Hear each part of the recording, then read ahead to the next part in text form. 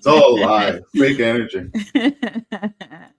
What's up, you guys? It's Wednesday night. You know what that means? AEW Dynamite. I'm here with Jamar. Jamar is very excited. No. Well, yes. No? Yes and no. Just What is trying to it, get John that fake Moxley? energy going. Well, I was going to say John Moxley makes me happy too. It's good to see him back.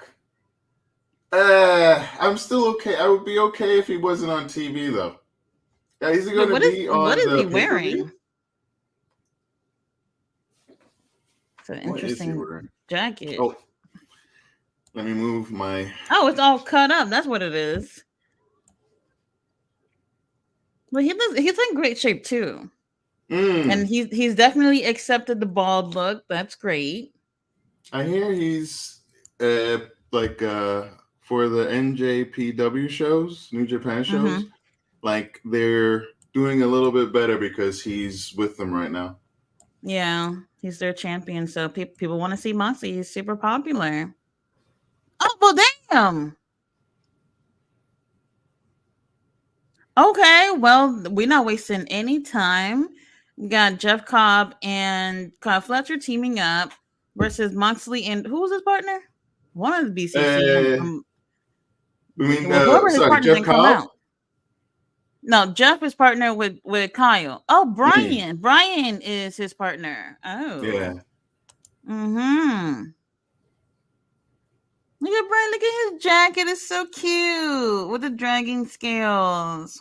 I like playing the music while they're thumping on people. That works out great. Well, oh my God. They just jobbered the Kyle and they've just ultimately jobbered this team. There's no opening music for them. I don't know if they were in the ring before. I think while Moxley was coming out, they just ran out. They didn't show it, but that's what I'm assuming, that they just ran. That's kind. I'm going with they were in the ring and the good guys were coming out and this is all started. Do you see how taped up Brian back is? Like, wow. Wow. Yeah, he's still selling the damage from the match with his last pay-per-view match. We're leaving the music on. That's what they said. We're leaving the music on. Enjoy it. Yeah. We spent a lot of money for this music. Which I like, but it's a little strange. And it really does not make it look like this team has any chance in the name. And they're, of course, going to come back a little bit. But for don't they leave the music playing on Anarchy in the Arena? Isn't that they've done that? They have done that. Yes, right. There was one great spot where Jericho was at the mixing board, all pissed off, and he like hits it, and that's what shuts it off. Oh. Moxley looks so good; he's in great shape. Jeff Cobb looks nice with his beard too. Oh Lord! Oh, Kyle. Hello, all right, the bell has rung, so the music has stopped. That's great to hear. All right, you guys. A chaotic beginning for this match, but we got Jeff Cobb and Bryan Danielson in the ring. Moxley's already given us a rah-rah speech, by the way. Oh, before we begin, who do you pick to win this match? Oh, Bryan and Moxley are winning this. Absolutely. I mean... yes. All right. I get it, but I don't necessarily like that. It's predictable once again. Well, that's the thing. I want to see if we can. How many matches we see tonight are predictable. Like we'll make our predictions at the beginning, and then we'll see at the end of the night. Oh well, I didn't see the whole card though. I would have to look at that. It's okay. We'll go match by match. I'll keep it. I'll try to pay attention. Maybe we'll get somebody from the audience to help us. Oh, ouch.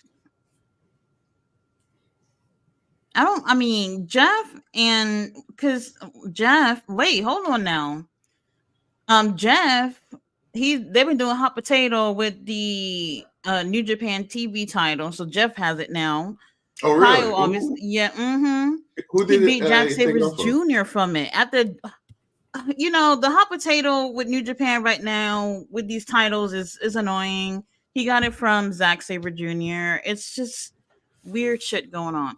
The And U.S. Kyle title. had the TV title for Ring of Honor. He still does, doesn't he? Yeah. Oh! Oh! Oh! Let me know when you get to Kyle's second big slap. Like, he just tagged himself in. You'll see. He's It'll be punching on Moxley's chops head. against Moxley in the corner. There's one big one. Moxley pushes. Well, you see. And then the second one. All right, he just gave the first chop. And Moxley's like, hey, I eat those. Try again. Now he just get a second one. How Right, so ahead of me? Like, damn. It's the fight feed. They start at the very beginning. It just pops on, and that's crazy. TBS, get it together, girl. I get it faster even than Verizon for my mom's TV. Ooh. Yeah? Mm. Oh, they're showing some of the things that's going on tonight. Young Bucks versus Matt Sydal and Christopher Daniels. Like, do we even need to watch that? And you guys, the return of Hook, who's been gone for, 2 weeks? I'm definitely going to do this. All right, we're going to make a spreadsheet. We got Brandon in the house, says Willow Nightingale, Mary, Brandon. Oh, okay. Shit. Kenny Omega, we can make something happen too. David's in the house who said Jay Lethal will be wrestling on tomorrow. Glad people are paying attention to that. Very good, everybody. Yes. We're just Toddy and I were just talking about that. Robert's in the house. Hey, Robert. In fact, later on, if anybody wishes to, we can have a nice little discussion about Jay and some of the people. Did you see the whole card for Ring of Honor tomorrow? No, not yet. Oh my God, Brian! Oh,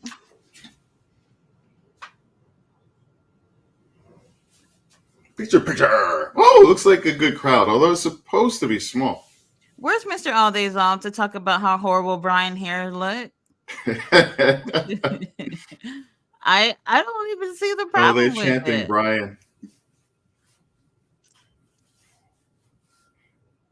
So, so far, Jeff and Kyle not looking so great, like at all. At all. Now I get it. Ring of Honor is supposed to be its own thing. New Japan is own thing, but they're champions and they can't look strong with it is Kyle freaking Fletcher.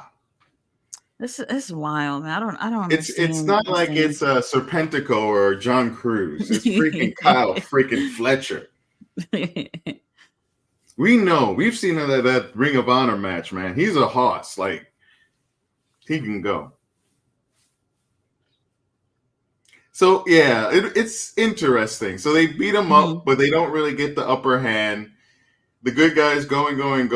You got to expect they're going to give, well, it looks like they're giving the bad guys a little bit in picture, but are they going to give Moxley and the whole match? We'll see.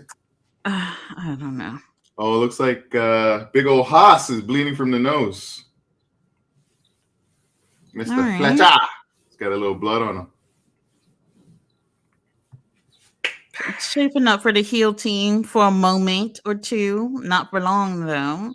It's in picture. It's like Ring of Honor. It doesn't count.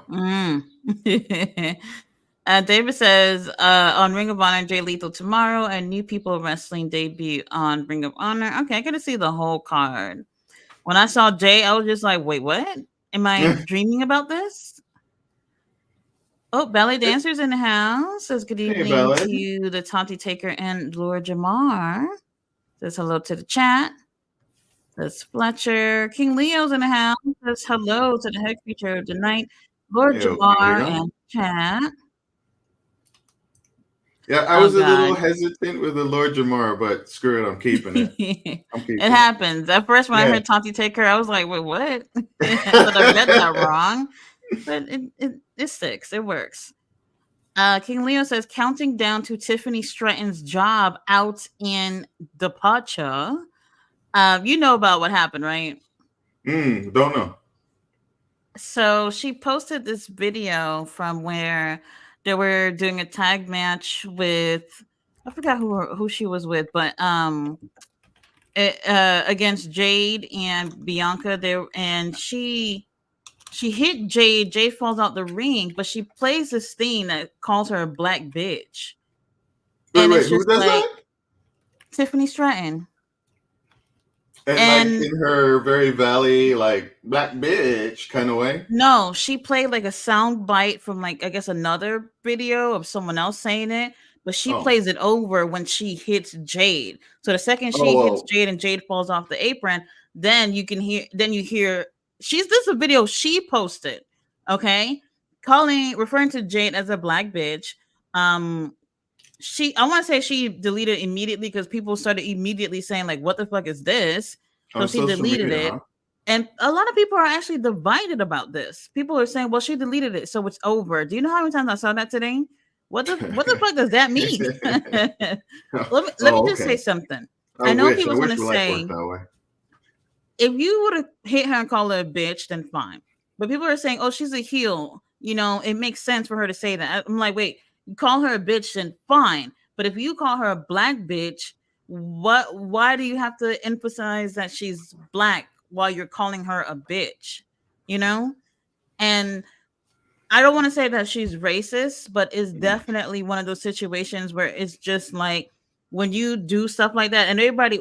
I don't know if she's ever said this, but people are saying that she's a known Trump supporter or whatever. I don't know anything about that, but you know, you don't want to be in a work environment and you're saying things like that where people's gonna just give you the side eye, thinking that you may be racist or No, you may the be thing is, discriminative because of that. unfortunately, we don't know how much not coercion, how much they like. We don't know if they know about this. Like, if what Jade thinks, I'd be curious to see what Jade thinks. If it was against Jade, then her opinion is the only one that really matters. I know you say that, but if it makes the company look bad or if it looks bad on her for the company's going to care what everyone else thinks. Which they have like people that monitor it. So I would imagine that they either have already known about it, Jade's a part of it, or it's some kind of angle that they were doing like behind. That's what I mean. Like these in WWE especially, they don't get to act as freely ultimately as others, and we've known that they've had people monitoring it, and big corporations do it But anyway. yeah, I can't imagine someone from WWE giving her the green light to post that. Crazy. That's the thing. Like we don't know. Jade may have thought it was a cool angle or something. That's what I mean. Like it'll be interesting to see if she makes a comment because it's directed at her. She's part of the company. Oh, I don't know. I saw this like really early this morning, so I Mm. haven't checked to see if she's actually said anything. Look at Jeff mocking Brian. That's a very good mocking too. Oh, Oh, that was missed nice. that. That was a nice standing moonsault. Hey, you know who we haven't seen? Oh, who was that black wrestler that was on Ring of Honor? But he did something like that, but messed up when he was fighting Oh, Willie Mack. Kingston. Willie Mack. Where the hell's Willie Mack? I don't know. I just No remembered I haven't clue. seen that man in a long time. He's great. It's shocked. He was a bit of a regular at that point. Yeah, Ooh, he was.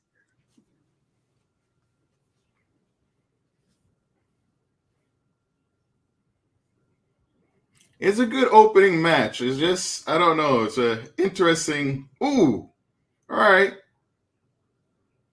Mm-mm. Moxley, you're looking. Ooh, Fletcher, Oh, Fletcher. oh my God, Kyle, damn. Yeah, thank you. Finally letting them get something. Why did I just realize Uncle Oh, Don's on commentary? yeah, I haven't been listening to him. Oh! Ain't gonna win. Minoku driver, huh? Man, let me get this thing. Match one. Let me do this. Oh gosh. But anyway, I know some people might not find the comment to be that bad or whatever. But like I said, when you work for a company, especially like WWE, and Tiffany's getting this push right now coming from NXT, and they're giving her opportunities that other girls may not have right now. It's not a good look for her. Well, Kyle's getting at the referee. Sadly, it's like 60-40. And some of the 40 are very loud. And if she's playing to that crowd, that kind of like toxic, dirty, nasty crowd, oh, God knows. Maybe,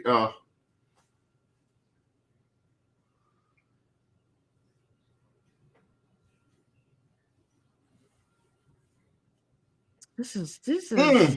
Ooh! Ooh! Oh. Okay, good night. Well, there go the paradigm shift. It is Holy over. she's old.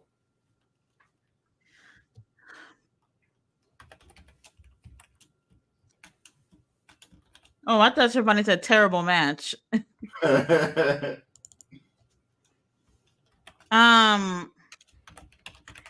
I don't even really know what to say because it was a really good match though. It's just Takeshita. Oh shit! I'm about to say, who the hell is that? in his genie pants, looking good. Oh my gosh! Oh. Well, Claudio ain't off, right? Oh, well, there he go. What is that? Oh, we got Claudio coming in.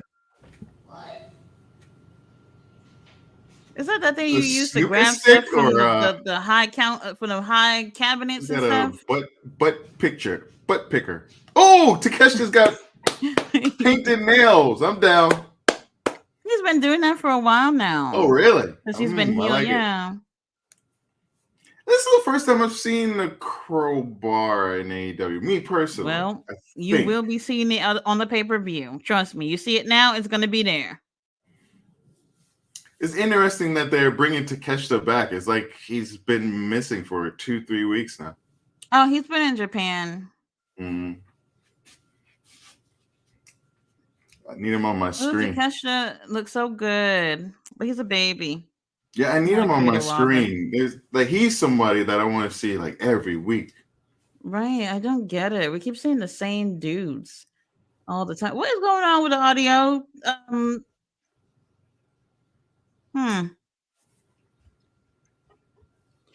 Okay, they got their little countdown. Oh, 41 minutes is Takeshi. Oh, not Takeshi. Swerve versus Brian. Well, then what's the main event? Wait, what? The fuck? Don't tell me this Young Buck foolishness is going to end the show. Because nobody cares. I gotta see the whole card because I don't see why that's not the main event. Or the opening. Either put him at the beginning or the end. Y'all just gonna throw Swerve in the middle of the show? He looks so good. Look at him doing his little TV interviews.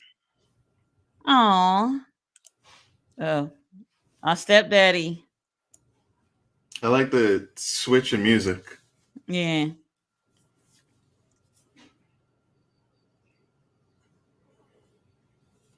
You know, Brian Cage isn't wrong. Did you see the little promo he cut from his house earlier?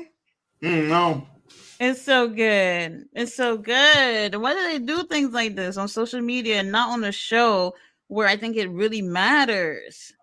Yeah, the first is like he came out and he's like, I had to explain it to you again. It's like, no, you're telling most people the first time. Yes, that's what I thought too. That's why we're saying like them putting these things on social media, a lot of us don't see it. A lot of us don't see it. So it's a good thing, but also Oh, oh oh are we doing this all night tonight? All right. no. Everybody comes out, just gets pumped out. Malachi's not even there. That's Buddy and Oh, here he comes. Here he comes. Looking Brody. There all you go. brainy. Oh! Uh-oh. Oh, that. Ooh! Well, I mean, what is this supposed to be? Like a meeting? oh, they were supposed to face face-to-face? off or whatever. Maybe give. So obviously, it was Adam who said he wanted the match, and I guess they wanted to hear his response of him saying, "Sure, let's do this." Oh, yes. Wait, hold on. Malachi, hold up that title. Let me see something. I haven't seen you with a title in a while. Oh, yeah. They really could have just let them have the trios tag titles. Right, because they're not doing anything with them, with other than having the Bang Bang Gang walk around with them. They're not even on tonight's show, I bet. Or even have had them like really do a series where they acclaim versus like just I don't know. And like I don't know.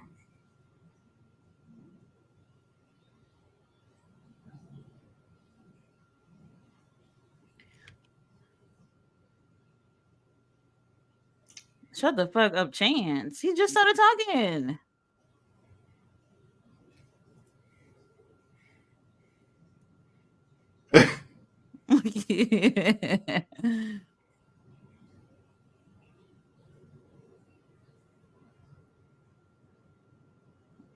Wedding ring. Oh, you got me fucked up.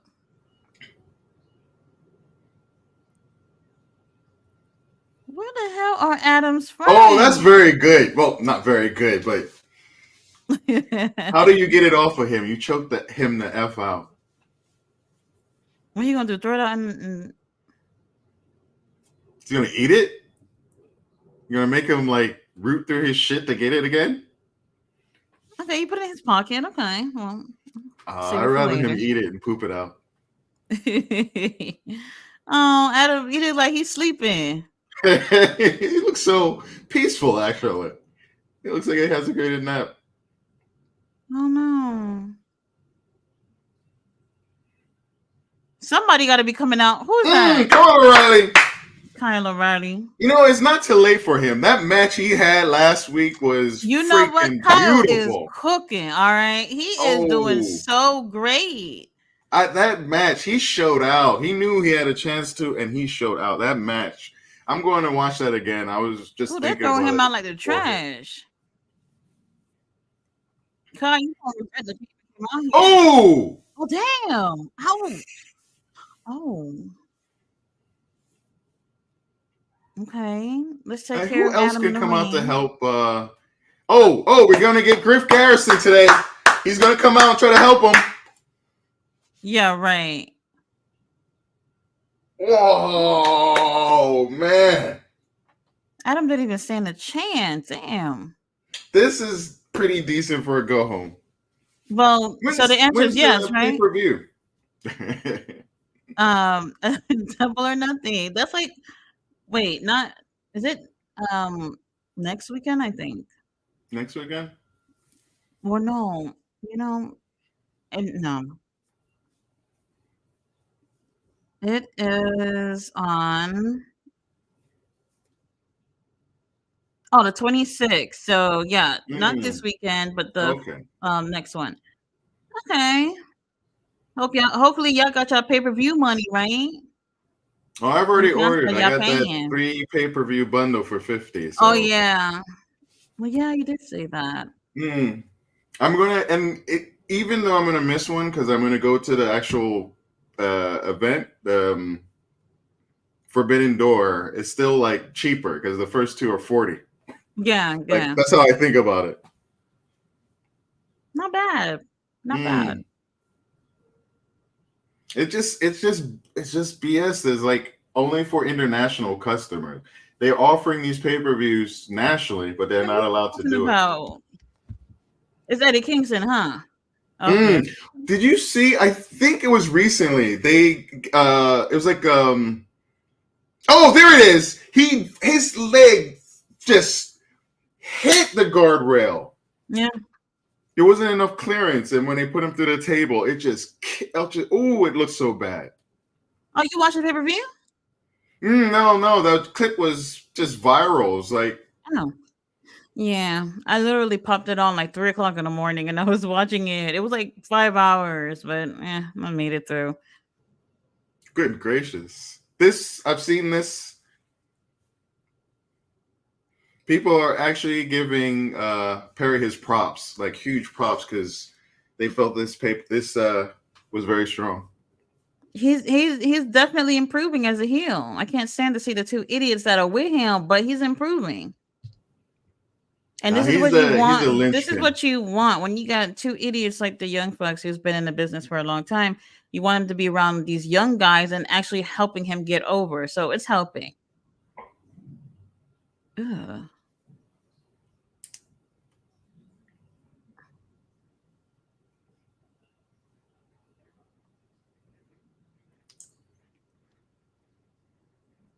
Why did that title look like a toy on Okada? Like what? Why it look like one of those toys you get from Walmart?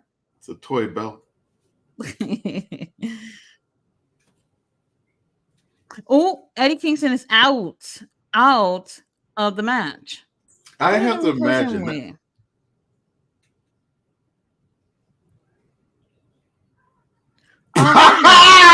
Oh, Damn.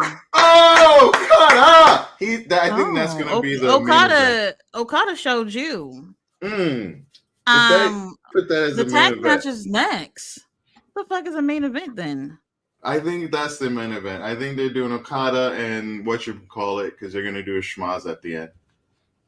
Oh, that is so weird. It really is. As long as we don't end off with Hook return celebration, home going, whatever they're doing, then I guess I'm fine with that. This is weird. Like we gotta prioritize our champion. Stop throwing him everywhere but in the main event right now.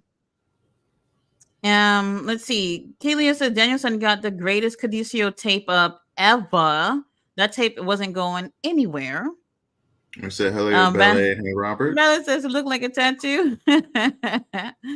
It's his tribal Cadisio tattoo. All the kids are gonna be doing it. It says she should have apologized by now, and her politics are full right wing.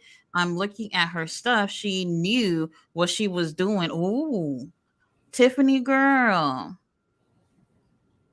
Yeah, very interesting. Like I said, I can't. Well, I know about her being, Trump supporter and all that stuff. People can support whatever they want, I guess. But I wouldn't have said something like that. I definitely wouldn't have said something like that. I still have to see it. I don't know. It's hard for me to even comment because I really am so.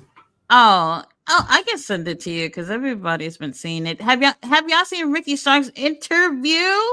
Only heard about it with Andrew Pollard from What Culture Wrestling, right? Mm-hmm. Yeah, I didn't hear him, but I heard people talking about. I like Andrew Pollard, kinda. He's a little rough on AEW, but I do like him. The issue here is basically Ricky Stark said, "Ain't nothing wrong with me. I don't even know why I'm not on the show. I want to be on the show." And he feels some type of way about it. Like Ricky Starks is sitting at home. Are you guys kidding me? Ricky Starks. This is why I say like they're not prioritizing the young guys. Well, I mean, you see, they're doing a little something with Jack Perry, but he's with the young bucks right now, so that's gonna work out for him. But Ricky Starks is sitting at home looking fine as fuck and not in the ring. Are you kidding me? Are you kidding me? I still think Tony Khan doesn't. All right, I'll say it this way: Tony Khan is not very strong with booking black and brown people. I agree. I feel a little stronger about that, truly and honestly, in my heart of hearts. But I'll leave it at that. New Order. What's this? What is this? Don't tell me AEW got some Oh, they have sneakers. sneakers. Coming to a Foot Locker near you? They're actually What? putting their own freaking ad on this damn thing. Oh. The Young Bucks got their own little Reebok sneaker or whatever. Well, they've had sneakers a few times. It's interesting they're actually. FTR. Oh.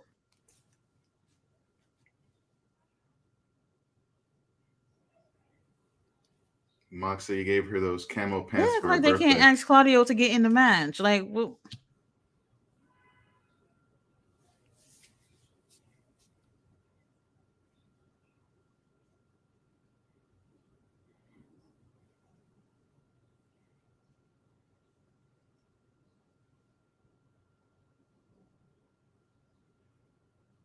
oh, they already found a fourth person.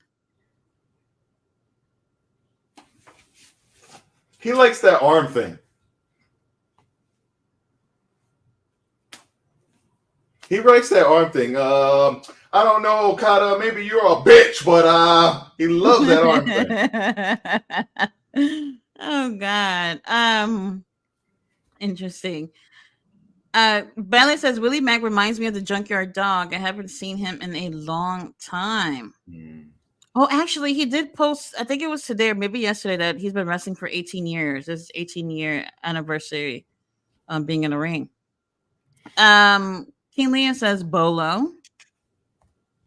She could have played another audio clip. Why that one? Right. She could have played any audio clip over. Wait, what does that mean? Audio clip? It's like something from. So it's like not. it's It's like a not. TikTok thing. They have like an audio and then. Yes, when they take stuff from other videos and put it in on another video, so it's not her saying it, but it's her who, I don't know if she made it or whatever, but a clip of someone calling somebody a black bitch, but she puts it on her video where she's referring to Jade Cargill as a black bitch. Yeah, I don't get this stuff. I'll let it pan out. Let it play out a little bit, and then it's. We'll see. We'll see. Crowbar Claudio. Takeshita, the Young Buck Teeth. Let's see. Laughed my ass off. House of Black beating the brakes off Adam. Buddy Matthews. King Leo says Rhea approves. Matt, the fallen angel. Someone mentioned this. The fallen angel right now is older than what were they called? The Stooges, the WWE Stooges. What was that? Gerald Briscoe and Pat Patterson. He's older than they were when they were wrestling on WWE TV. What? How old is he? Good question. He looks good then. Oh, by the way, I'm calling the Young Bucks. What do you think, Tati? Young Bucks will take the win. So I was gonna Google something. Yeah, in the middle of the night, I woke up just asking myself, can vampires take selfies? I don't know why. I went to Google that, and then That's a good question. Right. Literally random, but right when I was gonna Google it, so like on my browser page, they recommend things for me to look at, and there's an article saying Attitude Era wrestler is going to be wrestling on AEW Dynamite this week. I said, who's that? When I went to check, they talking about Christopher Daniels. Nobody even remember Christopher Daniels even being in the Attitude Era, and I'm just like, it's a slow news day, isn't it? Y'all looking for clicks. He was supposed to be the higher power. It never turned out because Vinnie Mac did not care about this. You know, that might have even turned out to be better. But different. Oh man. Oh, damn, one of the worst reveal of all times. Oh yeah, I agree. I agree. Greatest yet worse. Oh, and for those of you guys who tuned in to Queens of the Ring last night, where we had a panel, I do appreciate you guys pulling up and supporting. I didn't know that you had it. Yeah, I did post that I was doing it yesterday, and some people did show up. So sorry. I'm sad that I missed it. Yeah, I mean the link is still on the community tab if anybody want to listen to it if they ain't got No, nothing I'll else to stream it. do. I'll definitely stream Because we were talking about that too, about the whole Vince McMahon revealing to be the higher power thing. So that's how I remembered. But Robert Brown had pulled up. Oh my god, he pulled up to the stream last night. He's in the comments, and I do appreciate Robert pulling up. But like we're like so into this wrestling thing, and he's commenting about all these hood movies and all this stuff. And I'm just like, bro, I kept trying not to laugh. it. And I was like, just don't look at the comments. Don't look at the comments. And we were trying to keep it like, keep the topic going, but the whole hood movie thing, and I almost burst out laughing on the stream. Thought it was funny. But Oh, he thank you missed for it. pulling up, No, Robert. that was not a tag. No, no, no, no, no, no, no, no, no. Get him out. Get him out. Well, He did not tag. mm, No, no, no, no, no. Come on, ref. Do your job. No, ref. Oh, was I'm a he little what angry. did he see it, or He he just did. letting He was it looking slide? right at him. He missed it. He missed it. Well, it isn't the first time we've seen them mess up. Well, they don't care. The refs and the tags and the Ew, AEW. cameraman, could you like not get so close to this guy's face? Thank Don't know you. why they don't just do a tornado tag for like every tag match here. Just make it their thing. Oh, they're showing the commercial to the Iron Claw. It's on Max now. I think it's been on for a couple of days now. For those who didn't see it, it's not I bad. enjoyed it as a non-wrestling fan who As a understands that it's non-wrestling not. fan. Sorry, non-wrestling historian. I don't know, Oh, but as someone who can separate the fiction from the reality, because I couldn't. I understandable. I get it. I do understand it. There is a thing about wanting to see things accurately portrayed, It's a nicely especially with a done great movie. story like that. It's a nicely done movie. Crazy story, a real life story, but it was not historically accurate. And I know people are going to say, but it's just a movie. Let me tell you, if you said this is a movie about the Williams family that somehow has similar circumstances as the Von Erichs, then sure. But you're using their likeness, their name, the family, everything. But you pick and choose what you want to put in the movie, and a lot of the things that they put in the movie was misleading. So if you're not familiar to the timeline, it's just not accurate.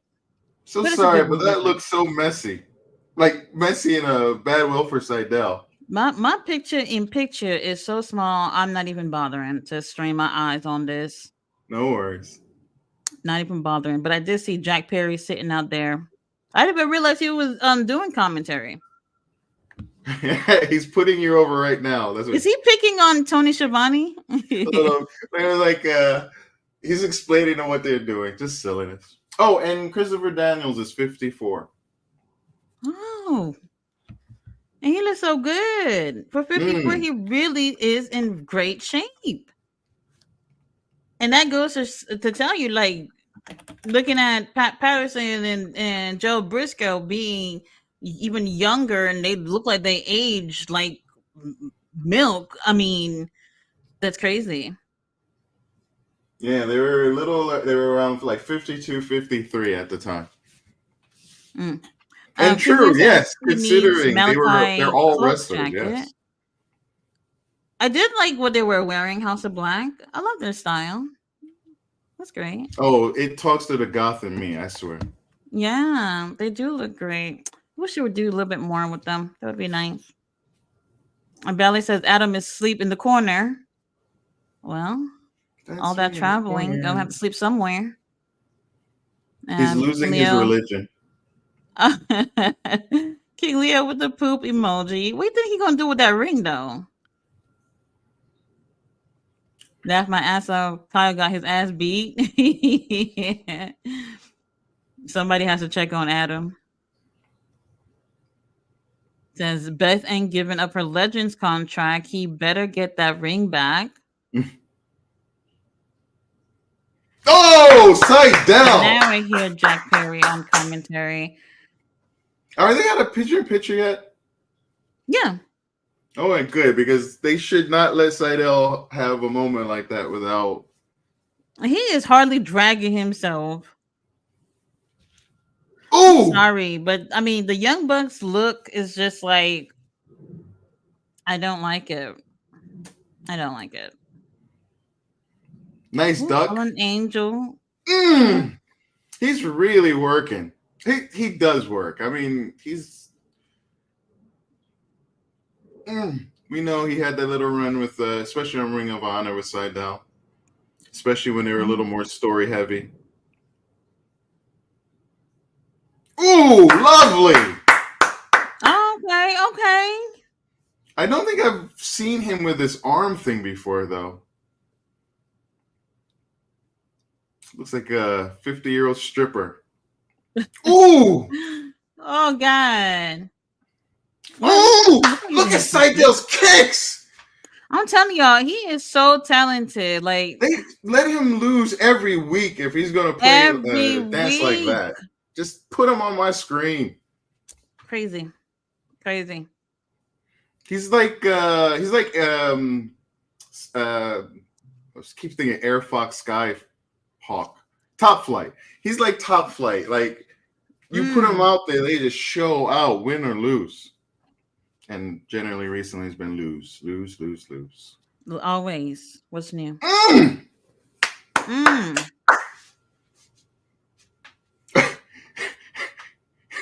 Perry is like, it looks a bit more like a closed fist, honestly. Oh!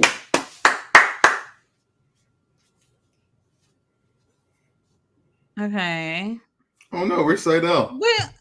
Well, Matt, he laid out somewhere. Guess this is it here.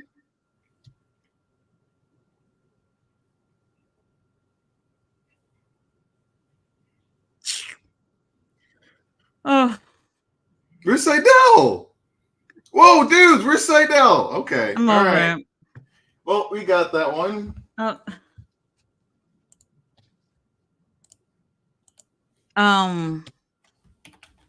So that's two matches, two predictable matches to 0. Let me get this to the channel. I You all can mean, play along. it wasn't even a good one. I enjoyed it. I enjoyed this. No, I'm talking about the finisher, the TK driver. He didn't.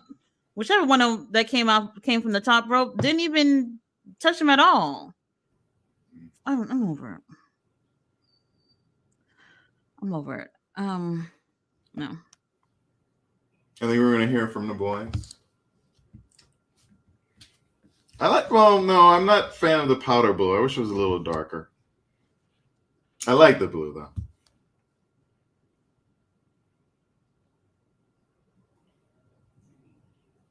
Are they gonna fire him? Oh, they're gonna fine him.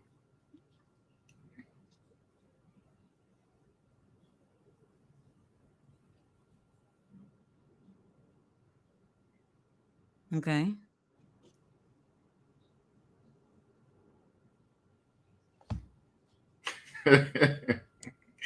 Then y'all should be gone.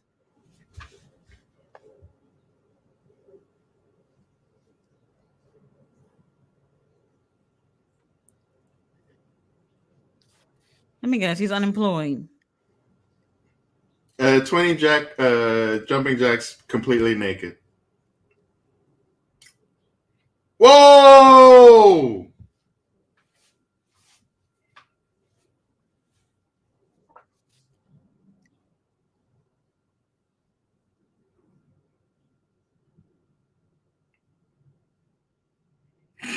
Oh, that's bullshit. Next 30 days. Because that's like one check.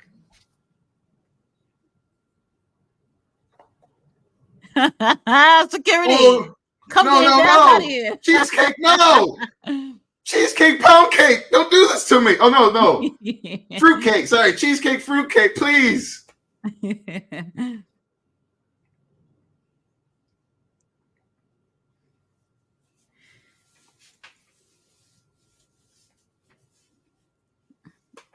Good. Cheesecake is not part of this pound bullshit. cake. It's pound cake or whatever his name is. Pound cake. We're gonna call it pound cake. Good. I like that one. See you, Christopher.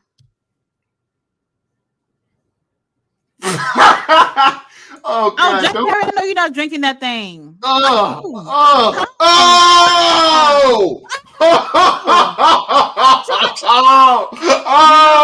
Shit! They don't give a damn about I called him a bitch, but he said "son of a bitch" and not "white bitch." Well, I think he's learning his lesson.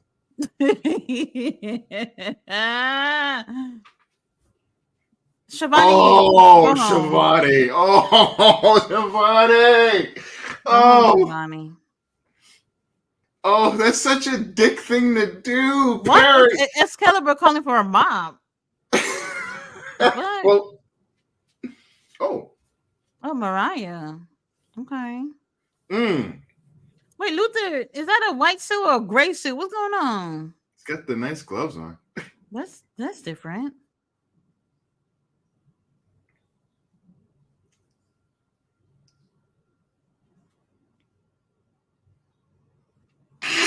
What the fuck?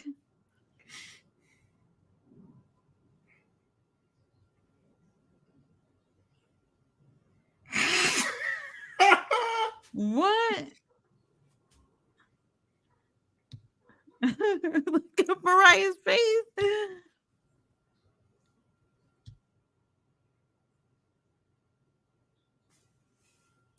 Look at Luther.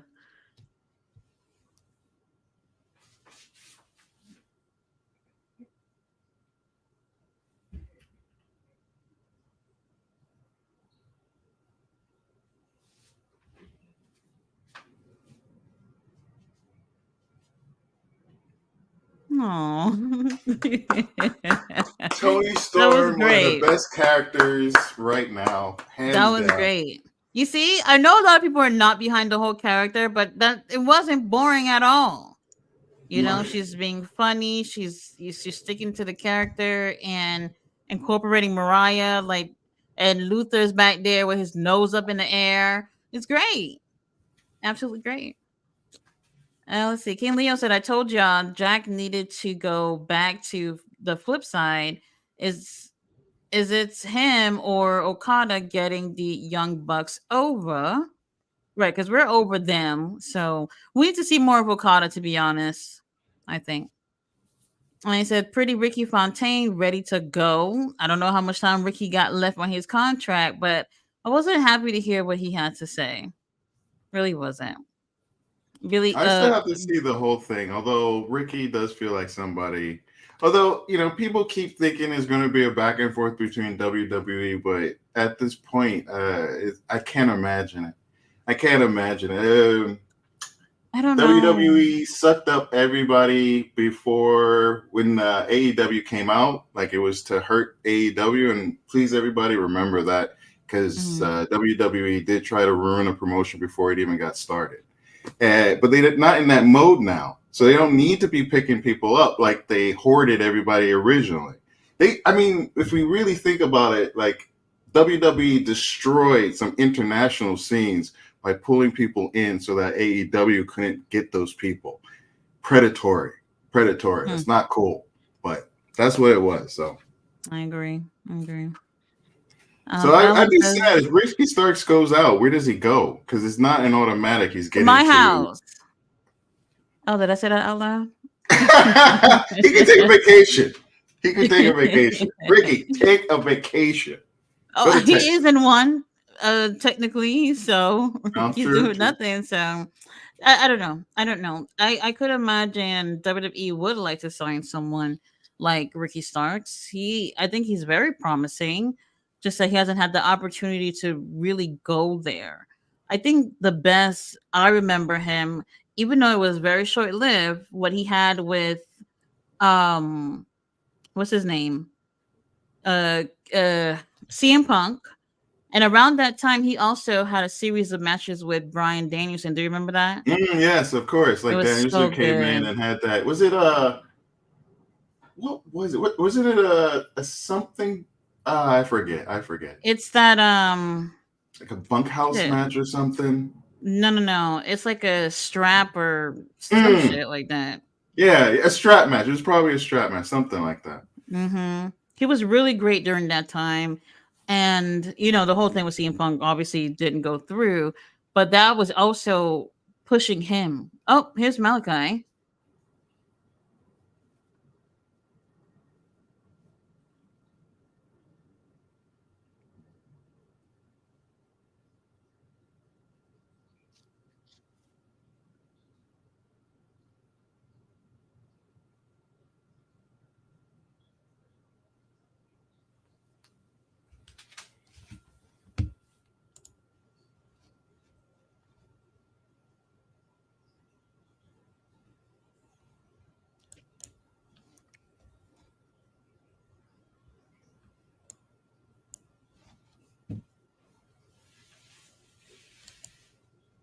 Okay.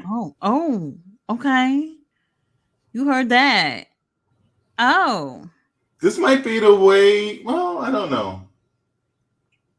No, maybe not. Oh.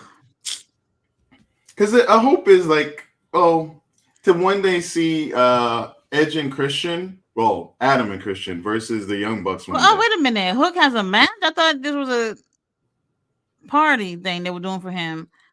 Or like he's just talking. It's going to Doing? be a squash, isn't it? It's a squash. I had no clue. Oh, somebody's already in there. Oh, this poor man. I originally thought that was Rocky. Oh. Like a kind of stretched out Rocky Romero. That's a good one. Hook. Let's get this over with. It's a 2-hour show. Just do comments. Just do comments. About 2 minutes, we could come back and.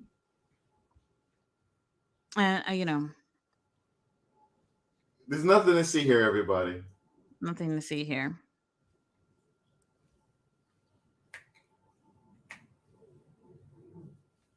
King Leo said I'd actually rock those. Meanwhile, the Pressure ones ain't got a release date. I know Kenny Omega was wearing them the other day. Wait a minute, they're not called the Pressure ones, are they? Swerve new sneakers.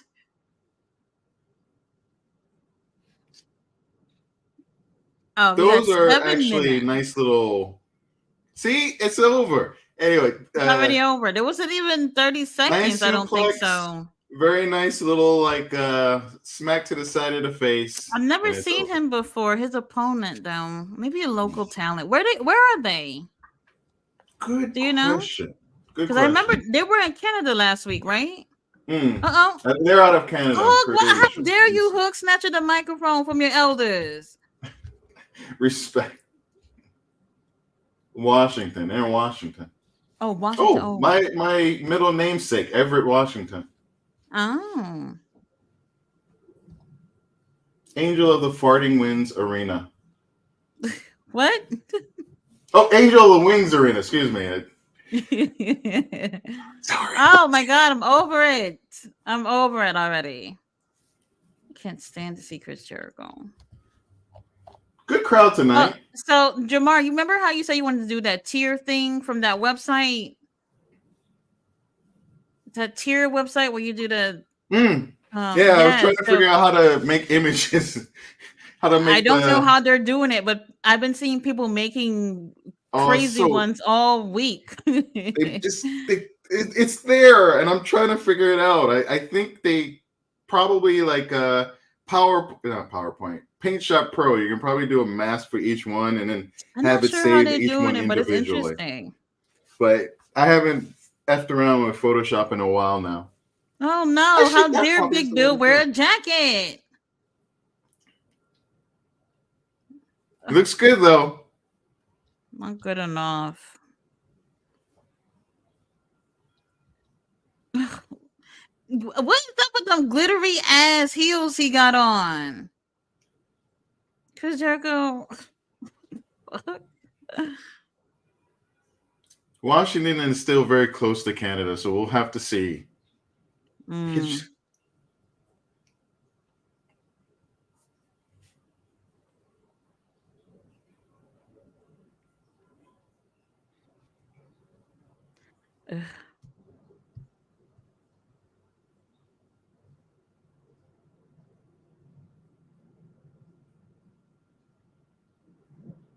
Please not at the pay-per-view. Good. Right here, right now. That's all you need. We don't need this on a pay-per-view. Unless it's nothing. No. Keep it off the pay-per-view. I mean, right? Not with his high heels on.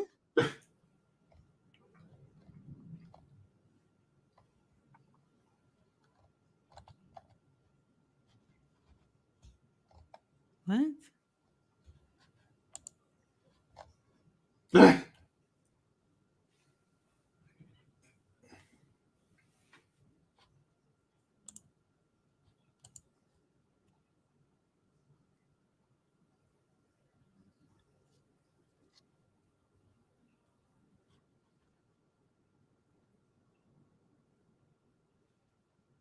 What are they saying?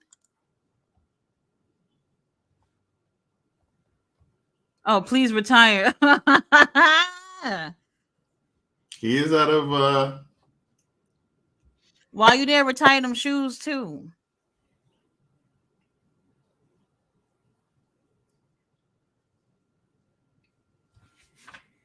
tonight. Wait, everyone here tonight.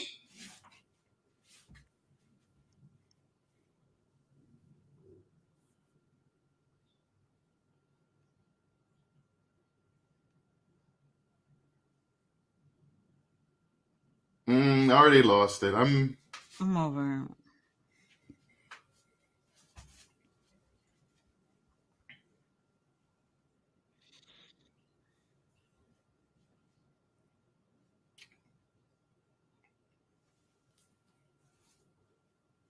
Ooh, under garbage rules. Okay, that might be interesting.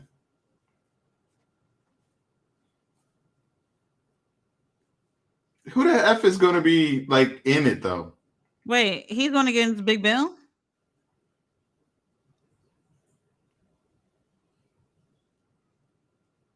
That was a bit weak. That was a bit weak. That right there, I should just pack it all up, go to bed. That was a bit weak. You need to really smack him over the head if you're going to do that. Right, he looked like he was scared to do it. Just like, boop. Didn't even get you that good. To get your ass whooped right now. Just it's for not even a hard pop noise. Oh my God, they wasting Shibata time. Shibata, what are you doing with Hook? This is not a daycare.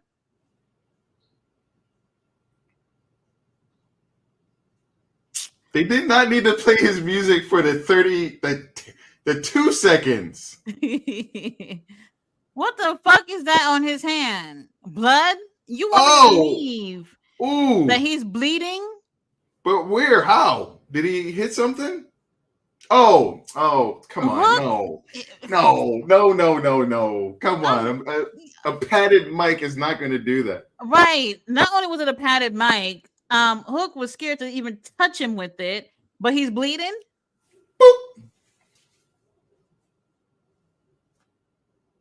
All right, we're down to 10 seconds for Swerve versus Cage. I mean, so they're doing it at the top of the hour. That's a good spot, but not for your world champion. Yeah.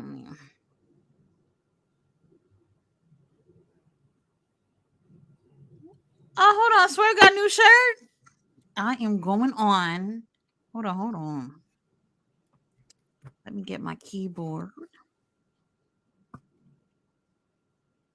Does he have a scar?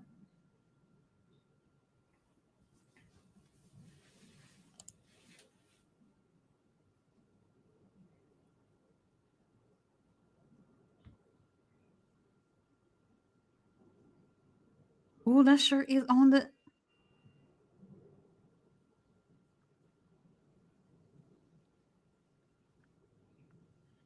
Ooh. Y'all, the shirt is $29.99. Is he gonna get jumped? Something's gonna happen. Something's gonna Why happen. are You we know it. When they following? do this, something's Oh, gonna why happen. are they?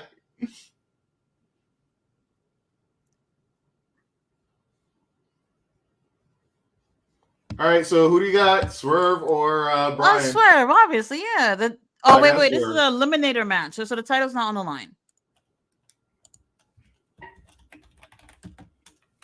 Hold on. If they swerve us with Swerve, I'll be all right. Y'all, I got the shirt in my car. Hey, where's Nana?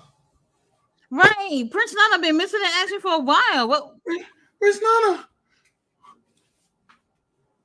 Is he all right? I think they're probably playing it out. Next week we'll get like the update from Nana. He gotta make it to the pay-per-view. Well, we gotta. I think next week we're gonna get him. What side is he gonna be on? Because it'll be interesting. Oh yeah, it could be that they're doing that too. Yeah, like it's a good little hook because I am curious to see where he's at with all of this. Mm-hmm. I'm down for this match. Ballet Dancer's asking King Leo about if there's any updates on the Roman Reigns and Nike sneakers. Have you seen them? I'm not a sneakerhead. I'm not either, but I thought it was cute. I know nothing about sneaks. Ballet Dancer says 18 years. Wow. Mr. Majestic is in the house. Says, hi, everyone. Hope everyone's having Mr. a wonderful Wednesday. Go AEW. Brian Cage is coming out now. Okay, so we thought he was going to get jumped on his way to the ring. That could have happened. I know. That wasn't a great shot. Like, if you're going to follow him always up and then, like, have him come and then switch to the other one. As a media-minded person, too. I would have had it, like, right behind them and then switch when it came out. Too static. You get this whole, like, open area and he just walks away. It's just like you lose the focus of him. God damn, Brian Cage. Man. I gotta imagine there have been times where it's been tough for him to like rub his ass. He has like a full-on upper body workout, just comes out like, bro, come on, man. I need your help. Mm-hmm. Well, here we are. So Okada versus who is the main event? Okada versus Dax. I know. Open it though. Like you either do it at the beginning or the end and let him open. I don't know. I have no clue. This is a good spot because they have at the hour mark, top of the hour, people are tuning in. Right. Oh! Oh! Oh! Okay. Ouch, that hurt me. Oh, okay, Swerve.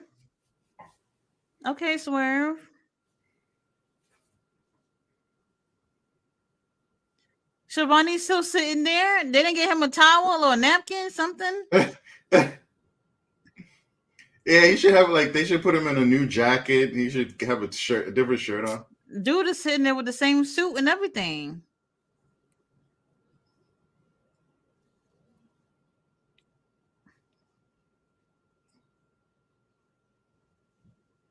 I feel like I haven't heard him say anything.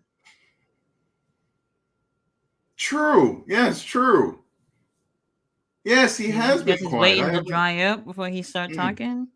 Or maybe they even shorted out his mic, but I gotta imagine they have a backup.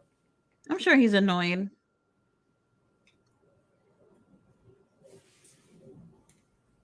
What are they saying? I don't no clue. You see, it don't matter where they at in terms of an audience. Even when they're speaking in English, I don't know what they're saying. I don't know. Yeah, I didn't get that one.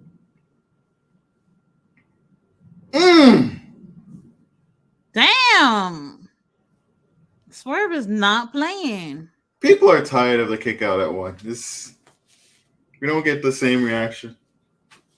They got a Oh no, I'm sorry. The Burning Hammer, Cody Rhodes and AJ Styles. That was the last time. That was an okay kick out. Oh no, even that one was very quiet. What? The kick out at 1 at Backlash? the Backlash payout after he did the Burning. I think it was the Burning Hammer, and he no sold it. If anybody's going to complain about AEW no selling, that was like the main event of a big paper, and it didn't matter. It's part of what made that match very, very good. Just. But he didn't get a reaction. It was very interesting to see. And it was like kick out at 1, and it was like a delayed, and then they went on. But it didn't take away from the match.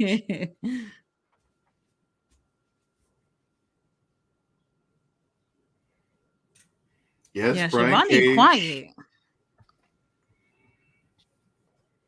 I wish I was around to see Team Taz. I've heard great things about them, but I wasn't around for the time. I was under the impression that everybody in that group were like, it's a group where those guys were going to be on to do bigger and better things. And no, not really. When you look at it now, not really. Well, Taz, it's interesting because we are looking at Cage at the moment. Hook was just on a segment, but Starks, Mr. Starks, and I do remember when he was, I forgot, when he was having issues around that. Hobbs, yeah, when he was having that thing with Hobbs, that was a very good series. Well, you know what? I thought that needed to be done because I was like, okay, they can't have every single guy coming from that group moving all the way up to the top. And I thought, okay, if anybody from this group is going to be moving to the top first, I thought it was Ricky Starks. Obviously not. Yeah.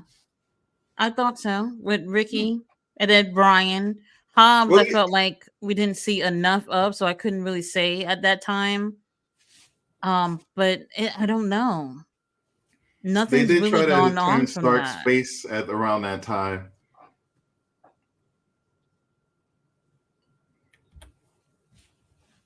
Well, Brian looks great. He really does. I wonder. So they're going to stay a group, I'm guessing. The embassy is still going to be a thing, and I hope that's a good thing. We can use some trios, tag teams, as long as they don't split them up. I guess that's okay. But they gotta, if they're gonna keep them together, they gotta be a stronger unit. You know. I just had a feeling that Nana is gonna go with them. With Brian? Yeah. I got a feeling. Nana's I don't know. I don't know, but just thinking about Shivani real quick, that drink probably shut him up. If I had Ric Flair's drink thrown on me, my organs will shut down too. I just wouldn't. I would at my workplace. Damn, you ain't doing that to me. If you're doing that to me, I ain't working. I'm taking my time. Oh, he's back. He's speaking. Really interesting. Let's see. King Leah says, no ballet. I'm looking at Swerve shoes. Ain't dropping at all. Ballet says, hi to Mr. Majestic. It's good to see you. Says, so no Swerve and no Roman sneakers. Ballet has her head down. Kenny God's in the house. He said, I thought that was Sailor Moon at first, Tati. Oh, no. It's Wonder Woman. And I'm so it's great that you guys can actually see it. It's actually, so on camera it doesn't look see-through, but this is very see-through. So really, thank God that works out. Yes. So at first I was just like, no bra is great. And then I was like, oh no, they're gonna see everything. But you guys can't, so that's good. It's thankfully you didn't find out at like a work meeting or something. Let's see. Sorry, real quick. I was just watching a clip of the classic Wonder Woman because I don't know why. It was like a really bad thing. it's 80s, but she was like on her skateboard and chasing after some bad guys. And it led into if you ever learn about the woman who was her stunt double, who she's phenomenal, and I think she passed away either this year or last year, maybe, but absolutely phenomenal, interesting story, and was one of the first female stunt people in the industry. She was famous for being Wonder Woman's stunt double. Yeah, check that out. Why was I watching that? That was just last night. Very coincidental. We're back from picture in picture.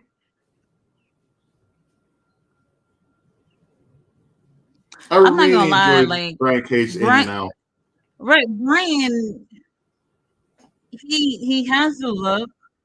I don't think he has enough opportunities to be on the mic or whatnot, and he's taken a lot of L's too. Aside from when they were doing the whole trios thing with the whole group, you know, as a singles competitor, he's not booked strongly at all.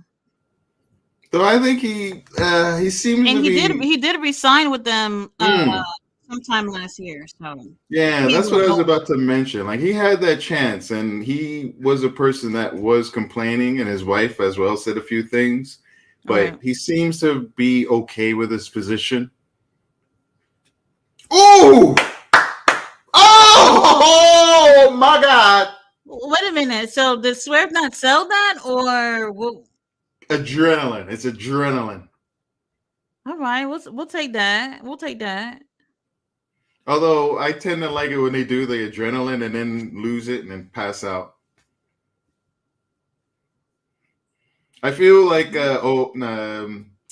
Ospreay does it really well. Like he falls into something, uses the kinetic energy to go into something, come up, but then he just pops out of it.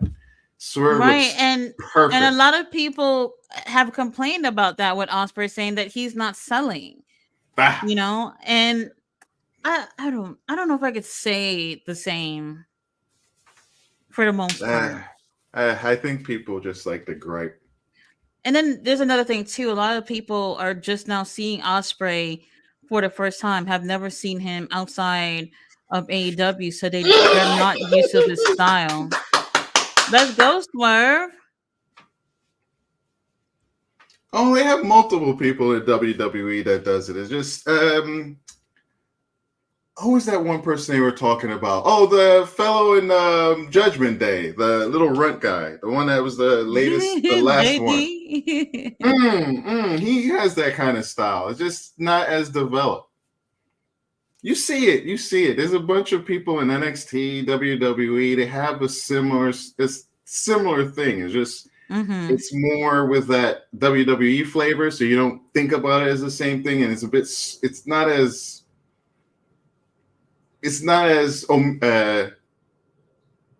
it's just different. Right. I like this. Like he's working this. What is Swerve going for?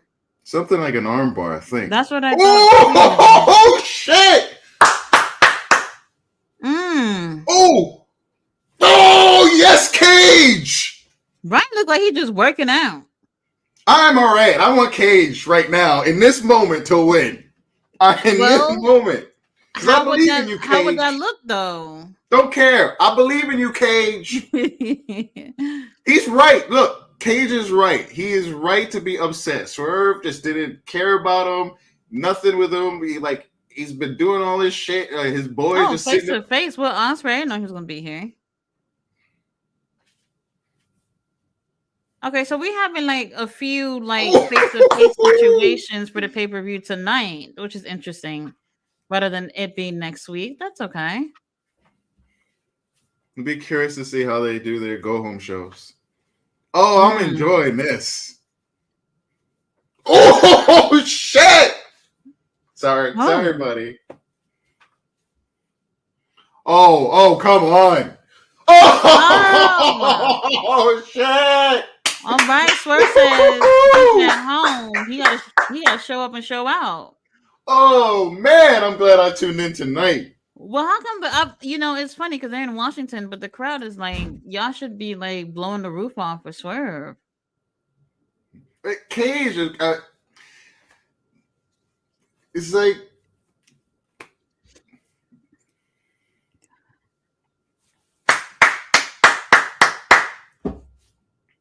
yeah, come on, Cage. Actually, I'm going back and forth. Oh. Swerve has a little deodorant under his armpit. I remember a girl bugging me one time. I was out in a Washington Square Park as a teenager, and it was hot, and I would like put some deodorant on. She's like, "Oh," I'm like, "I don't want to be dirty. Leave me alone."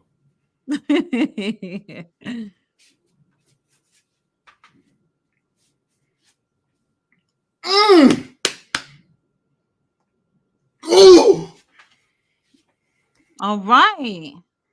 This isn't the cleanest match, but I like that. I like that. Like, it's like a struggle with two big guys. It's not perfect, but that's okay. Anybody that's like, "Ooh, that was a botch," it's just messy. Not messy. It's just they could gritty. have. Oh, this is awesome. Yeah. Ooh, yes. Okay. Ooh. Oh, damn. Ah! A bitch slap to take home. Oh. Mm. Oh. Oh, they could have made. I hope they made this a program. God dang.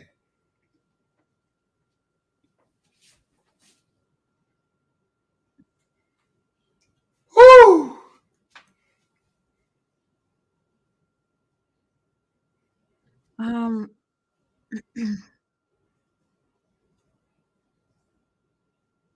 He has been working the arm. I agree. Oh, what's he gonna do? Oh, what the fuck is he gonna do? Oh shit! What? No! Not as good as Penta's arm break, but it's okay. Oh shit! Okay, that's a nice house call. You're gonna have to take Brian out in the stretcher. This should have been an opener. I'm sorry, Moxley. Oh, I really hope that's not like a Moxie Danielson favoritism thing. He should have been the opener. Sorry. That should have been an Great opener. match. If you're gonna do schmaz at the end, fine, all right. Have this open.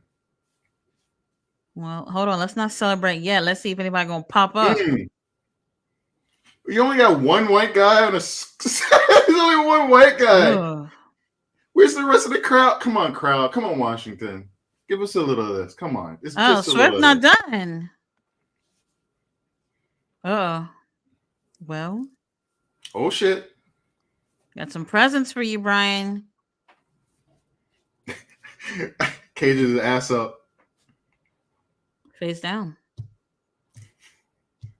That's the way I like to read. Face down, ass up.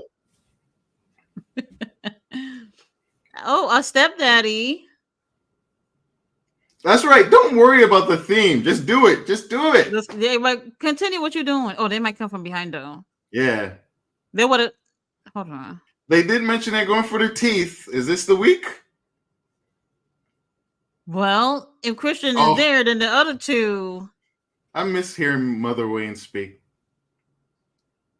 Boo me? A mother? Good call, Toddy. Ballet dancer is your favorite, Nick Wayne. Oh, and Killswitch is another one too. They're not doing anything with him. Oh my god. Hopefully they can't let that story go. They got to do it before he goes face. When you really look at it, you're just Adam like, how are some of these people still employed? Oh,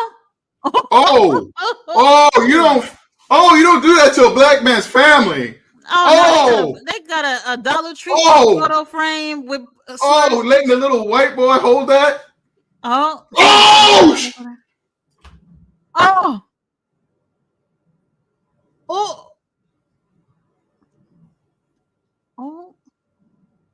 that shit-eating grin on his face. Look at Mama Wayne. Oh no! Oh my god! Oh my god! Are you guys seeing how that blood is just? And if you notice, he's really squeezing his head to push it out. Very good, Swerve. Just gruesome. Oh.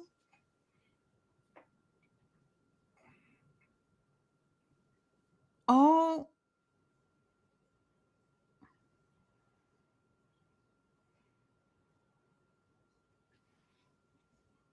Everett's my middle name, everybody.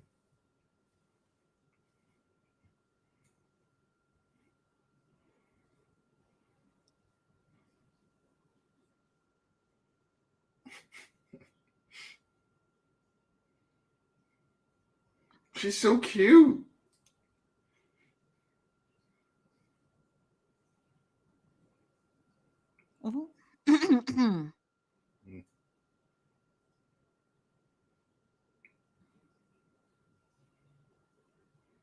He looks like just a regular dad.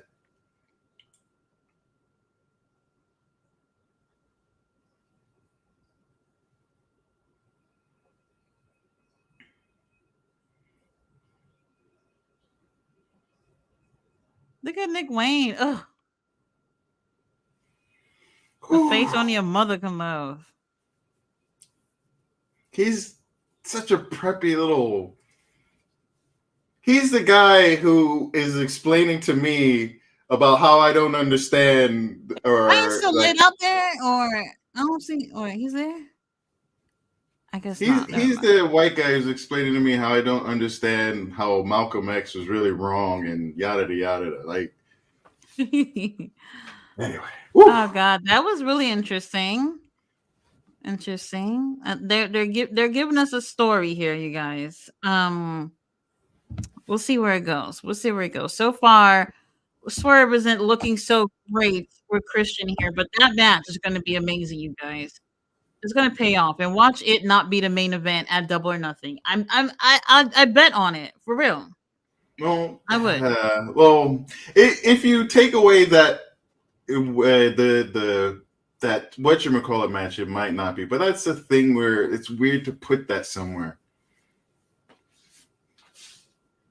Mr. Majestic says, Tati, I read that too. Christopher Daniels. Oh, that article.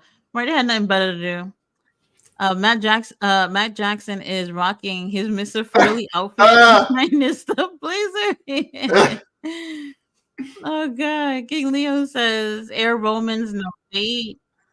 Says last my ass off. Robert was trying to make sure they was on their hood movie game. Laugh my ass off. Bump Psychology's in the house. Says Rick Knox is on the take. Bella says, I will dip in my savings for a pair. Bella says, cheers to the Henny God. Julio says, me too. They have them somewhere. Gotta have a Nike plug to get the prototypes. Let's see. Bella says, my brother called me today and said it was a terrible movie. He said, don't watch it. Oh, the Iron Claw? I don't think it was terrible. Like, even for me, despite it not being accurate, somebody like me, I would let that bother me. But I did think it was a really nicely done movie. So if you have no clue about the history of the Von Erichs, you're going to love it, I think, for the most part. Bella said, you got to love Robert. Mr. Majestic said, Tati, in regard to the Von Erich biopic, I felt if the director was going to tell their story as a whole, tell the story as accurately as possible. I agree.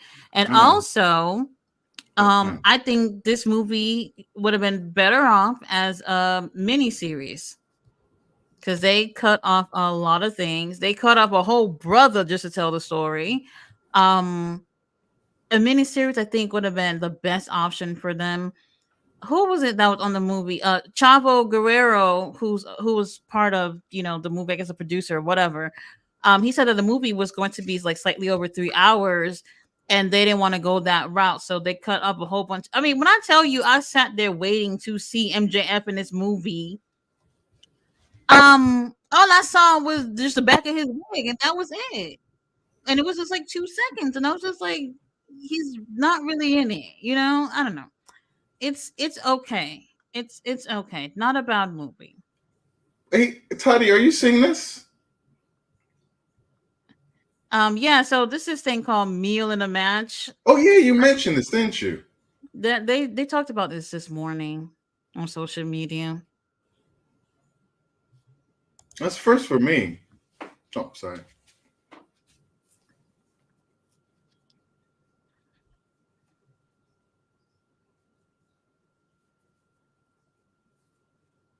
I didn't even know Hook got scribble scrabble tattoos on his arm too. I wish he was on like Ring of Honor, Hook, yeah, this. or just keep him to Rampage.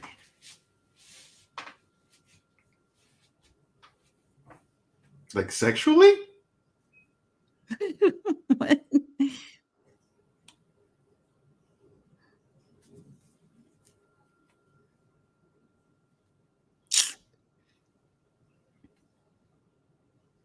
Oh, Oh, is our TV champ? oh, listen to the chanting. Oh, they miss him. Okay, okay, yeah. Samoa Joe. Yeah, like Hook looks like a Oh, little Hook, pitch shut in a the bush fuck there. up.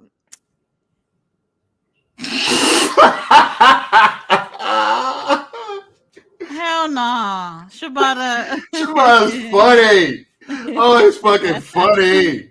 Oh my god. I'm Who do you telling got for y'all. this one? Oh, it's Tony versus who? Who do you have for it? She's Oh, going Harley against. Cameron. You know what? Who do you think? Who do you think? I'd hate to use the ladies' match as a bathroom break, but Harley Cameron, like a grudge match? What the hell? You know, Harley, she had her, what I seen was her first match ever on AEW. I had never seen her in the ring wrestling before in AEW. I thought she And did well. I don't want to say well. I thought she, Really? you know, she was okay. Um, it was okay. For 22 matches, that could have gone horribly. We've seen That's an interesting. someone I think of as a character who's a newer one is that woman in Alpha Academy. No, not Alpha Academy. Yes, Alpha Academy. What's her name?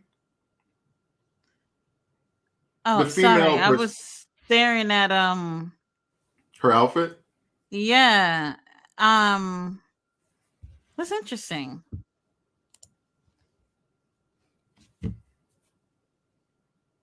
Really interesting. Oh wait, nothing. Soraya didn't come out with her Good point.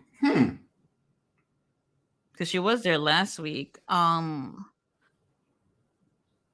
Oh, and no Mariah either. Okay, so they're all alone.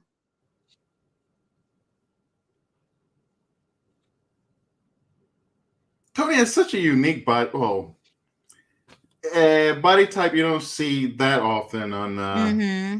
And the females in clothes she America. wears really Accentuate, is yeah. flattering. Yeah, very flattering for her. Oh, apparently Kevin Nash was going on about uh, who was it? Oh, Shane Taylor, about him being like pear shaped, and how What? if he ooh, nice Thez press. If he can't look at good as Nash at his age, like he shouldn't be in the business. What? Who said that? Kevin Nash. He has a little bit right now where he's talking about how I think people were giving him pushback for his comments about Shane Taylor's body type. So he's saying that Shane Taylor should drink his milk, eat his vitamins, and look like him. He said he was basically comparing him. He was like saying at his age he had done this, and this, and like. Oh, look at Serena. She is so Yeah. boring. Check it out. Check it out. Serena, you need a stylist, girl. Really, you don't like this? No, every outfit she comes out is just like, this is not for you. Somebody need to help her out. All the other girls usually do great with their looks. I'm not convinced with Serena, but for Kevin Nash to say something like that, like, how are you? I gotta hear this. I gotta hear. Yeah. Where is this even coming from? Where is this even coming from? I don't know where to comment. Oh, this is his podcast, you know. No, like what even brought that on for him to say that about Shane Taylor? That I don't know. Is Shane Taylor supposed to do about the way he looks and his natural look like body type? And come on, Nash is tall. He's still in good shape. I don't know if you see the picture of him recently. He's in good shape. Giving a new meeting to Big Sexy at whatever age he is right now. But although really, I can't imagine it's like he's not going in the wrestling ring at these days. He better not. I saw him in a movie recently. Hello, Haley. That movie. Something about a dog. And I was looking at him for like a good 5 minutes. Benji. No. I remember Benji. This movie gotta be like maybe year or 2 or 3. And for this movie, he went full on gray. So at first glance, you didn't notice that it was him. And then his voice is what was like, that sounds like Kevin Nash. And I kept looking at him and just staring. I was just like, oh, it's Kevin. So I guess, he does his little movie opportunities, those F-list movies and shit like that. So, but for him to commenting even on men body type, like that doesn't really make sense. Like Shane Taylor is not going to be able to help how he looks. He could be working out. He could sorry. And he still won't look like Kevin Nash. And that was a bit of a fumble. That was a bit of a big fumble. And you don't repeat it. To King Neil's point, you don't repeat it. You move on to something else you try it a different way. But that's the thing, though, because she's not as experienced. So thankfully, it's in picture. I'll give it to them for that one. We can still see it. They're letting us go a little long. Well, a lot long. This is not necessary for her. Well, they look great in the ring. Give them that. I like her character. I think she also has a character. She's not just a wrestler. And a character can overcome, oh my God, she just licked her. I love Cameron. I think she's a great character. Yeah. Oh! New level of crazy. What a headbutt. Damn. All right. Well, we're back from picture in picture.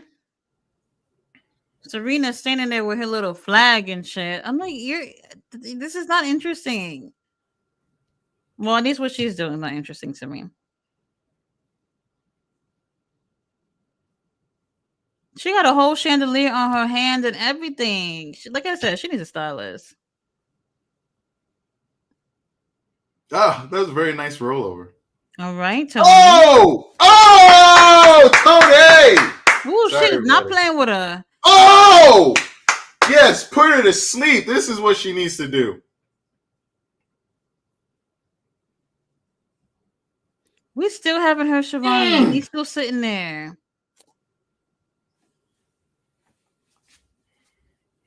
All right. I would have let her win with that one. You don't have to win with a freaking... When did that happen? When did that start? Where you win every single one with...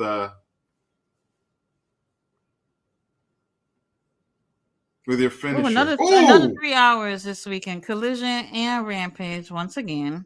Haley, Ospreay, Shane Taylor. See, not every match has to be 50-50. You can let people have decisive wins.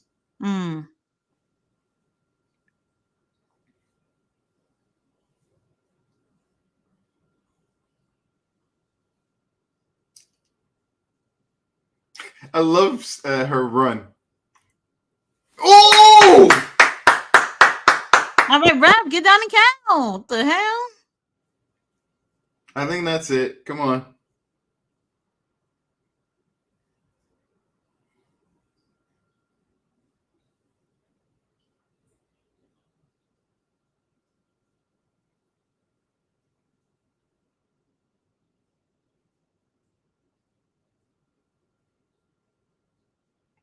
What is it? Oh, nice fake out. Oh! The fuck? Girl. Was she scared to get hit? I enjoy this. That's okay. That was funny. There was one fairly moment in there in picture. Overall, she was a good base for her. I don't think they needed to give her as much as they did. Could have been a shorter match, but still very nice overall. Well. It's like a. And we still got a little meeting with Willow and Mercedes, right? That got to be next. Oh, I hate when they put it all together like this. That has to be next, and then Okada with what's his name, Dax. Ugh. There's only like 23 minutes left. Piss off. Oh no! Wait, we're supposed to get Will Ospreay and somebody too, right? Oh, there we go. There we go.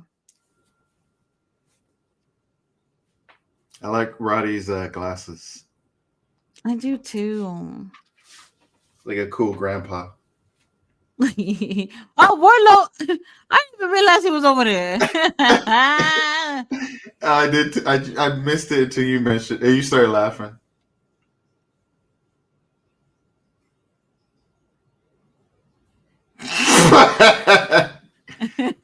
Big Jamie Bellin.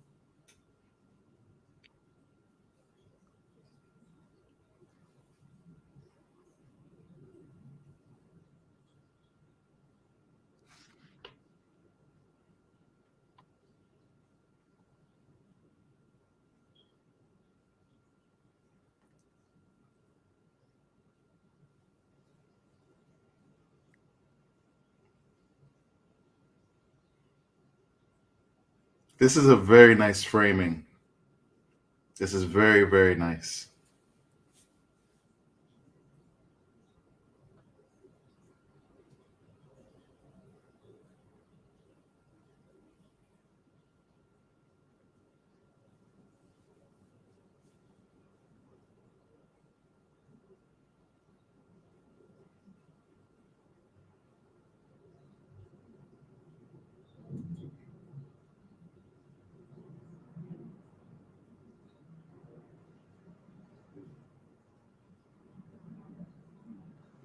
I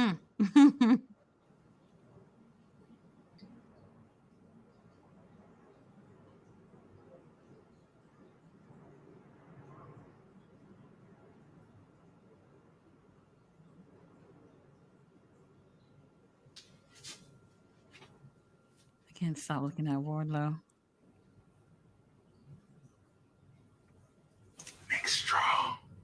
Nick Strong.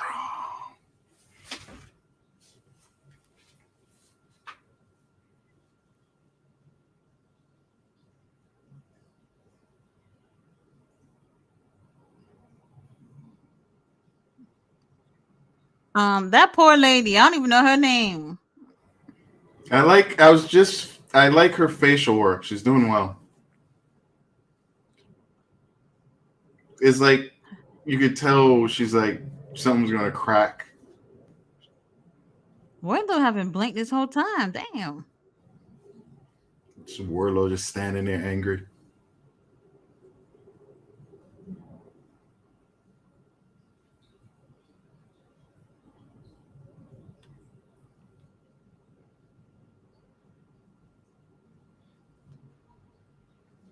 No bruv counter.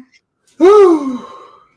Could have had a little bruv counter to let us know how many times Ding, we heard ding, that ding, word. ding. In a span of 4 minutes. I'm glad Ospreay hasn't like totally fixed his teeth. He still has that like kind of British thing going on. It's real. It's real. Oh, look, Renee. Okay, her hair looks so nice. And she's wearing those camo pants. I'm pretty sure Moxley got for her, thinking these are the look. Oh, here's the CEO. Let's see what she's wearing tonight. Has she always done this dance? Yeah.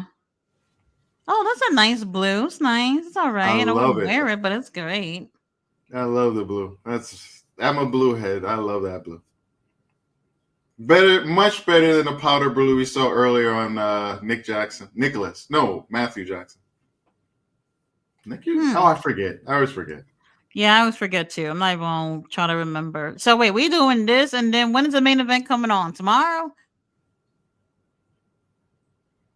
Yeah, Oh, does cutting it under Statlander turn 19 heel minutes. tonight? What do you think? If she comes out? You know what? Willow gave a really good promo the other week, and I don't think we've talked about it enough. I don't think people have given her enough props. She's really been working on her not just her in-ring game, but like being on a mic and everything.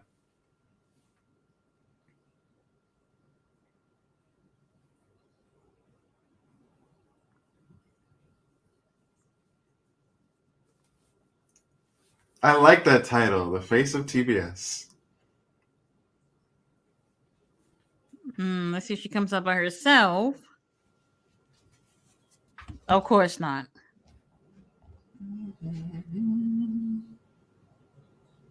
There's Stokely and Statlander.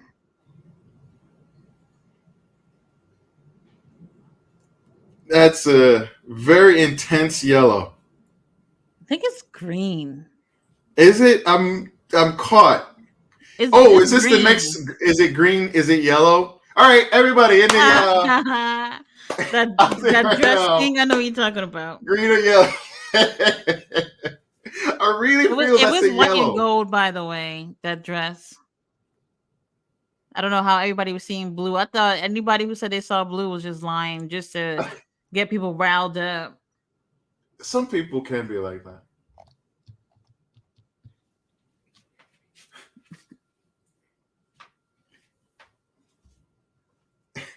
Oh, that's not. Oh yeah, definitely green. I still say yellow.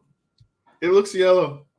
You don't see it. It has a hint of the green, but to me, it's yellow. I don't like green, so.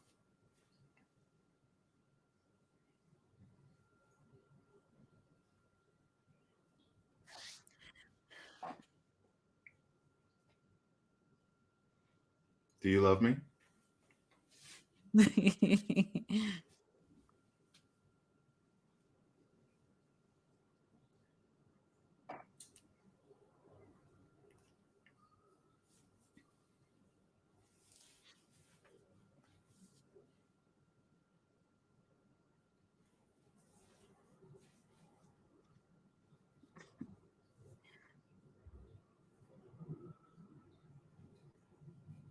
I love Willow's wild hair.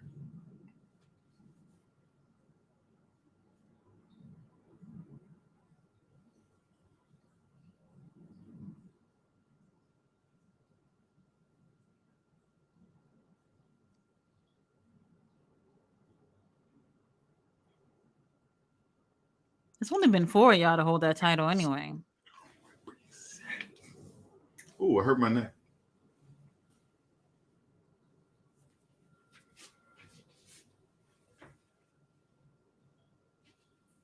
Sending them out to Willow.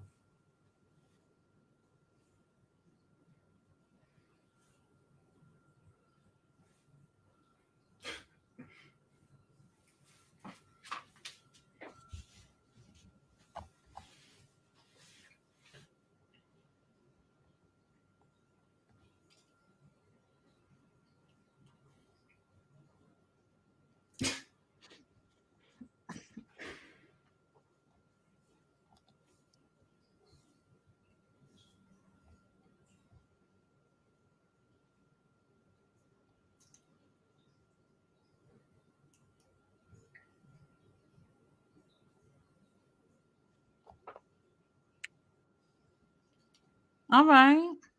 Willow signing. She's getting really, really good on a mic. She's really letting herself be known. Bless her heart. All right. Now let's see if she can, come back.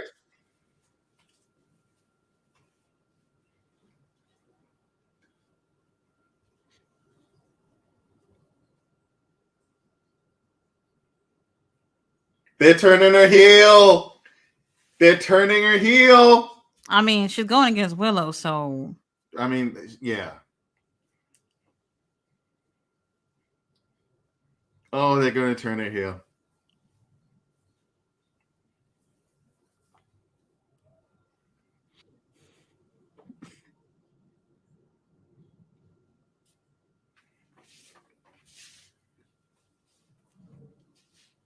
Thank you for shouting out Brooklyn.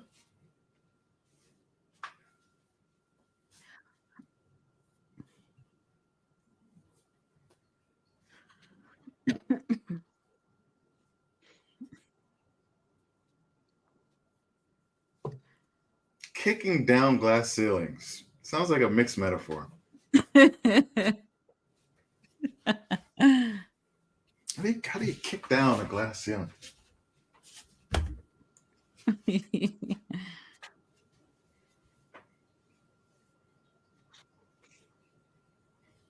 Yeah, you hear it? Oh.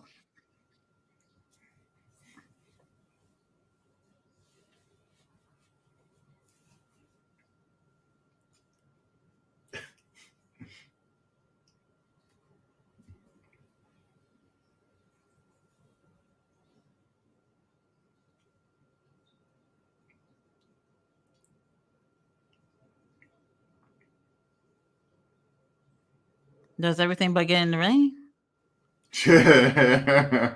That's so sad. So much pressure on this match. They're not going to let it. Wow.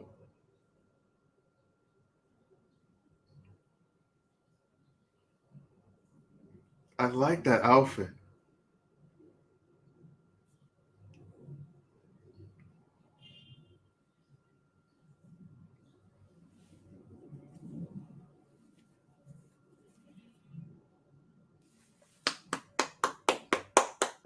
Now this time, baby. Ooh! Oh! Oh! Oh! Oh, Renee's out.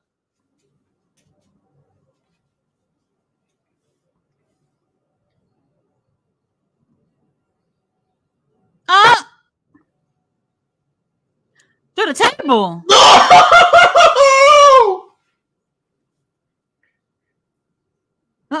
Oh.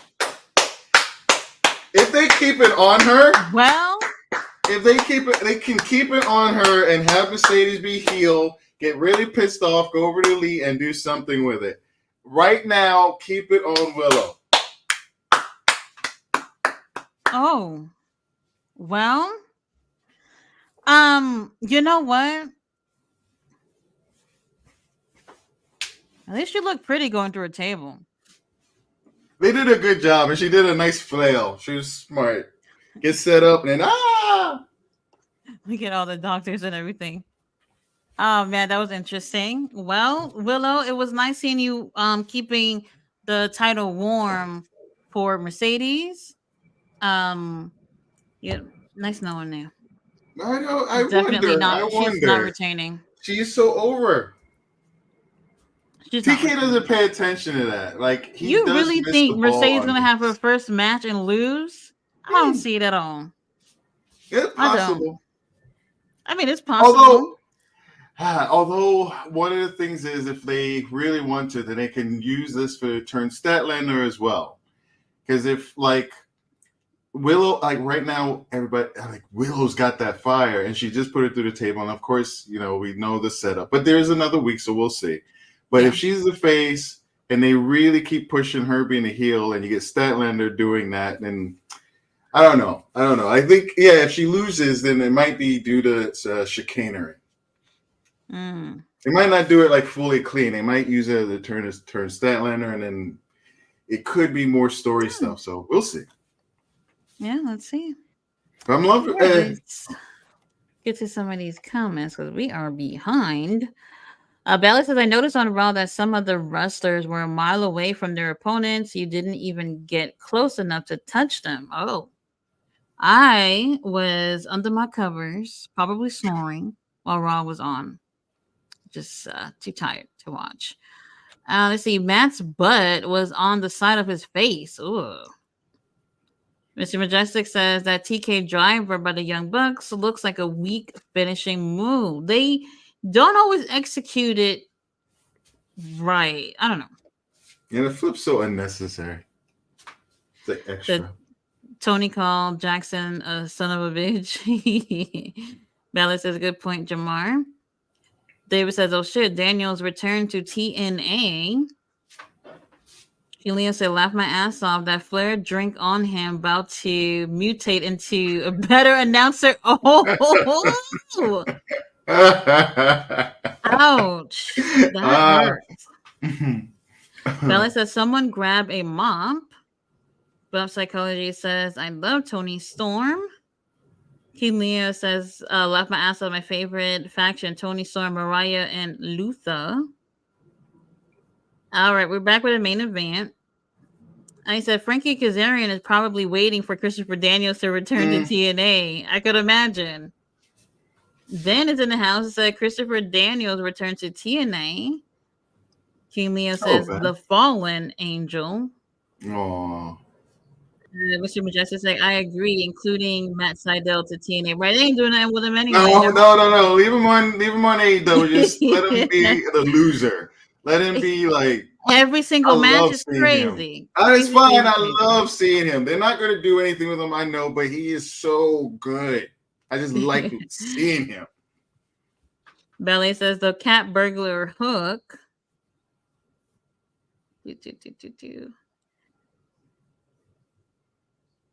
Mr. Majestic says, anyone has any information on Hook's opponent, Sebastian Wolf? And he says, never mind. LOL. Ballet says, I never heard of him, Mr. Majestic. Me either. That's why I was thinking he's like a local talent. That's hilarious. Ballet says they're in Washington. Keelia says, yes, Swerve sneakers are the pressure ones, like the name of his theme. Okay. I didn't know they had a name. Keelia says, laugh my ass off, Mr. Majestic. Oh, they cheering for Okada like that. Yeah, this is the first time I've heard him do an Okada cheer. Oh, that's lovely.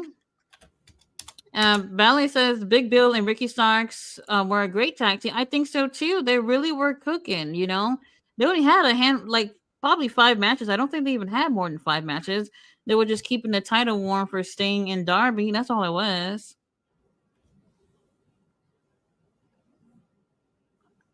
Oh, look at Renee. She's kind of repeating what they said earlier. Like, okay. Here come Dax. Cash, you can go to the back. He's good. Dax the Axe. Oh, God. Oh, God. I don't know much about this thing you call psychology, but I can chew gum like a motherfucker. King Leo says Big Bill be acting like whoever his partner is, he like the Drake of wrestling. Ben says Jay Lethal also back to TNA. I guess they're not doing that with him over here either. If he was doing something, yeah, I could go with that one. Ballet says at least Hook is trying to talk more. Well, yeah, we got a little bit more this time. You know, that little thing that he did with the microphone. I don't know if I agree with it or believe in him, but I don't. Whatever he says is just like, I don't know. I'm not convinced. Ballet says I miss Jay Lethal. King Leo says his plate looks like a sticker on that belt. What are you talking about, Swerve? The Jericho thing. It really looked like he just stuck a sticker on top of it. Dax, fight like an 8-year-old girl. Oh, man. Well, here's our main event for whatever reason. I mean, and when you think of it, like how Swerve match ended with our stepdaddy coming out and all that stuff, that would not have been bad to end the show with that. Oh, sorry. Who were you picking for this one? Oh, God. Is the title on the line? I think so. They put up the belt. Well, I didn't see that. So if the title's on the line, then Okada, yes, wins. What is that? Yes, it is. It is, and they can't do interference. What does he have on the back of his Is that a paper or something? Dax has a Or maybe hematoma. I would say a icy hot patch. Dax has a hematoma, like a blood cyst, and he said one of the bumps he took from on Sunday was one of the most painful bumps he's ever taken. Right now, Dax is pretty injured. That a hematoma Wait, is from like when? a blood cyst underneath the skin. From when? I'm not sure when it happened, but he had it during the last match with the Billington guy, the Billington kid.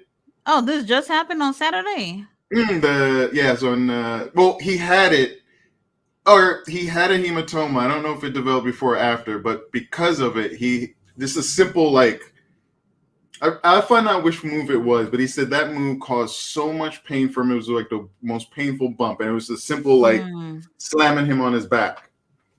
They probably had to cut it out. Interesting. Well, hold on, because we are 3 more minutes before the top of the hour.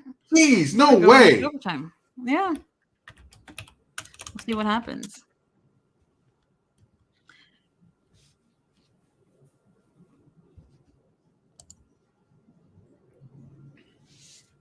Whoa, that was a nice shoulder tackle. Oh! Oh! Oh!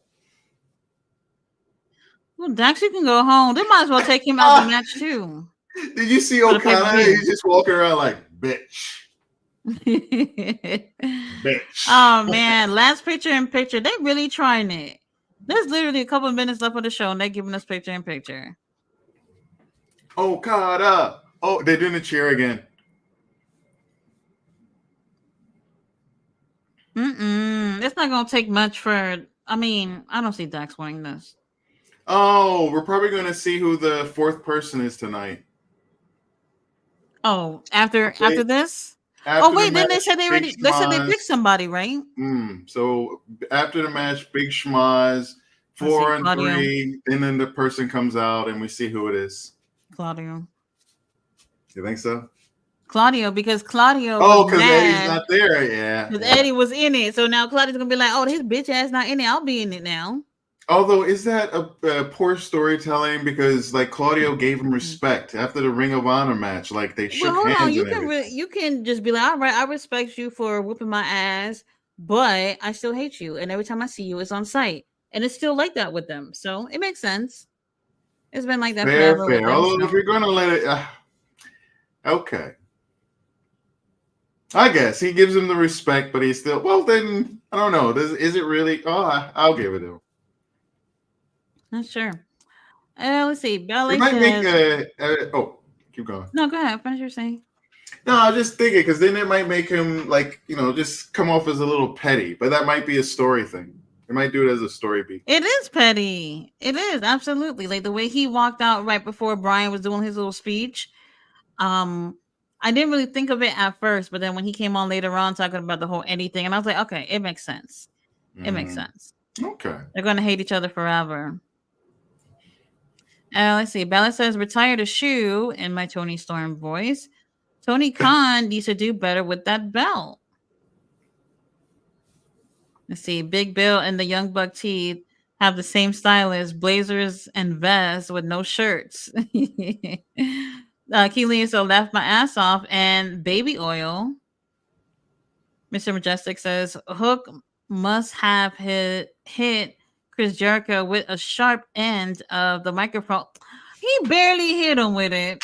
Didn't do anything. Barely. I mean, I was really just like, it was like he was scared to hit him. It looked like he hit him with the top of it, but maybe that's why I didn't go and do the big bump sound. It's crazy. It's crazy. Unless they put like something on it that's sharp that's supposed to hit him and cause the blood or something, which is probably why he didn't do it so hard. I don't know, but I wasn't convinced. If you were gonna do it, like hold it at the bottom end and then like just swing over and like let that metal make that sound, but I don't know. Bailey says, I need that Swerve shirt. King Leo says Swerve got a No Limit Record shirt. Spine buster. Dax, you look like you should be at home. He really should be. If like it's a freaking blood. It's a. And you know what's interesting though, because you're seeing these guys that they're using over and over again, and look how they look broken down in the ring. Look at Dak's shoulder taped up, his back got some patch on it. I mean, and these wrestlers, they don't want to stay off TV. You know, once you don't see them, they're sort of kind of forgotten a bit. So Dax is not going to want to stay off TV. He's going to want to make it to the Anarchy in the Arena match and be in a brutal match where he's going to get even more injured. Yeah, I do worry about Danielson. He did get hurt pretty bad, and we lost him for a little while due to concussion. Brian had a fucking broken face, and he was still in the ring. Like these guys, that was a nice shot. But they want to stay in the ring. On a production side, they're doing some fun things. Like the camera was behind and it kind of moved up with Okada as he went for the kick. They making up for last week. Last week it was a whole bunch of foolishness on Dynamite with the camera work. Well, so they're like, hey, sorry for last week. They do so many things that I do notice that go like wonky. So I'm trying to point out some of the good stuff. Oh. Like I really, for anybody who pays attention and knows the rule of thirds, they were using that for that Osprey strong kind of back and back, and the kind of way they move the camera to keep the thirds. Oh, very nice. Oh my God, Dax. Oh, that like.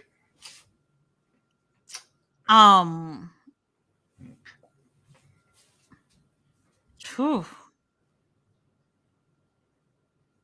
They got a ball head too. Oh, that's Lord. A great sell. Oh,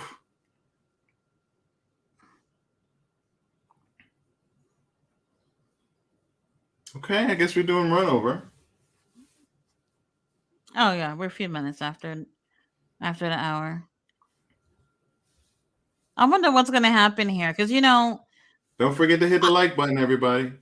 Oh yes, please do. Thank you. Damn, look at Okada's chest. So you notice that they did quite a few things today that normally. Oh, that must have hurt with his stupid back thing.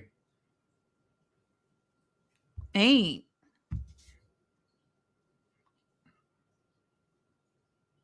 There we go. 10. Well, that's I dig that. Like, get all your energy, run in. And then like pass out again. Okay, I'm cool with that. Look at Okada. He look like he's doing charity work tonight. He's like, I gotta work with this old man. He's broken. Why am I bothering with this guy?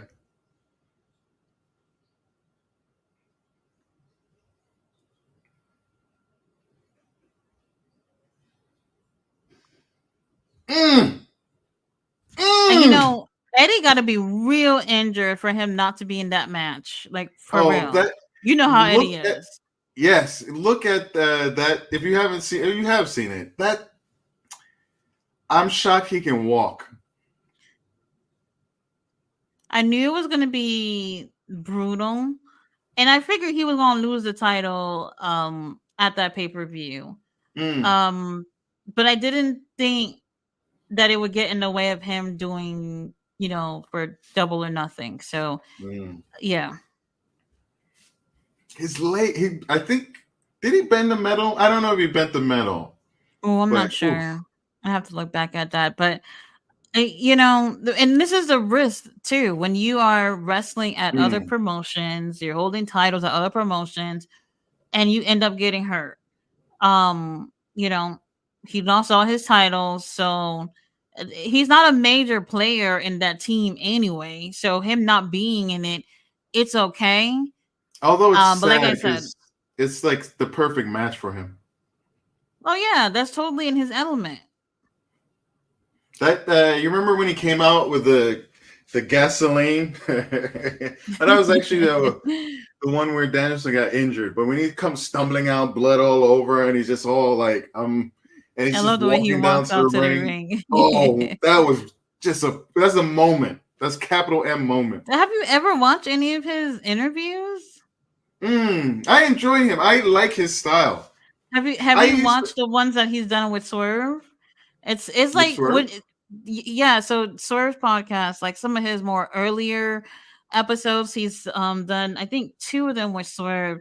And just listening to them talk, it's just like you sitting there with a whole bunch of homies and just Oh, talking and chilling. Such oh a no, really I haven't great seen that. vibe. Really great vibe. No, I haven't seen that. I'll check that out. I used to see. Oh, that was Oh, prayers for Dax the Axe. He's gonna need somebody. them. Oh, Billy Starks won with something similar to that move on her last match. Oh yeah, she did. She I didn't did. like that, and there I didn't like it. Here I would have believed that would have been a 3. And I know she had hit the kick beforehand, and then she did it, but I still don't think hers is a good finishing move. It's interesting.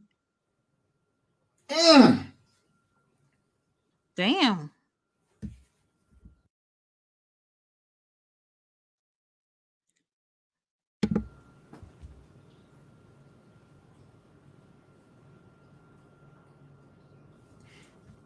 Oh, I appreciate when Dax fights like an 8-year-old girl.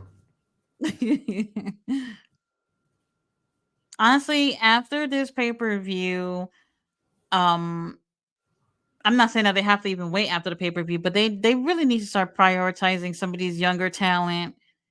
I don't want to keep seeing Dax every week, Young Bucks every week.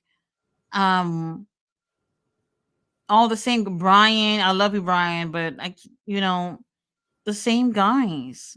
Mm, I hear you. I agree. Not I even Jack also Perry's in the ring. I mean, was, he's part of something, but he's not in the ring. and today has been actually a very wrestling light show. We got 5 Mm. matches. And then Luchasaurus is another one. I remember the last time I seen him in the ring. That's Nick what, Wayne, y'all could be doing something with these guys. Put Ricky Starks on the damn show. Tony Khan, I know you saw that interview. Call him up and put him on Collision. and that's the thing. I don't feel bad seeing people consistently because you know those are your stars. It's just the people who come in and out. Like it's sad because these names that you think about or I think about they just pop up and you forget about them because you don't see them for months at a time.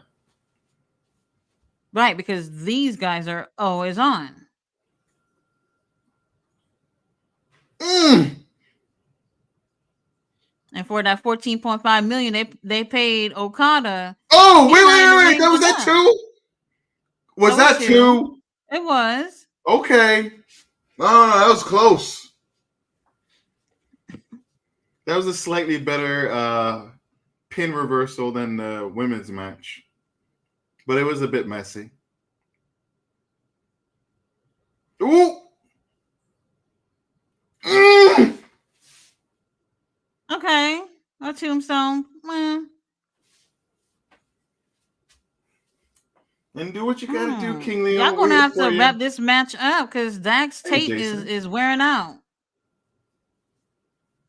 And that his little pad came off. Oh yeah, Ben. That wasn't going nowhere. Oh. Oh, I'm glad they changed that. He seemed like he was too far away. Yeah. It wasn't he? Don't know. They did a good job of switching the camera. Right, from that angle, yeah.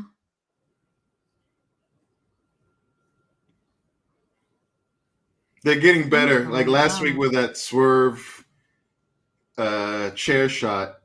I don't know. I still would have taken Swerve and Brian for the main event. But No. let's see what happens after this though. This is turning out to a better match. Like Okada has a slower pace. His matches start slow and he gets into it. It's not the pacing. It's like, well, we'll see what happens after this because I still think with the ending of the match and everything would have been great to end off the show. I agree. I keep Swerve either at the beginning or the end. Don't. Okada's out. You got other things to do, Dax. Oh, Oh!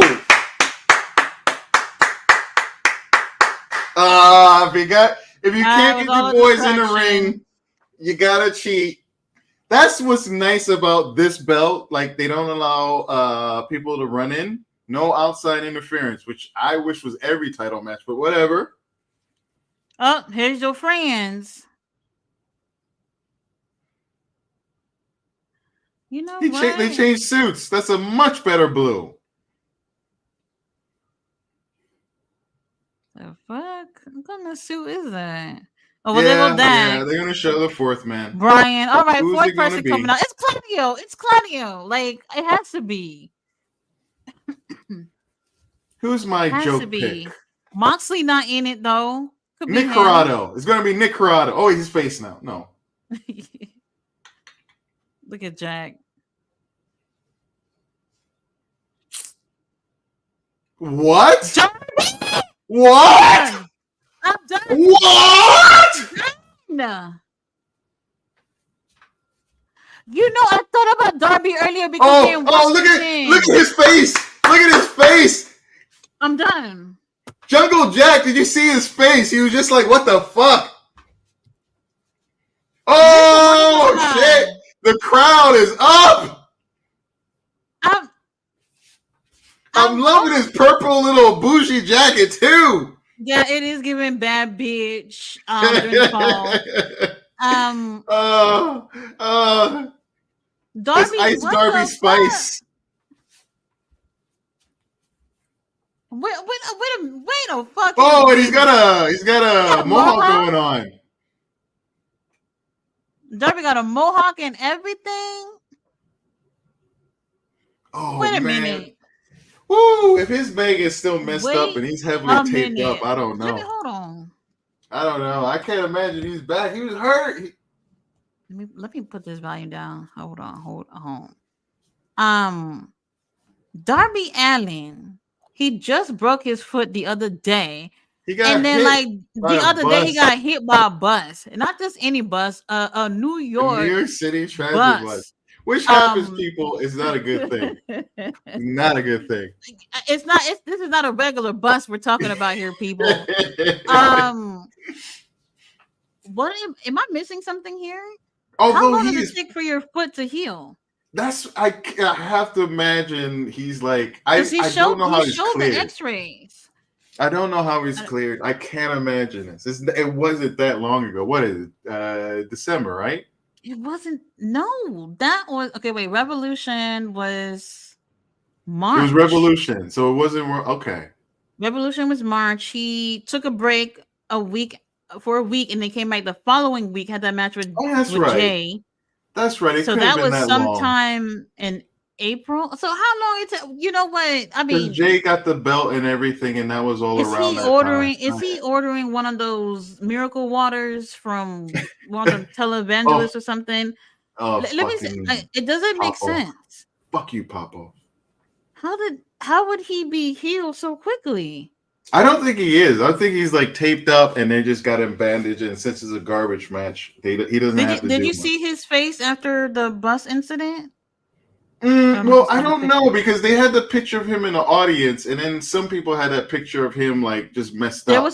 There was another picture. Yeah, it was two pictures. Because in the audience, he looked fine. Same day. Yeah, I can't. I think that first picture had to have been fake. There's no way you get that smashed up and then you look okay at the thing. Or maybe that was after. I don't know. I'll look at it again. It could have been after, but then he said like he had been hit. And maybe it posted. Oh, that could have been. It could have just been a picture he posted with that title. Maybe. I am so confused. I really am. And I was thinking about Darby earlier. I was like, they're in Washington. Maybe Darby might just pop up and say, his greetings or whatever. But him being part, and let me just say this too, like. As someone, like if I had my own promotion and I knew what Darby was going through, I wouldn't even have picked him. I wouldn't have picked him. You want a little cheap pop because you in Darby Allin's home state? Come on now. Y'all could have picked anybody else. pretty much. Well, although one of the things he was one of the people that if he was healthy, that was one of the people that out of if you're gonna have a team AEW, you put Darby on it. Like he is. And then he had on them platform shoes on. Let me just say, as a goth who wear platform shoes, they're not fun. They look good, but they're not fun to wear.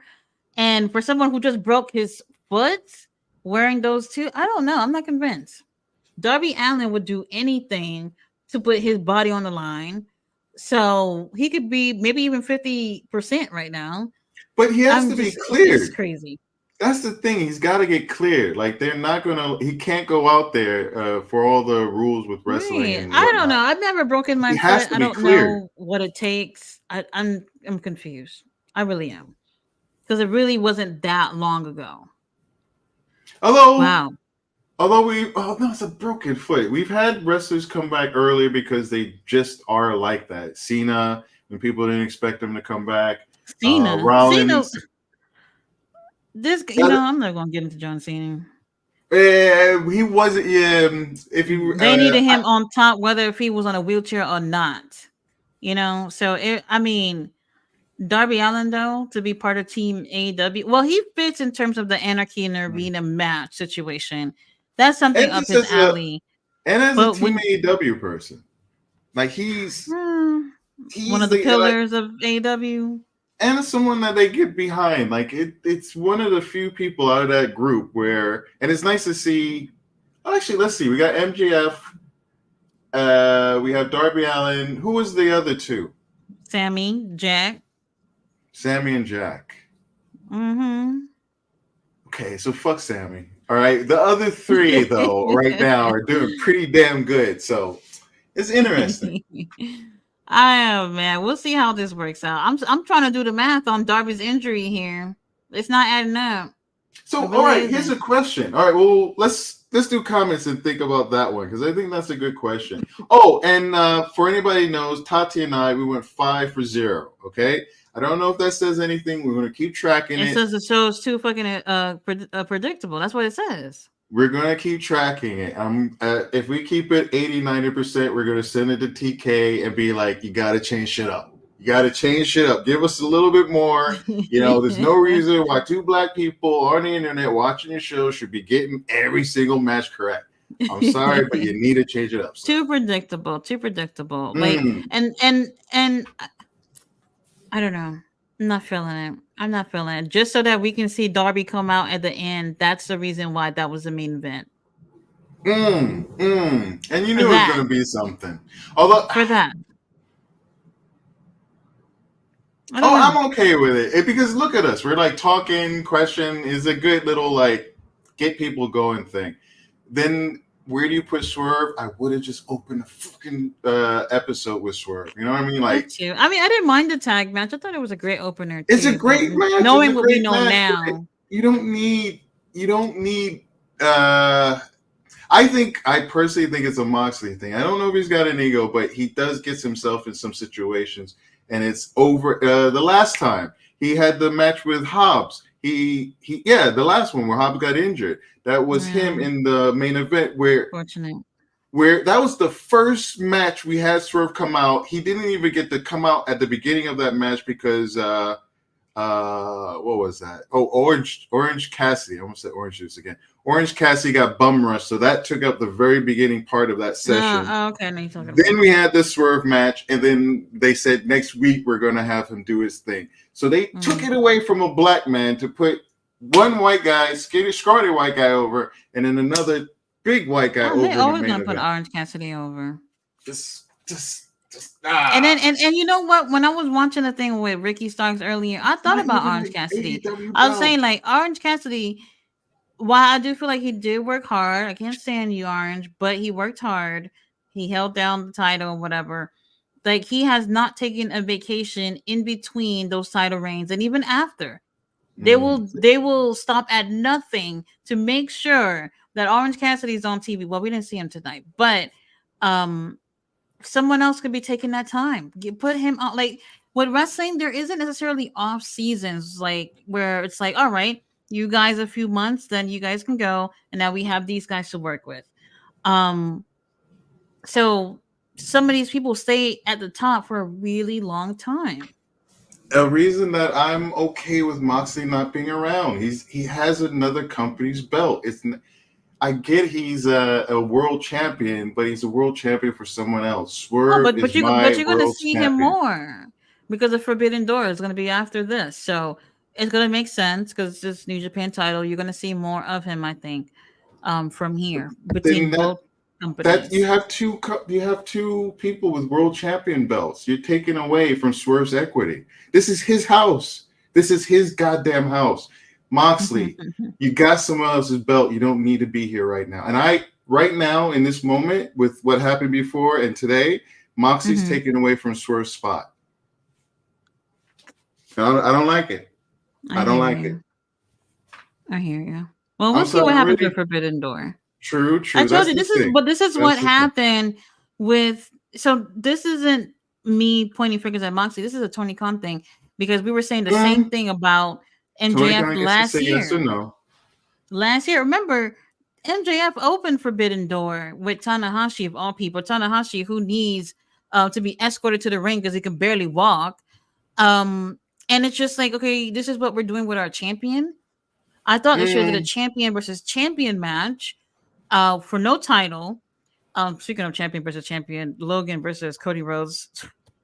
Lord have mercy. Anyway, last year they should have did Sonata versus MJF. Instead, they put Sonata in the ring with Jack Perry of all people. Weird. Oh, different Jack Perry too. Although some people aren't really on. I don't know where Sonata is now, but I remember people speaking of him then, and they didn't really care much for him. It was like this guy that it seems like was being pushed a lot, but at least some people who were watching didn't take to it. And then at that time, I hear what you're saying. I definitely hear what you're saying. Because at that time, Sonata had the biggest title, which is the title that Moxley has right now, and then MJF obviously having the biggest title in AEW.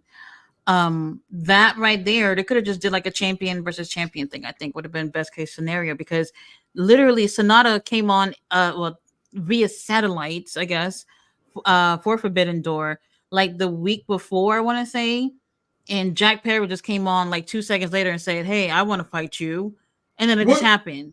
what You was know, it was Jack weird. Perry? What was the dynamic at the time? Was Sonata a heel? Um, Not that shit it was ultimately was matters, but I Jack. was curious. I think this was after this. Okay, this was before Forbidden Door. Oh wait, yeah. Oh wow. I mean, this was before All In. He might have been a babyface. I think this is after ditching our stepdaddy. And I think MJF was still a heel there, and his whole thing was, I just want to get in and get out. And then Yeah, that's yeah. since they had the kind of older wrestler who was a legend, and wasn't really, we didn't know what we were going to get. Like I knew some, what was gonna get. It wasn't good. It wasn't good at all. Tanahashi I don't can't walk remember the without an match. escort, so it wasn't that great. And I'm all for respecting legends and things like that in the business, but you have to come to a point where it's just like, well, if you cannot perform like how you used to, and you're supposed to be part of this really big thing where you guys are putting two promotions together and showcasing your best, but you're not at your best, stay the fuck home. I You know? that yeah. And then because it made a big deal, at least to me, because he's going against MJF, who has the world title, and you give him a shitty match to open the show. And like I said, this is the same treatment Swerve was getting. So I don't look at this as in, like, I know a lot of people say, oh, the race card. They did this with MJF last year too, before MJF finally got a chance to be at a main event level because they were actually putting him there. I don't know. It's weird. Weird. Remember Anarchy in the Arena main event last year too, while was it the Four Pillars match they had on that same pay-per-view? Yeah, the Four Pillars match they had on that pay-per-view, and Anarchy in the Arena, which was just nothing to me. It's not wrestling. It really ain't. It's just you and your friends doing hood rat things and having a good time. I That's all it enjoy really is. Anarchy in Arena though. It's It's different. not bad. It's not Mm. bad. But when you're looking at the whole card as a whole and what turned out to be the best, that match was not the best. Where do you because put it? That's the and then thing with that match. what did MJF say? He said he don't want to wrestle on John Moxley blood or whatever he said. I don't know. Yeah. Like he wanted to go home. Yeah. Like he did a great job of shaping that story. So yeah. By one, it was one of the weakest cards of the match with 3.25 stars. Really the weird. only other one was the women's match. The only thing less, I think, was a 6-man tag, which was I don't even remember. Oh, Jericho Appreciation Society. Oh yeah. Mm. Oh yeah. Mm. Suzuki But I would say this though: the difference with Swerve and MJF around this time of year was MJF had already had the title for several months by then. Meanwhile, Swerve, he's had a month now, maybe slightly over. So he's still fairly new as champion. Meanwhile, during that time, I think MJF might have had the title for, I don't know, 4 months or so. MJF, my maybe impression, more. had a very strong beginning, but MJF is just strong. Like I don't really think of his run as weak, and he had that wonderful overall. Oh, I don't think it's character weak. story. I think the company prioritized BCC. Remember BCC in the elite storyline that was going on? They brought Takeshita in it and all that stuff. While that stuff was great, they pushed back MJF so that they can focus on these guys. And this is And what that I'm trying to was say. Look at us right now, 2024, a year later, and it's still those guys on top. This is why Ricky Starks is sitting at home. I forgot the point I was gonna make. It's the same thing. For me, I've been tired with BCC. I've been pretty okay with the group, Oh, and that's not gonna happen with me. I've been tired with the group. I love them individually. I don't like the flip flopping. I wish they could just have like certain destinations. Moxley, again, I already mentioned it. So like, I would like to see Danielson just keep his arc and do his thing. And I feel bad for poor Wheeler. Brian don't have that long. Brian doesn't have that long as a singles competitor. Oh, well, not singles. Full time. I know we're gonna get him on a part-time basis at some point, but full time, it's not that much longer. Well, actually, he said his contract ends before All In, right? Or one of those two. They just mentioned that. Yeah. I think it's right by the pay-per-view. But he's not going anywhere. So if he wants us to believe that he's just not going to show up at All In or something, you're right. You're right. Oh, and real quickly, that angle with the BCC, like one of the things that I didn't like about it was to me fake. Like the whole thing was like Danielson was like calling them like, what was it? Amateurs, inauthentic. He had just come back and he was like ranting at him and stuff like that. And you can't, well, for me, I got the sense like he was standing in for like CM Punk. That's what he was using the voice of CM Punk to attack the Elite, and then they were playing out that story. And it was like so inauthentic. Because it wasn't like it didn't to me. It didn't feel like it was a Danielson thing, and then like the whole of the BCC had to go, and then you kind of get the ruffians versus the people who are slackers, but then contain it to them and their story. But it felt so much like they were just using like what happened at Brawl Out, if anyone remembers that. But what happened in Brawl Out to use that with this other story, and it wasn't the story that people wanted. They wanted CM Punk and his people going against and then doing it that way. They should have just left it alone. Or done something different, rather. Right. I think Tony Khan is way too bothered by CM Punk. And I get it. It's like that close relationship with someone you really care about, and then it falls out and you're hurt and they're hurt. And you're like, I don't care, but you really do. So you like do dumb shit because, you're still reacting, but you're not really acknowledging you're reacting from it. Yeah. He's got to let it go. He's got to do therapy. Do a little therapy, TK. Let it go. Just let your lover go, man. Oh, man, lover. Well, I think I would imagine as a person who had such a strong fandom for CM Punk, like he has a love for him, more of not a romantic love, but I think like he had a love for him, appreciation, like that compassion for someone else. I'm sure he wanted it to work out. I'm sure he did. Oh yeah.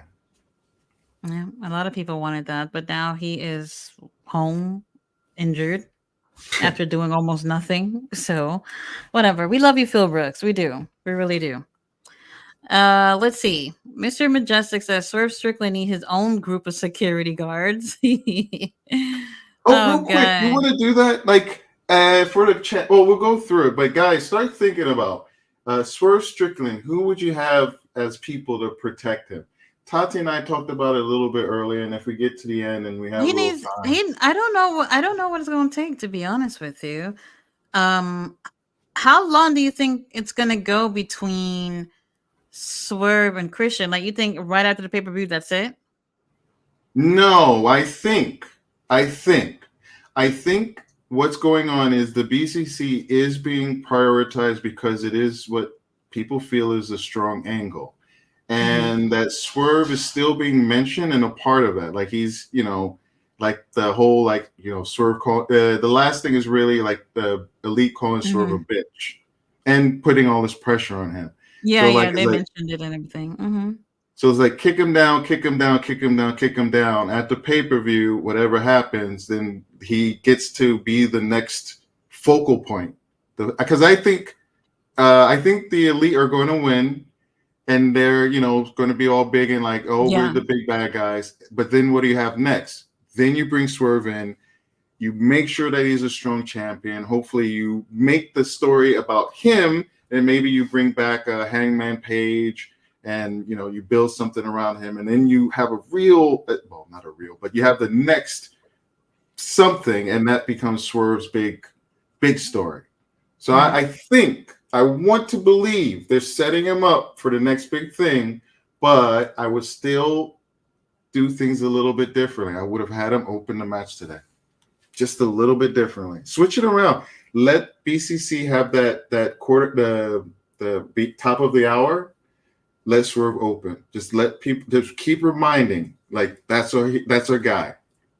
Put him in the front. Let me have the feeling of this is our guy. We know this stuff is going on. This is our guy. Personally. Oh, Eddie Kingston got a picture of him in a wheelchair. Oh Lord. He got a really big. Did he have surgery? I don't think so, but he got a huge brace on his like. Oh Lord, it's not looking good. Can I do a few comments? I want to practice Sure, some of this. sure. I think we're at ballet dancer. Oh, Brian Cage Oh, the turnout. one that I have. Mm-hmm. So again, Tony Schiavone needs a towel. Let's see. Ric Flair drink has signed Schiavone. The Toxic Avenger is silenced. Yeah, he might have turned into the Toxic Avenger after that drink. See, Pretty Ricky went from beating Ricky the Dragon Steamboat to sitting at home watching AEW. Wow. True Wow. words. Liquid Toxic Avenger. And then we have Laughing My Ass Off at Ballet. Woo! Actually, woo! A little bit better. LMAO Tati and her organs would sit down. Oh, Said when I her was saying if somebody dropped the Ric Flair drink on me, my organs would shut down too. That's why we didn't hear from Shivani for a while. Oh, he was mutating. Brian Cage is on the Brooklyn Brawler plan. Oh, ouch. JD Dunkin' Dunkin' Donuts. Donuts. He's not a bad wrestler. He's not a bad wrestler. Just younger style. He's a runt of the group, so he's not respected or anything. It makes sense. It makes sense. Gets beat up every once in a while. I like his like scrawny, scrappy nature. Mr. Majestic to Robert Brown. Hey, how you doing? Hey, how you doing? And fun fact, Brian Cage is a former TNA World Heavyweight Champion. Let's see if he gets his hand on the world title in AEW. Let's see. Oh, I have to scroll down. All right, and then we have King Leo Picasso. Why are they always? Oops, sorry, Mama Wayne. And why are they always taking for his blood? Man, when it poured out of his head. Realized. Yeah, that looked crazy. Absolutely crazy. We got Swerve and Brian. Ballet dancer Swerve and Brian just put on a grade A Why is my thing acting match. stupid? And then they have to make it look less than by doing that stupid shit. Bump Psychology. Welcome, Bump Psychology. That was fire. Ballet Dancer. I don't want that goofy ass story. Okay. Banning of Baby Oil at Leo. And we have why are they putting Hook and Shibata together? In storyline, they've done it, but Shibata, I wish he was doing a little bit more. I like Samoa Joe's shirt. And I think I also popped at Shibata. I hope Mr. ADO is okay. I haven't seen him in days. I also agree. I've noticed that myself. Why are they wasting Tony's time? Maxime Dupri. Ah, yes, Maxime Dupri. I wish he wasn't on television. Like, it's unfair. It's one thing for NXT people to have time. It's another thing to be learning and showing your ass on, like, national television. Like, that's rough. That's very, very rough. And then we have Kevin wouldn't open his mouth to Shane Taylor in real life. Oh, facts. Facts. I'm sorry. You just kick his leg out, break a quad, and just stomp him into the ground. In the words of Tati, I'm over it. Finish her off, Tony. I kind of agree. Like, it went a bit long. What did you think, Tati? Yeah, I think it went a bit long, but I think they're really trying to use Harley and trying to show what it is that she can do. She's okay. She's okay. I don't think the crowd is really behind her at all, really. And like, again, another way, like, it's good for her to have these matches, but you can't push her too much because she's had 20 plus matches in her whole career. Yeah, but like, we haven't seen them. I think the 24th. Yeah, but yes. Although that's the thing, that they're not able to connect with her because they haven't seen her do anything before. That's a very salient point. We see her speak, but this is her kind of coming out. It's very quick for her to be handed to Tony. Personally, I think I get it. Yeah, this is a little quick to just Okay, let's see. King back to King Leo. That's why it took a year for her to get in the ring. I hope she's been practicing that the whole time. And why she's stroking the title like that?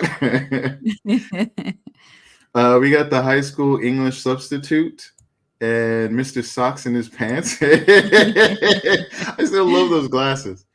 Warlow, King Leo Picasso, Warlow growing that ponytail out. Didn't notice that. Ballet dancer. Warlow wants to be sitting home eating bonbons and wanted to fight it right. Oh, the other day I was watching The Price is Right, and I was just like, I finally caught this on TV. I haven't watched it in so long. Drew Carey. Who's going to be on it forever now? He's found this thing. Right. He aged so much from the last time I seen him, which was probably 2 years ago. Oh, wait a minute. Did his girlfriend or wife or something died like 2 years ago, or I don't something know. To that effect? If anything, it was that. I think she committed, But yeah. That's sad.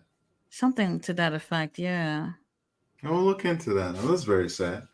And we're at the age now that the comedians and stars of our age are now becoming like game show hosts.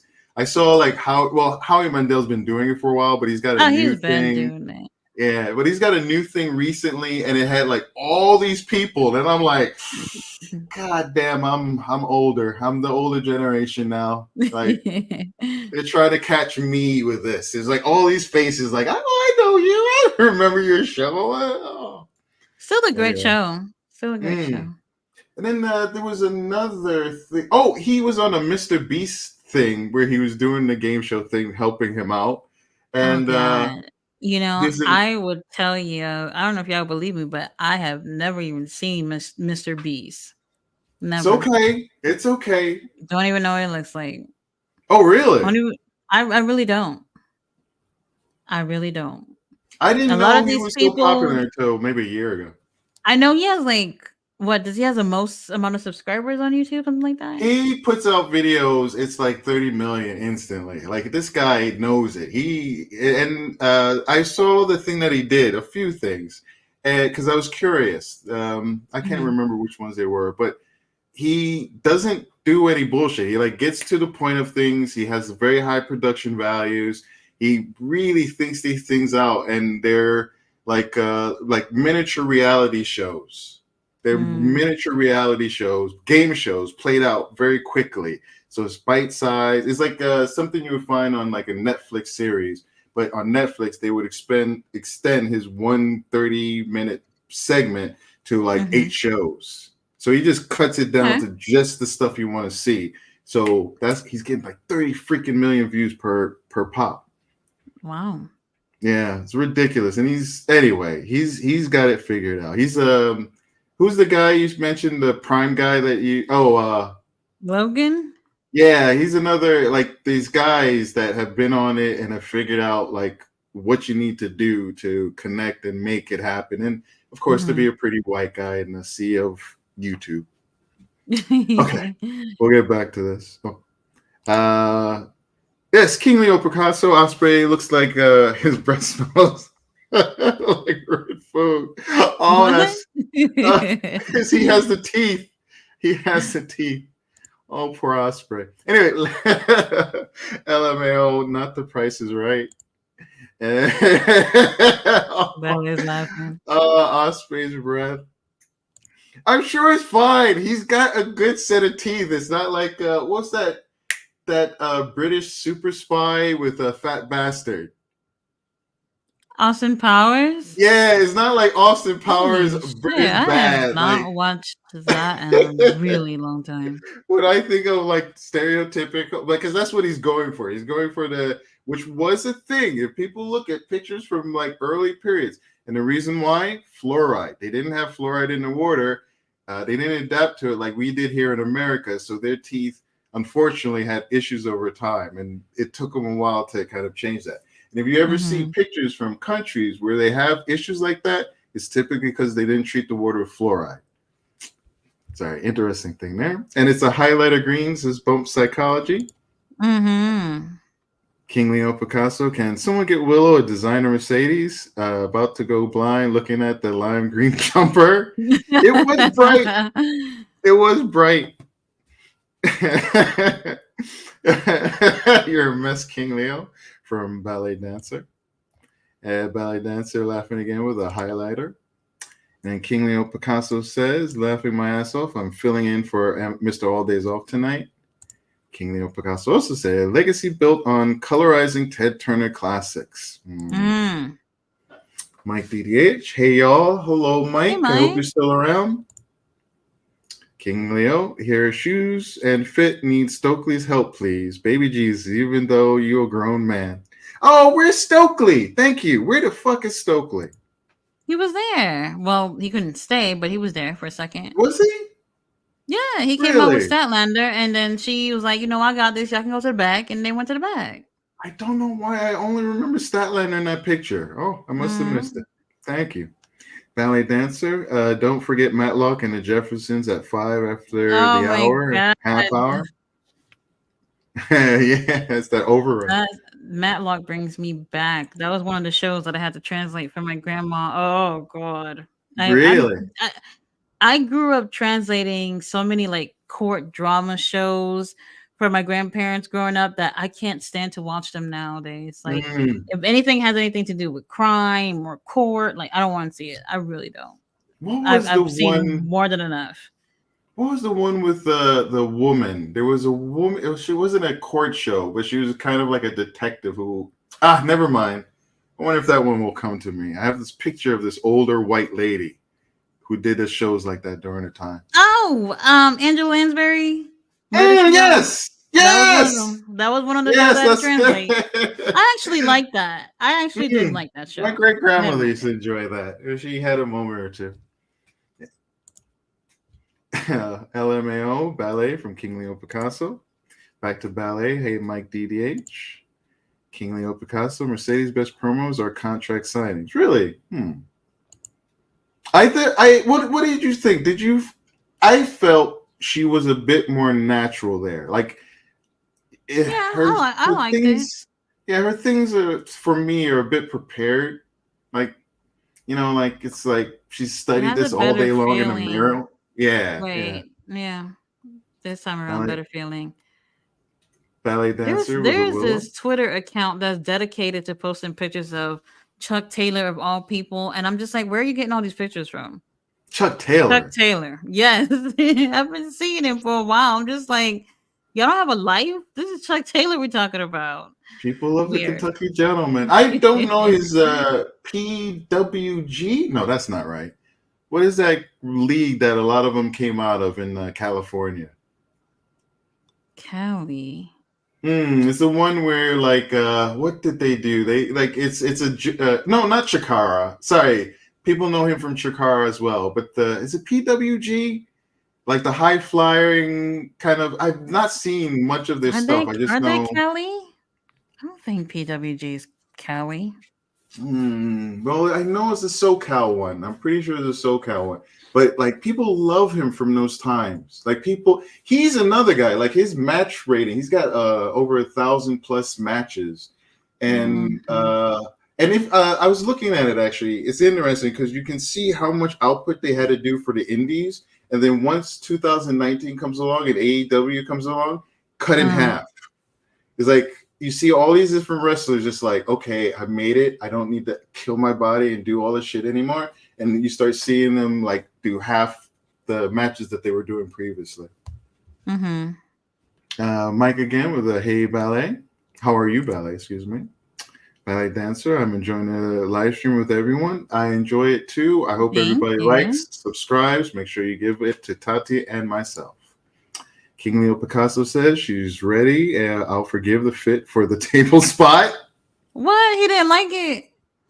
We Oh talking no, about I think he Willow, likes right? the table spot. Yeah, yeah. I thought that was good. And I like that she did the setup on the Monet part and then she did the wavy thing. I let it go. You know you're gonna take the bump. Just put yourself into it and let the other person looks good. And I really thought Willow looked good there. Ballet dancer. I love the contract signing with Mercedes, Bianca, and Becky in the fall of 21 at King Leo. That's very specific, Ballet. King Leo says they always are their best. And Bump Psychology, Mercedes, the only top lady wrestler I could see putting someone like Willow over in their rematch. Okay, Bump. Okay. Interesting. Ballet, they should be a good match at Bump Psychology. I think so. It has to be. They're setting it up so much. Like, is a lot of pressure. Do you think like Mercedes just got cleared? Oh, that's such a good question. It really feels like that. Like, why else haven't she done nothing during this time? Yeah, like something like a.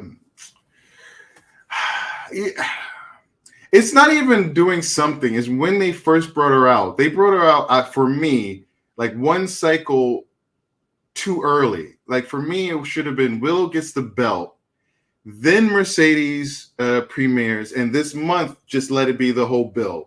Like cram it all and focus it. Like that first early part was just so much of nothing. Like you had a lot of like hype, but then it died down. And right now, I don't know, Mercedes doesn't have that same kind of energy to me that she had when she first came. So if you had it pretty much at the pay-per-view, you have a shorter time between then and this one. And then you still have that energy of, oh my God, Monet just came in. And you're further away from Okada and Ospreay coming in because that was so big and right near one another. And you had kind of like Mercedes caught up with that. If you split it out, she could have her own little thing, but I don't know. Oh, ballet dancer again. Don't forget the like button. Absolutely, everybody. Ballet dancer Dax Hardward again, fighting like a 6-year-old. King Leo Picasso. I was supposed to go to the store hours ago, but that chat is lit. I'll work out for the rest and then go after. And I thought it was Ben Stiller, but Ben Miller. Welcome, Ben. Whoa, time out, Tati. Where is Mark Briscoe? Oh, you tell me. Where is our Ring of Honor World Champion? Where is he? Since he won the title, have we even seen him at all? Wait, there was something that happened recently. He was there. I don't remember. Oh no. The match. What was the last pay per view when he was partners with Adam and Yes, the pay per the other view. one, Who's the last one? Adam and is Eddie. it Ingston? Kingston? Yeah. Yeah. Who the Yeah, hell he was there. was I it? think that's the last time Oh, we they're going to seen Mark. BCC. Yeah, I they're don't going know. to BCC. Hopefully he's not injured. I don't know. So I don't know. yeah, His that's what I wife was just wondering. she gave birth to a baby not too long ago. I think number 7, number 8. Who knows? I don't need more hands on that chicken Paternity farm. leave, maybe. Maybe. But what do you think about that? Like, what do you think about that? Because yeah, what do you think about that? Someone gets the belt and then they take time off immediately? Fairly I don't immediately, know. you know? I don't know. They can't afford that if he's injured to take it off of him. Because that's the same thing they're not doing with what's his name, Willie Yuta too, who's been injured for quite some time. They're still keeping the title on him. So many things have happened with these titles. I'm pretty sure Tony Khan is just like, we need to chill out on the tournaments and figure something else out. Or he doesn't care about Ring of Honor. They don't matter. The belts don't matter. Oh, sorry. This is my projection. I believe it does Tony matter. Khan It doesn't give matters to him when he can put those titles on an AEW wrestler on that show. That's why we had. That's why they're over there with the other titles. I think almost all the titles have done that with, except for and then the they don't title thing. really show them too much. Kyle Fletcher, I think, just wants to work, but the rest, and I imagine they all. We haven't seen Kyle with that title, right? Do you Nope. remember? Have you seen him with the Ring of Honor title on AEW shows? That's a good question. I don't think so. Once or twice, and I know earlier, but at the moment, and that's a good thing because you have that belt within that group. I don't know. Tony Khan at the moment, Ring of Honor seems to be like is no pay-per-view coming up, and it just seems like there's nothing to focus his attention on it. So it's just like whatever. So if he's like on, I imagine it's like it's a nice thing for him to take time off because of a child and everything. Though you're only really wrestling once a week, ultimately, if you're on Ring of Honor. So there's no reason why Briscoe can't appear every once in a while, just for a day. I get it. You have a child and everything. A day. And it's your 7th or 8th. And that don't mean to take away from it, but a day and even a few hours. But I don't know.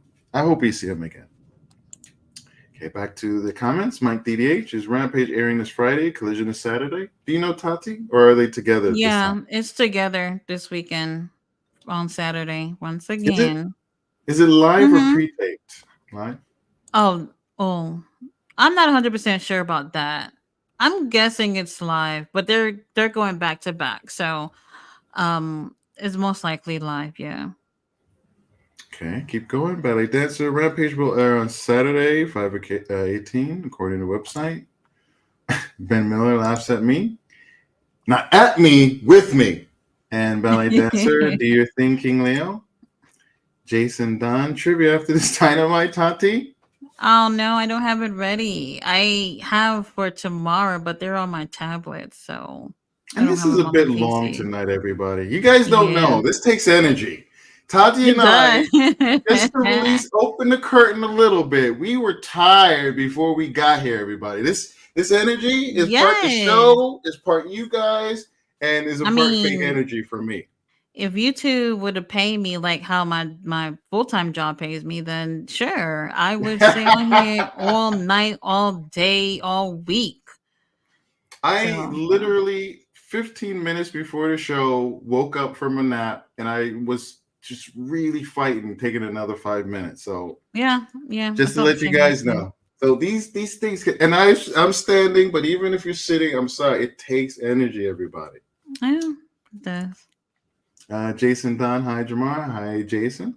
I love the spelling of your name, by the way.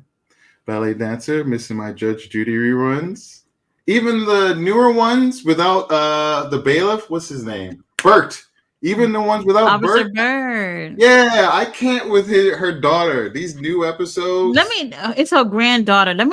You know what? Because I love Judge Judy. I feel like I've probably seen every single episode of Judge Judy. It is Please go extremely off. rare for me to see one that I have not seen. But I don't care too much for the new format. She got the stenographer there. I'm just like, so Judy, I don't know if it's because she's getting older and whatnot, but she needs somebody to read back things that happen. Her memory has always been so sharp, but now she needs someone to help her with that. And then the granddaughter, she's there, and all she does is really Google shit on her phone.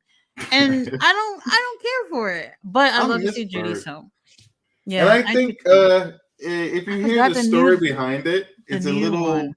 it's a little like, just like, she gets a new deal and it's just like, well, take care, Bert. Yeah. But I don't know what's behind it, but I kind of like their little pairing. There's more to it. There's more to it for sure. I miss the old SNL skits with Sherry O'Terry and Tracy Morgan.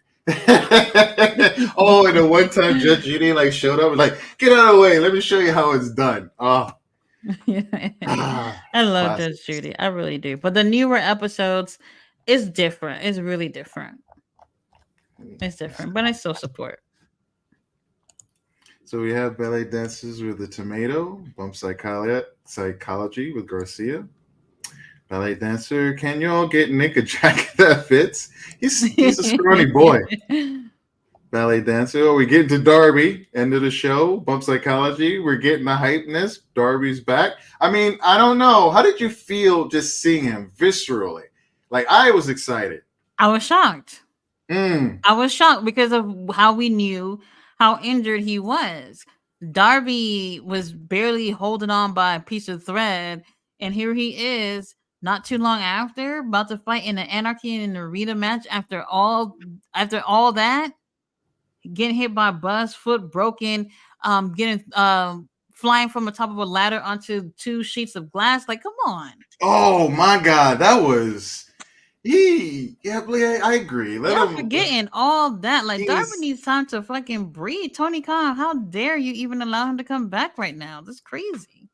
And that is that, ultimately it is TK's, the end of the day, like the Danielson, the placement, all the things that I'm, slightly critiquing and complaining about, honestly. These things are his decision. He is the person that sits on top. Regardless of what anybody wants to do, it's filtered through him. So all the actions we see, that's what I try to remember. Wow. Absolutely wild. Ballet dancer, Darby in a Pink Panther coat. King Leo Picasso, broken foot, hit by bus, main event. Ballet dancer laughing at the above with King Leo Picasso. Tony's boys are not Dalton's Castle's boys. Missed the boys, by the way. Ballet. Oh, if anybody saw, there were some fake boys on the last Ring of Honor show. No, Rampage, wasn't it? Wasn't a fan. Didn't care for it. The new boys, they're not doing it for me. Wasn't a fan. And in fact, if someone noticed, the squash match, I forgot who beat it. Oh, it was the Gates of Agony with the Varos twins and that other guy. That other guy got his ass beat, went to the back, dressed up as a boy, came back later on. Oh. He was the guy with the tattoos. You sure? Guy with yes. Yeah, it's the I'll same watch it guy. back. I'll watch it back. Same tattoos. He got his money. Sometimes I wonder who some of the boys are because, he always had the twins, but sometimes he would have a larger group of boys, and I would assume that they are wrestlers. They're just giving them something to do, but some of them don't really look like wrestlers, to be honest. So I'm not sure, but I'm definitely gonna check that back and see if that's the case. That would be interesting. Darby should be wearing Dr. Show. Now, please don't knock. I have flat feet, and I had really? what is that called? Yeah, I had plantar fasciitis. I don't know how to say that properly. Yeah, that's I died. I was in Taiwan, and I was wearing shoes that just didn't have the same kind of supporting and padding you have with Adidas, Reeboks, whatever. and my feet. It's the worst thing in the world, and to not be able to walk. So no. yeah, I Yeah, that empathize with sucks. Darby right now, Yeah. and the Kentucky gentleman, because his issue now is like he's got basically necrosis, like deadening cells in his foot. Mm. It sounds really miserable, really, really miserable. Some people say if it's not treated well, it could lead to amputation. Oh. Mm. LMAO at the Doctor Shows with Al McAfee security boots from McAfee Al security boots from In Living Color. I don't remember this, although I was watching In Living Color last night. If anybody remembers, Cabana Chat with Pool Boy and Dixie Carter. No? No. Oh, and No. Orlando Jones as the really sexy drummer guy. It had Ice-T on that episode. Anyway, very funny. All right, Mike DDH says, "Is it just me, or did AEW become very predictable? And WWS once TK hired a lot of former WWE personnel as behind-the-scenes staff. When I say former staff, I mean people that were there for 5+ years. What do you think, Tati?" Predictable, yes. It's getting really annoying actually right now. I wish they would have other people who are not being utilized on these shows. Um and I'm not really bothered by people who were already in WWE working at AEW at whatever capacity. I do feel like it's normal. Like you've been doing something like that for a long time. If you're not working at another company like WWE, then you want to take your talent elsewhere. So I think that's fine. I think that's Mm. fine. But the predictability, not cool. I don't know. I haven't been, if as you guys, some of you know, I haven't been watching that long. I only came in, I think, around 2022. Or the thing that always will probably stick in my mind is that the Lucha Brothers versus Matt and Nick in the steel cage match, like that. I forget even now the pay-per-view. Was that All In? No, it was For when what? it was the very thing with like the very big match between them, and it had the I think Daniel Bryanson, that was his first premiere debut, and at the very end it had what's his face, the one that's not being seen right now. Ricky? No, married to Britt Baker. Adam. Adam Cole, that pay-per-view, that whole I, pay-per-view, like that's what draw me in. So my beginning is from there until now. And I don't know when or where, but it's I don't know if I've ever thought it's not been predictable. Like I think it has been, but I think it's been predictable. But I think lately it's just like you just know everything that's going to happen when you look at the card, and then you're right. You know, so mm, nothing surprises you. Nothing really. Well, the Darby thing, that was the only thing really that really I know caught a lot of people off guard. But other than that, everything is predictable. and that's not even in a You match. right? I'm not feeling it. Not My feeling it. That's one it's of getting a little my frustrating. hmm, like so collision, excellent match, excellent card, I should say. I really enjoyed it. I really, really did. But again, that feeling of that. And so by the time we got to Rampage, I was kind of out of it. I can't Mm. remember those matches. I stopped caring. They had the that great main event, and then I was just like, oh, I'm tired. I kind of don't care anymore. I was That's paying why I was attention to saying you guys. Rampage should come on first, right? I mean, I don't know if it will make a huge difference, but it feels like if Rampage came on first and then Collision and them having a pretty big main event on Collision, you're good to go by the end of the show, rather than having to slow things down with Collision. I mean, with Rampage. One thing I think I noticed, or I feel I see with TK, he seems like a guy of excess. And it seems like we see a lot of the same things over and over and over again, to the point Mm-hmm. that it just starts getting, it diminishes it. Returning the first thing they had on Dynamite was second thing was the big tag team tournament. And like it's like a joke now. Like that was very early on, and it seems like every time there's an opportunity, he throws a tournament together. Oh, that's where it shows up for me. Like, what was that tournament? Oh, the women. Well, let's go to Ring of Honor.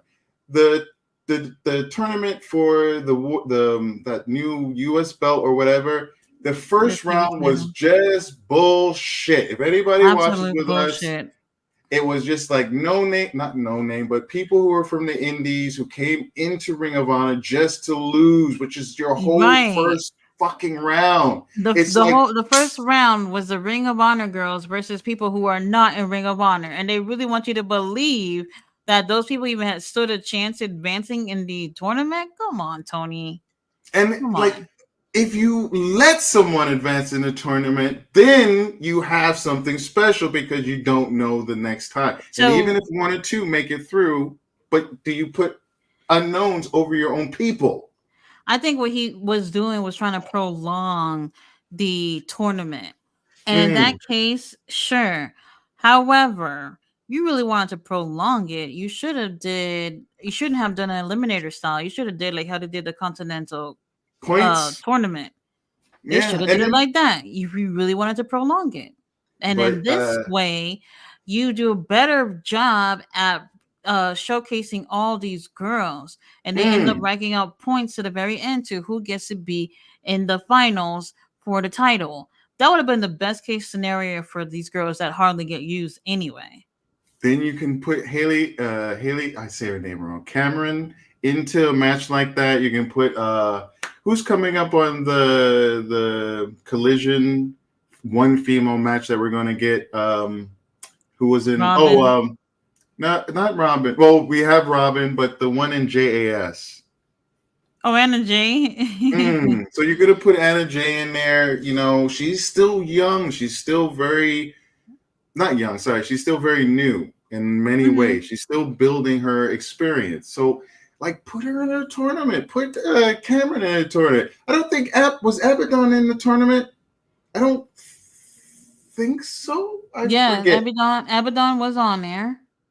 So then Abaddon was on there and lost to Mercedes, I think. And then Mercedes lost to Billy Starks of all people. No, if I talk about it, it'll get me upset again. Yeah, listen, if anybody watches, and I wouldn't recommend Ring of Honor at this particular moment. Yeah, but I wouldn't.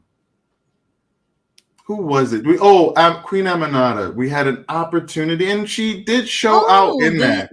Did you see the promo with Queen Aminata and Red Velvet? They're like poolside with their bikinis on. Oh, it was so nice. They think they posted it today or maybe last night. No, I haven't seen this. I've just known they've been working together. Okay. All right. Let's see. Let's get back. Back to ballet dancer Leo. King Leo's laughing. Ballet dancer Drew's ex-fiance was deleted, and the suspect was convicted. Drew's ex was deleted, and the suspect was convicted. Really? Oh, that's. I'm gonna look up that because I never followed through with that, but I knew something had happened during that time. Damn, was that 2 years ago? Maybe 3 years ago. Probably. Yeah. It's very sad. When I think of tragic partners, I think of Phil Hartman and like his wife who, if rumors are to be true, was given cocaine by that really horrible guy that I can't think of his name. He's a real hack comedian. And that kind of put her back in a cycle, and she murdered Phil and then murdered herself. And he like, as a person who was older and kind of got into acting, comedy, and all these things later in life, and it did it at such a high level, like as a bit of an inspiration. I, as a person that went to college at 29, like I related to that, and it's just sad, just so sad. Yeah. So back to ballet dancers. Some of the matches are definitely predictable. Many. We just did 5. We just went 5-0, everybody. Wait till Ring of Honor tomorrow. ballet dancers, some of their teeth are still janky. Get water picks, people. They really work very well. And Oh, then, those things are something else. do you use water Something else. picks? Yeah, I like it, but I wish they had more than 2 settings. Oh, really? I Because have one it's that has a one dial. is oh yeah. Yeah, yeah. So Oh, it I has don't on remember the what brand I have, but it only has 2 settings. So it's low, which is I think too low, and then high, which is I think too high. If you have like sensitive teeth, I wouldn't recommend it. Because what I I'm like to just do is I like to mix the water with what do you call those things? pro- Mouthwash. Oh, okay. Oh, I'm Yeah. gonna give that a shot. I thought you were gonna Oh say man, peroxide. it's so good. So good. You're a little geek talk, everybody. All right, so yeah, I have one. So on the dial itself, it has a on off, and then on the machine, it has a dial. So it goes from 0 to I think 9. So Oh. I can adjust it. And there are some days. There are some days where I'm doing a good cleaning and I have to bring it back a little bit. I just take a little more Mm. time. And then if I'm going quick or it's like, like going out for a date or something, I've had I'll mine take it for a out. while, but it's not good enough to replace. But I wish I would have known that to get something that had different settings. I wish I knew that. Live and learn. Live and learn. I only got it because I wanted to get something to help my mom, and she has an OTC thing in that Walgreens, an OTC card. At Uh huh. Walgreens, you could buy it with OTC, and I was like, Mm-hmm. well, she has to spend it. Okay, so I just got it. And it's kind of like free, so it's not free, but it's not our money. Right, right. I know what you mean. So King Leo, yes, Murder She Wrote. I really like that show. Ballet dancer also coming in with it. And then ballet still watches Matlock, Murder She Wrote, Columbo. Columbo's another one. I like Mm. Columbo.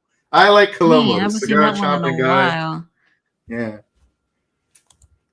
There's something else that I'm thinking about that was in a casino. Like a bald guy.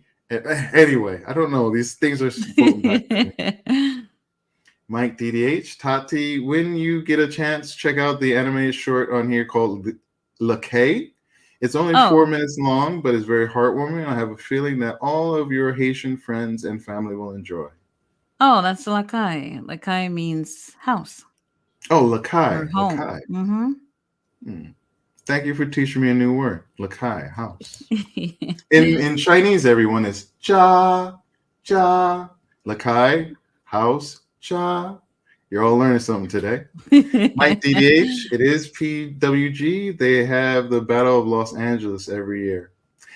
I wonder how they're doing. Isn't that oh, Excalibur. yeah, Excalibur, where he said nigger one time in front of Kevin Steen. Oh. Someone was showing that clip today, and I don't know what point they were trying to make, but I'm like, you need to keep If showing they it. showed that today, it's because of the Tiffany Stratton thing. Let me tell you Oh, something. Every time some racist shit come up, they will play that moment with Excalibur every single time. okay, Mm-hmm. I understand. This is what happens when you don't pay attention to media, but things filter through, and you're just like, I don't know why, Yep. but okay. So ballet dancer, she's giving cheers, and ballet dancer. I don't watch the new episodes of Judge Judy. I like the old episodes. In agreement. King Leo Picasso, boy toy syndrome. King Leo Picasso. I told y'all he changed clothes on Ring of Honor. And if the heads of WWE are over AEW, maybe that's why Swerve and Mercedes are getting mid-carded even with titles and title shots. I still think it's Tony. I think personally from my experiences with Indian culture, generalizations, and this is dating within the culture, generalizations don't do not like black people. Dark skin, women. I don't know. If the stories about what happened to women in India, and so the woman I dated, Wait, they're Arab, right? uh just Or it's a little different. They don't have. It's not really like religious mores. It's kind of just no, I know, cultural but I and was saying Tony is Arab, right? oh, well, he's not Indian. Sorry, he's Pakistani, I think, or at least the region that's next to him. They That have is the very interesting because intercon. Yeah. India and Pakistan they have You cannot call, and I'm sorry, Tony. I'm sorry, wherever you are. Oh, yes, please don't think of not hiring me because of this. I know the distinction. I'm sorry. I'm sorry. You do not call a Pakistan, I think it's Pakistani. You don't call a Pakistani person Indian. You don't call it Indian Pakistan, even though they have the linked yes, they culture, do. Oh even man, though there's a whole history of it's a the lot. It's it's a a lot. lot. It's a lot. If anyone wants a brief understanding of it, Miss Marvel touched on it in her series because she is of that descent. So she talks about when they broke apart and kind of the horrors of that time. And it's similar to, if anybody pays attention, but China and Taiwan, like they were all Chinese. A group went from China to Taiwan. Now just two separate things, but there's this whole you don't call a Taiwanese person Chinese. You don't call a Chinese person Taiwanese. Just don't do it. Yeah. It's interesting, but you open a can of worms getting into that India Pakistan thing. It's a lot. Though ultimately, like those thoughts and mindsets, like women are kind of like, there's a reason why women there are,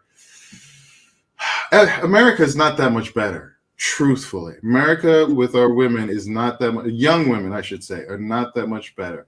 I do not understand why they are not, they are not a protective class. It's just, it hurts me thinking about it. I think about, in my family, I'm starting to realize that there are family members who have borderline personality disorder. It's a condition that usually happens when a child of 3 or younger gets hurt, experiences trauma, usually of a sexual nature. And there's a propensity of it's higher, seen more in women for various reasons, and one of them is because of the abuse that women have to endure. Like quick story, everybody. I was talking to my great grandmother about her Aunt Hazel. Aunt Hazel lived to 101, I believe. My great grandmother is now 102. I was like, oh wow, and she was like, yeah, but at the end of her life, Aunt Hazel wasn't doing so well. I was like, oh really, Aunt Hazel? Sorry, really? Why was that? And she's like, well, because she was beaten by her husband. And I was like, oh, really? And it was like, yeah, he was in a church and he was like a big pastor. And like, she had to deal with that. My great grandmother, I've just learned recently, has had, what do you call, like violence in her relationships, and abusive relationships. And like, I see my birth mother, she gave birth to me when she was 15. She hasn't been in my life. I'm starting to realize she has addiction issues, but something happened before she had addiction issues. What could it have been? And I just like what she explained to me and what we've talked about before about like family, like familiar trauma, like older generations being hurt in a certain way and delivering it to others because they don't know better. And basically, like I hear these stories and I didn't want to believe them, but now there's reason behind it. My ex-girlfriend, she was unfortunately hurt by her cousin while she was in India. And she had this thing where she had to shower. She would boiling hot shower every day. And I didn't understand it until she explained it to me. And she endured it because she was protecting her younger sister. Like I've come across so many close partners. I've been blessed to have partners who open up to me and share these things with me. My last partner, oh, the shit she went through. And it's just like to any male, if you don't appreciate, understand, or you don't think that women go through these things, you have to educate yourself. And if you have friends who don't understand it, you have to speak to them because they won't listen to female voices. They will only listen to your voice because of that BS bullshit. And they need to know. You can't back down. You can't stop. These are these things that, for me, I feel we have to address. But sorry. Absolutely. No, I totally get it. Like there's a lot of trauma that comes with, you know, a lot of people go through things, and I'll say too, like men go through these things, they're less likely to open up because there's a shame that comes. I mean, anybody would feel ashamed, whether whatever type of abuse it is, but men, they feel like they're not man enough if they go through things. And even young boys too, they still look at themselves as they have to man up and just move past things. And then when they have these traumas that they don't deal with, they end up taking it out on other people. Well, not always, but a lot of times it end up being that way. And it's funny you say about like how like you learn about how other family members have gone through trauma too. Like when I was in an abusive relationship, I never told anybody for like over a year about what happened.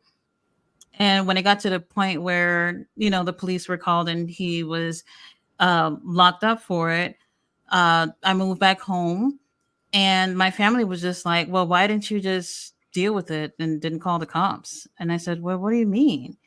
And I felt so horrible about them saying that. But then I looked at a bigger picture and I said, y'all must have went through this shit too. You know what I mean? You wouldn't tell me to do that if you didn't do it yourself. You know? It's horrible. It really is. And I'm at that point where I've gone through what I've gone through. I didn't get any therapy for any of that stuff. And yeah, it hurts when I think about it, but I'm at that point where it's just like some people are strong enough to move forward while other people aren't. And I would hate for my daughter to go through that and for me not to be her support system, you know? So Well, is I just want to say I appreciate that you speak about it, and I hope that it helps that we keep a safe space. I can oh yeah. imagine, I can imagine what you're saying about men. Like, I have to deal with that. I grew up I was the weirdo in my neighborhood. I was the cross-dressing guy wearing skirts, fishnets, colored hair. I was not too long ago. My nails were probably the same color. Well, they were. No, I had blue. Takesha had black. I had my nails done and painted up. I'm missing it actually. I was thinking I need to get a wax and get my nails done.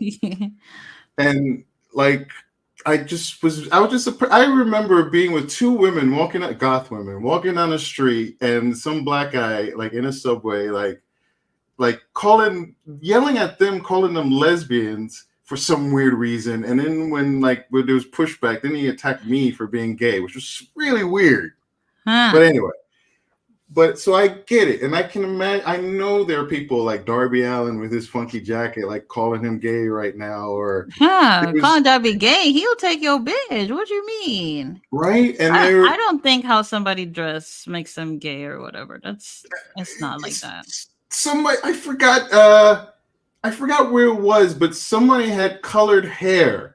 I can't remember who it was, but someone had colored hair, and someone was like, oh, look at that guy with like the gay, of course he's gay. Look at his hair. And I was like, what? Of course he's gay. Look at his hair. It was, I forget where it might have been. And I was just like, you gotta be effing kidding me. Hair? Fucking hair.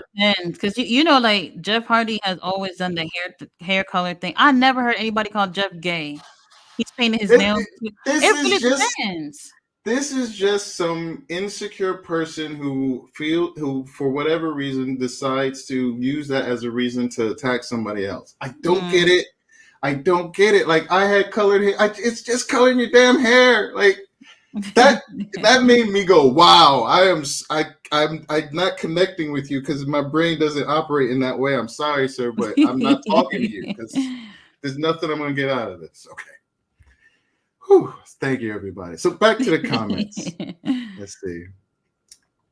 So ballet dancer. Perhaps that's why Solo stopped going barefoot with the raps like Yokozuna and Umaga, excuse me. Walking around without good support for your feet could become a problem. Oh. I wonder if Riddle has that issue. Yeah. And he's a big guy too. Like, you can imagine that having flat feet with Solo would be an issue. Mm-hmm. Right. Ballet dancer. I would be surprised. I wouldn't be surprised if that was the case at King Leo. I have seen Queen Aminata on the main. I haven't seen her on the main shows in a long time. Sadly, I don't think Mm-hmm. we will see her. Yep. I don't think so. I tried the Arm& Hammer spinning brush when they first came out. I used it once and threw it out. Oh, that's a good rhyme. My teeth can be sensitive at times. I have a My spinning brush too. I don't like them. I don't.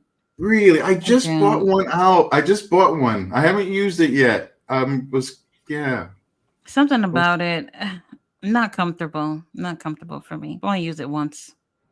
I'm gonna check it out. I might. I will see. Mike DD8. Wait, Excalibur said what? Did Tiffany Stratton say it too?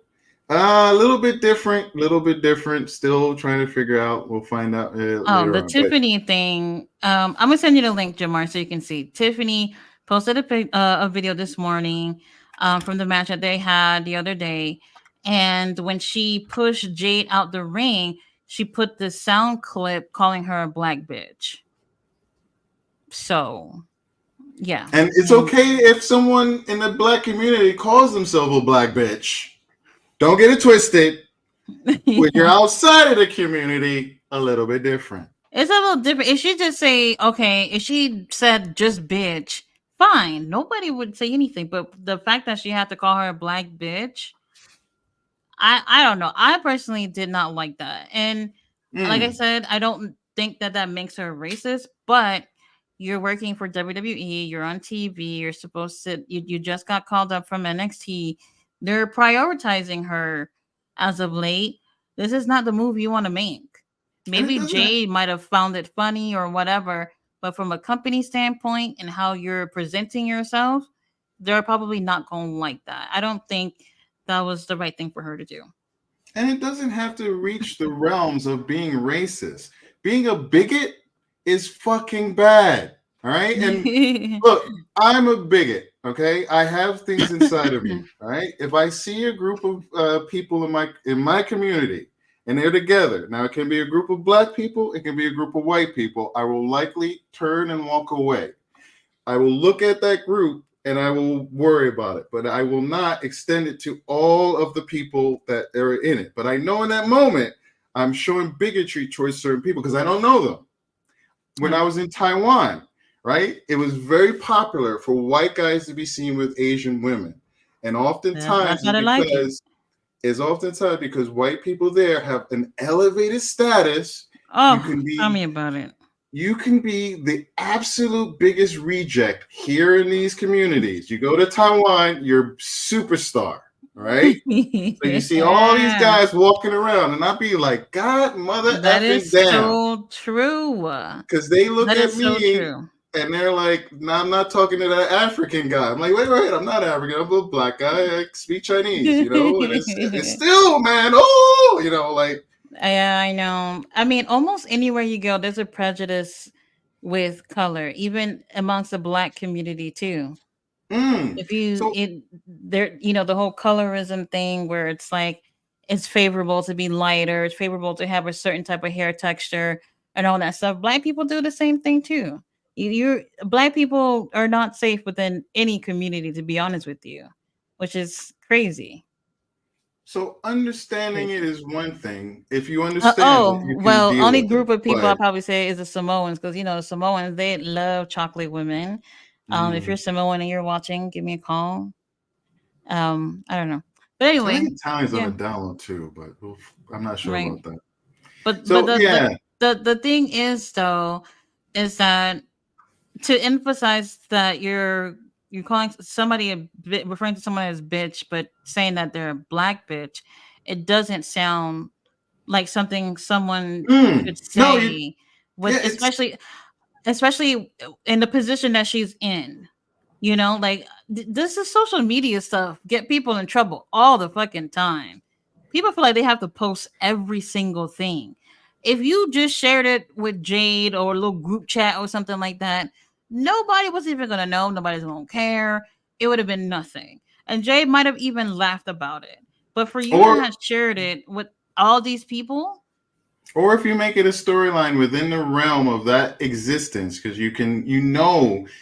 typically that is not just coming out of the blue or anything, like it's a worked angle, it's like for a reason. It's devoid of that person's individual personality. And if it's true about her having like, right leaning stuff, Well, that I typically, didn't know, and if it that's the might be true. case, yeah, and if that's the case, not all generalization, but typically I feel they do run the realm of that hardcore bigotry racism. Yeah. Like they often step over the line. But I do understand it's not always racism, but bigotry is bad enough. It's bad enough. All right, so let's keep going. King Leo Picasso, Kojak was the big. Thank you, Kojak, with a lollipop. Yeah. Thank you. Oh, and King Leo Picasso. I did not watch X-Men. That was today. When is it coming out? I wanted to watch it so bad today. Today was another busy day at work where I just didn't have not even a second to breathe. So I didn't get a chance to see it. I'm watching it after this though. I know this one's a little bit. Only thing I saw was that this was a little bit longer than the other episodes, which makes a little more sense since it's the last one of the season. I saw people like complaining about spoilers being put on, and I'd be like, I just want to be on the internet. If you missed it, spoilers. Yeah, don't get on the internet. just stay away. You just gotta stay away. That's a rule at this point. You don't want to know spoilers? Put the phone down. Please, like you're in a forum of people talking about X-Men 97, and you're going to complain because people are posting spoil. Stay away. I agree. That's on you, people. Oh my gosh, I don't know. I'm so tired, but I want to. I kind of want to watch all of them from the beginning to 9th, and then watch the 10th one. But I might just watch the 10th one and go over it. But King Leo would like to do a stream, and I agree with him. I think we should, not sure, but I think it would be nice to sit down, get our thoughts, maybe come up with some kind of like what do you call that? Just a program, and just talk about it, because I think with speaking to some individuals, one of the things I realized in the moment of the last show, and I won't give too much away, but in a particular moment, I agreed with Magneto. At my heart of hearts, I understood it. I always tell people the heels always make sense in the end. Well, this, especially with what happened to him and what he was trying to walk a certain path. He really put his effort into it. He wanted to protect. Talk about somebody walking with trauma on their sleeves. Magneto. Right? Like, especially what, in fiction, like what he went through as a child. And then, anyway, there's so much we can talk about. But I was speaking to several people, and I had white people talk to me about how I didn't understand how Malcolm X didn't mean anything, and how like his message was like wrong, and how like or how Magneto, like how it's just wrong. If you're a black and white thinker, it's just wrong. And they were trying to explain to me how like even if a person is marginalized, is pressed upon, is oppressed, has the foot of another country or entity stepped on them, that a person, it's not right for a person to get to that place where they have to do anything to get away from it. And I don't particularly agree. I understand in the world we live in, we want to. By any means necessary thing. I know a lot of people don't agree, but I don't know. When it comes to like using violence and things to counter whatever bullshit is going on, it's not my way of doing things, but I understand. I totally understand when people get to that point. In that moment, like I was with Magneto, and in that moment, I would have been with Magneto. But then a moment later, stepping away from it, reminding myself who I am, I was like, there's got to be a better way. I didn't agree with Professor X. I think Professor X came in a little too high and mighty. I really think he It was a wasn't bit you. too. I was applauding when he got himself shut down a little bit. For anybody, if you know, you know. So, that line was good. So anyway, we'll save it. But I agree with King Leo. Like Saturday, Sunday, whenever we guys have time, we'll sit down and we'll talk through these issues, because even today, especially today, there are people out there who they don't connect and understand what it is to be marginalized. They don't understand they have this entitlement and this status, this not superiority, but the status, and that if you don't step away from it, it's difficult to understand what people like us have to go through. Yeah, I agree. Anyway. And watching it, to me, not to give anything away, but you guys know about the Holocaust. There's people that believe that it didn't even happen. But in Magneto's story, imagine him going through that, and look at what he's doing now in terms of the show. It makes sense as to why he got to that point. Some like certain things you go through in life is just like you can work through, but I can't imagine how a lot of people who went through that particular event, how they just push through the rest of their life. People who've gone through slavery and other types of traumas. Like, imagine having to live that life, and then after a while, you're quote unquote free to live your life, but you're never truly free because you have that shadow with you throughout the rest of your life, and you either take it to be a better person or you take it to be Magneto and I don't know. I'm with him in some ways. So I get it. Why were police created in America? To hunt down black people? Guys, come on. If it's not institutionalized, what is that? Like the beginning of a organization to keep control of black people. They rounded up people, slaves, and they got them back to the masses because they were property. One very last thing. If anybody out there in our community probably doesn't think, I hope not. I shouldn't say that. There are people who do think this way. But if anybody thinks that in 1970, just outside, 60, 70, just outside of my lifetime, our lifetime, that much of this started changing. If it only happened because of peaceful, nonviolent action, you fucking aren't paying attention to history. If you do not know some of the violent actions that have happened versus whether it was because of being started by individuals who are oppressed or as a response to oppression, there was a lot of violence that led up to the changes in society, which started opening up the freedoms for black people in society. And that was only in the fucking 60s and 70s, okay? Yeah, not that long ago. It's not that goddamn 300 years of oppression versus something that happened just outside of my lifetime. Someone mentioned American Gods because I was talking about Orlando Jones and In Living Color, and they sent me this clip. I'm going to send it to you. It might be a good kind of connection with X-Men 97. We can talk about it, but it was an African god, speaking to a group of slaves going to America and explaining to them what's about to happen to them. And the god talks about what they believe is the proper action in that moment. And one of the slaves speaks up and says, if we do all of this violent action, we're going to die. And he's like, motherfucker, you're already fucking dead. You don't get it? You're already fucking dead. When you're already fucking dead, sometimes violence.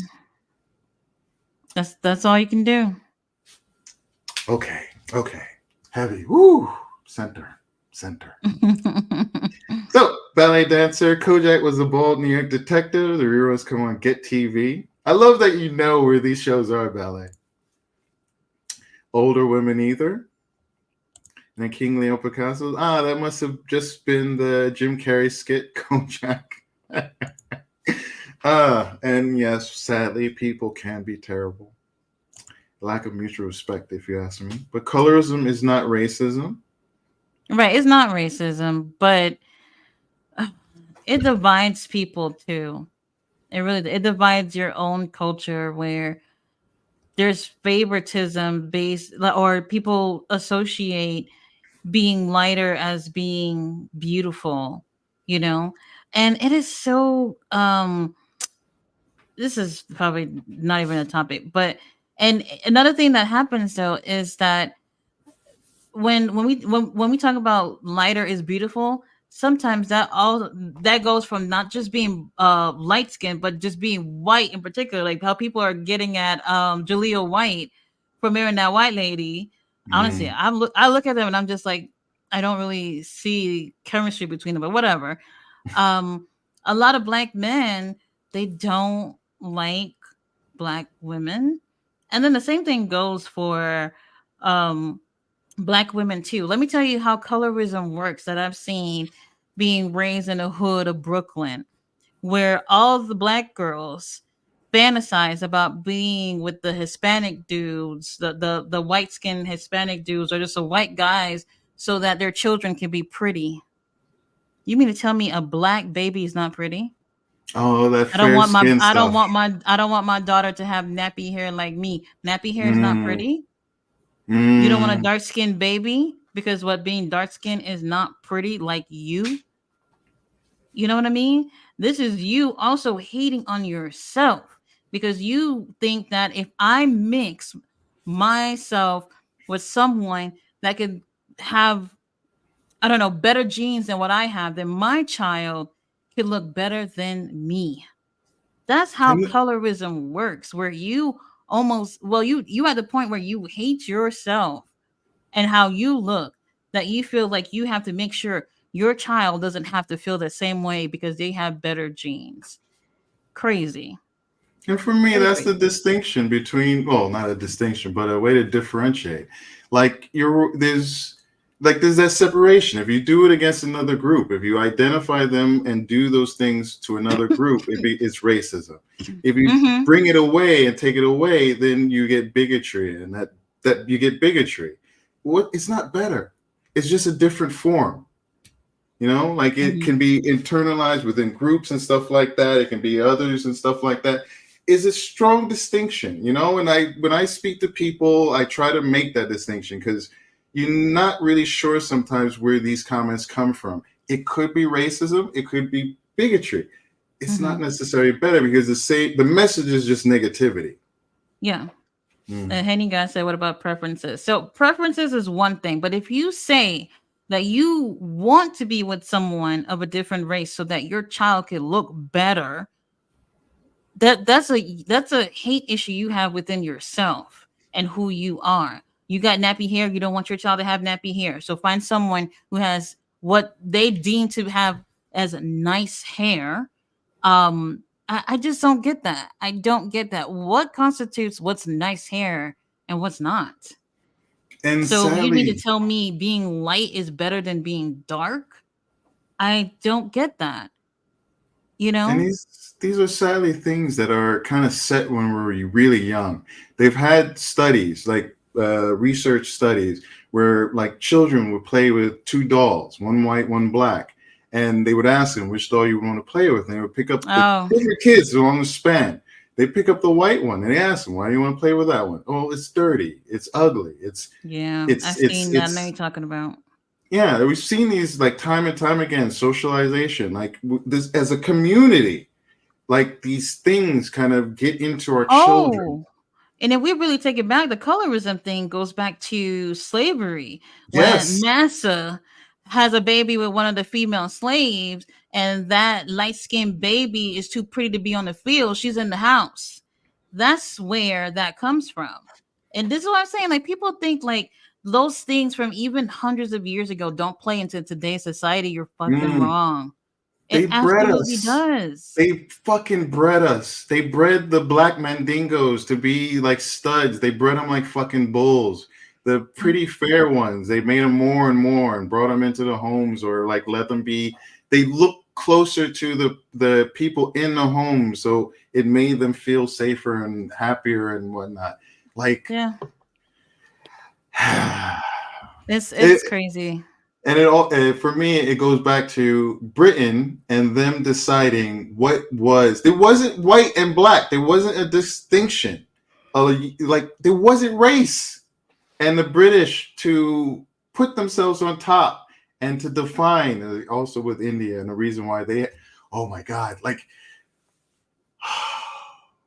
it's so much, people. It's so effing much. I really get sad when I see people try to distill it to black and white, and or try to explain to me like all this stuff through their lens without listening to what we've been through. Okay, let's keep going, everyone. So ballet dancer, the slave patrols, the patty rollers, Gen X here. A few years before I was born, my parents' generation got the right to vote. And remember, women had to, for years and years and years, couldn't get credit cards, couldn't get property unless they were married and did it through their husbands. Yeah. Oh God. These things are still pretty recent. It really is. Yes. Marital rape wasn't on the law books. It wasn't illegal to rape your wife within the context of a marriage. They didn't have a concept. Even now, on our books, that's not so much of a thing. But even now on our books, there are laws that are towards the men within within that relationship to protect them, for even though they do these harmful things, right? Even today, and if like reproductive rights, and there's a conscious push against women. If you're blind to it, you're part of the problem. Henny God says, ballet knows best. And Henny God, was laughing back at Henny God. Ballet dancers, where they have internal issues. But what about performances? That's Henry God. I love black women. I like those double CCs. Actually, I'm not sure if I like it. With the thick, the black, it's interesting stuff we got going on. Henry God says, light and dark and caramel, loves it all. And I know you have your lovely black nerd at home at Henry God. Oh, I would love a nerd. I would love a nerd. The doll test for black, awkward, unique, kind of like Urkelish, like, man, I see King Leo. I see him like he's got style and everything, and I understand his journey, and much respect to King Leo for working on his body and putting time in. I see pictures that it reminds me of me, and I know that place. But he's got a particular style, and I've got kind of like the scatterbrain professor thing going on, and like. Like I get looked down because I don't have like I do have Riz, but my Riz is different. My swag is different, and it's not stereotypical. So I get within my own community a bunch of flack because I'm kind of. I've had people like, why you speak white? I had my grandmother one time like talking to me on the phone. I was calling her one time. She's like, "Who's this?" I was like, "This is Jamar." She's like, "Oh, I thought it was a white guy." I was like, "Oh, okay." She doesn't know your voice. Yeah, I still laugh at that. That was like one of those moments, but I get that. Oh my God, so many different things. Listen, I have had to struggle and to fight and to do lots and lots of things to get where I'm at. I've gotten into programs that made it easier for me to do certain things because of my status, my color, and whatnot. I still had to do shit. I still had to put in work. I still had to do stuff. For any person out there who will reduce it to your, what do they call it? What do they call it? Basically, you only got it because of the color of your skin. Diversity hire, diversity whatever. Like anyone who does that to someone else, man, this is the worst thing in the world. I've had to live with that. What is it? The pretender syndrome? You know what I mean? Like you get to a certain place, but you feel like, oh my God, do I deserve this? Like, Mm. like, oh my goodness. You have this like, oh, you have this kind of like doubt and like this kind of thing because you know how you put so much effort, but you like always kind of have like this thing of like, am I enough or Yeah. imposter syndrome? Am I like really, do I really deserve to be here? And then Right. to put that on people, like I saw this one white guy who was kind of like attacking this black woman, and like I just, please don't do that to people. And it's not for us. I mean, it's for anybody. Always remember, because I will, I have to remind myself as a man. I have to remind myself of the benefits in society that I get being a man. It's Mm-hmm.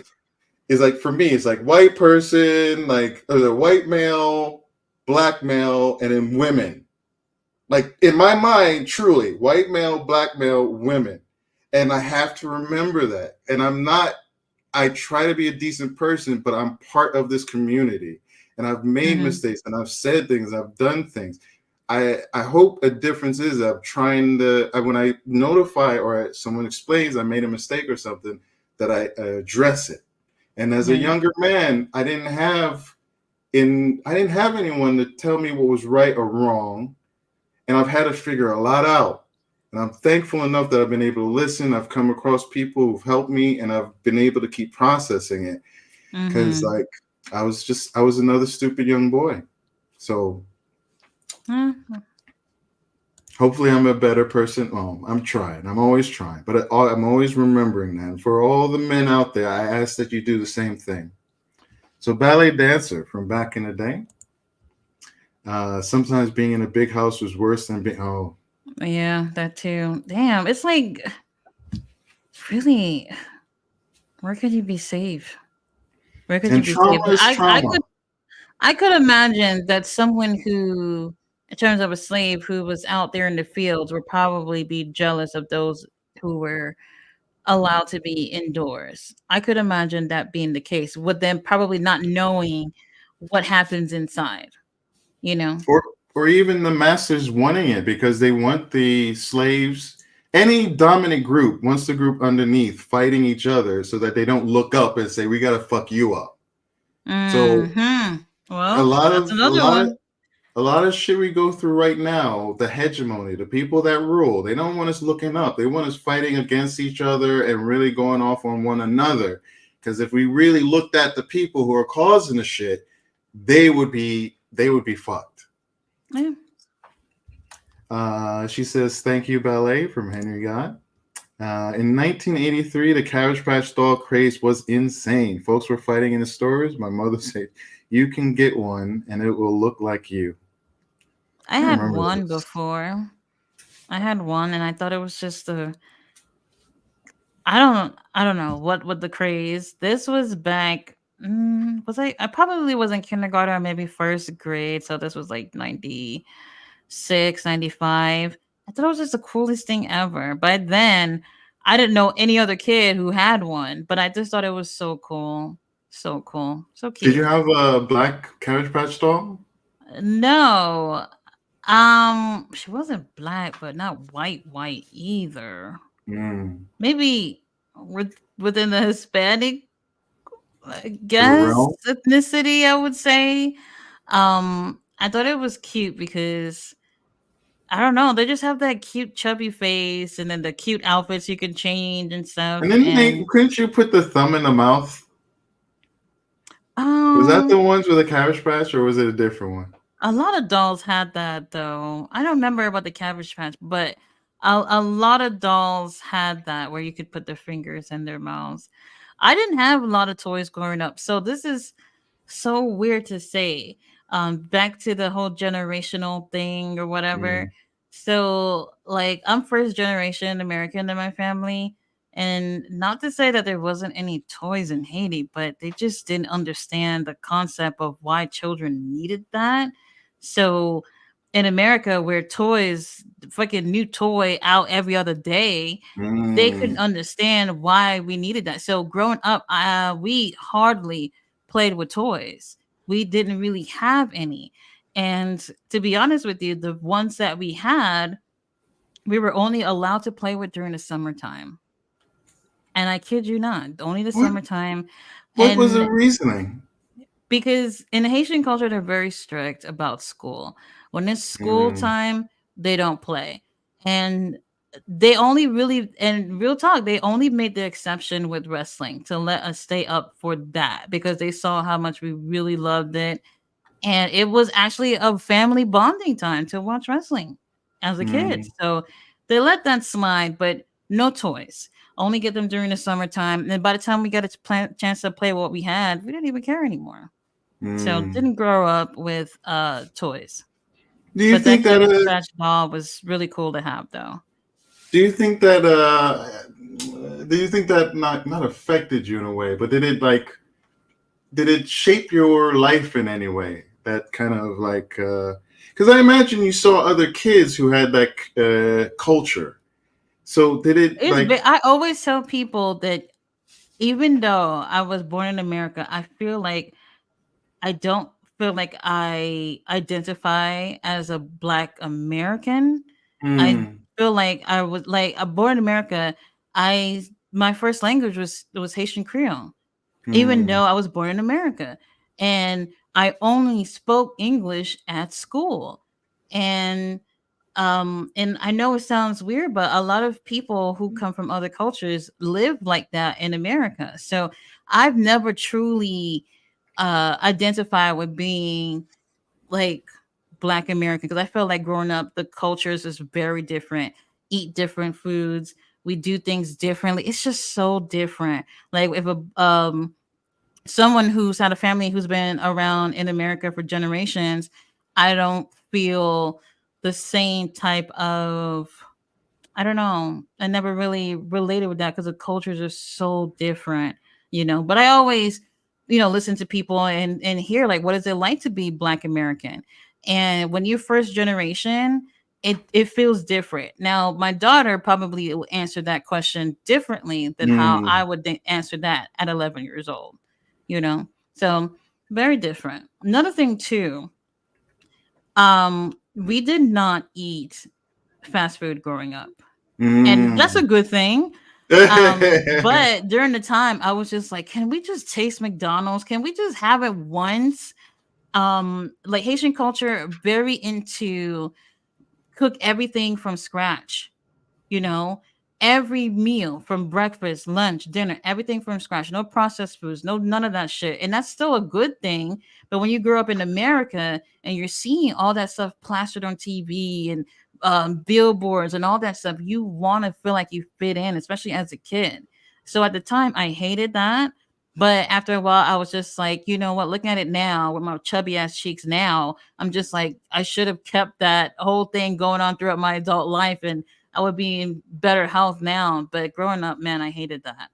Hated it. Uh, one big reason I miss Taiwan is like coming back and the food here is just like I in Taiwan, every single meal I ate pretty much was outside of the home. Like they have a culture. But like when you went outside, you ate family style meals because that's what Hmm. the majority, unless you really wanted to, unless you could get fast food, but I wasn't living my life like that. I was keeping my money low and whatnot. And like I was just I thought I was big at the time. No, coming back to the US and like just existing in this like Right. I'm just around it and I feel myself getting bigger and all the oils and the fat and I the portion know. sizes I which remember I the do first enjoy. time I had Burger King. I was either 15 or 16. My cousin worked at Burger King for one day. I came home with burgers for everybody. And I was just like, where's this from? He said, Burger King. I said, oh my God, we've never had that before. And we ate it. And I was just like, I was blown away because it was just different, really different. I don't know. The growing up, it was literally my grandmother had fruits and vegetables in the garden, and she had tea leaves for all type of freaking sicknesses and everything. That's how we grew up in America. So sometimes we didn't even go get medicine. It was what leaves do I got in my yard that could help with this. That's how we grew up.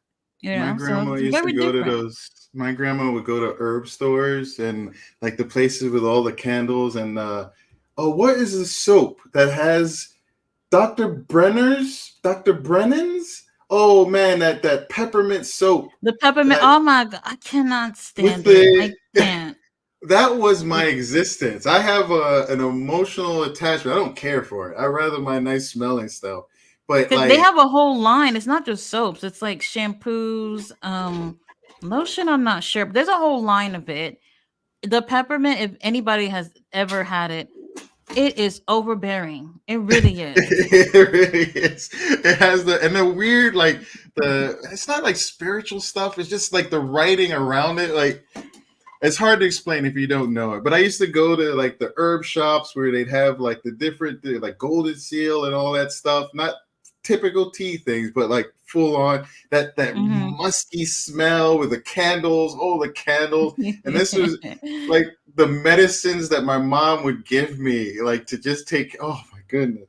But Native American, part of her culture and her heritage. So like a lot of that stuff she brought into it. So yeah. Oh, Wow. and real quick, you made a point. For me personally, I identify as a Black American, and when I come across some white people, it's difficult for them to understand that.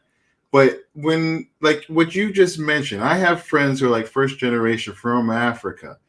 Those, my friends, are African Americans. Like, if we stood next to each other, you would see a physical difference, like Yeah, that too. ultimately, and you would see like a cultural difference. Well, so it's interesting that you say that because I think it's like that for blacks in America who's had a few generations in Mm, America versus like Haiti. Uh, Africans was taken from there directly to Haiti. They went nowhere else, and we share. For the most part, most Haitians are like within the 90% range of African because there really wasn't mixing like that, if that mm, makes sense. You know what I mean? So a lot of how we look physically is very similar to those from the region that came from there. Even the language, like, so they say like Africans from that were brought to Haiti were from like the Benin, Togo area, and mm, even their French is similar to ours too. And they also practice Vodou as well, which is voodoo. They practice that too, and it's very similar to how Haitians practice it in Haiti too. So it's so similar in terms of culture, coming from over here. Meanwhile, you got in America where it's just like melting pot of everything, and things change. Like, I mm, do like how I feel like I don't necessarily identify with the black culture in terms of black Americans because of how I was raised. I do, if someone asks me how I identify in terms of like culturally, I would say I'm African American of Haitian descent. mm. So not I Haitian will American. I don't know if that would be like the correct way to put it. I kind of Oh, feel there's like I'm no still correct way. saying There's, that. there's no correct way. There's no, I, when I say my personal identity, I don't think of it as correct or not. And then people think it's so many different ways about this because mhm. there are people who come and they get or yeah, so many different ways.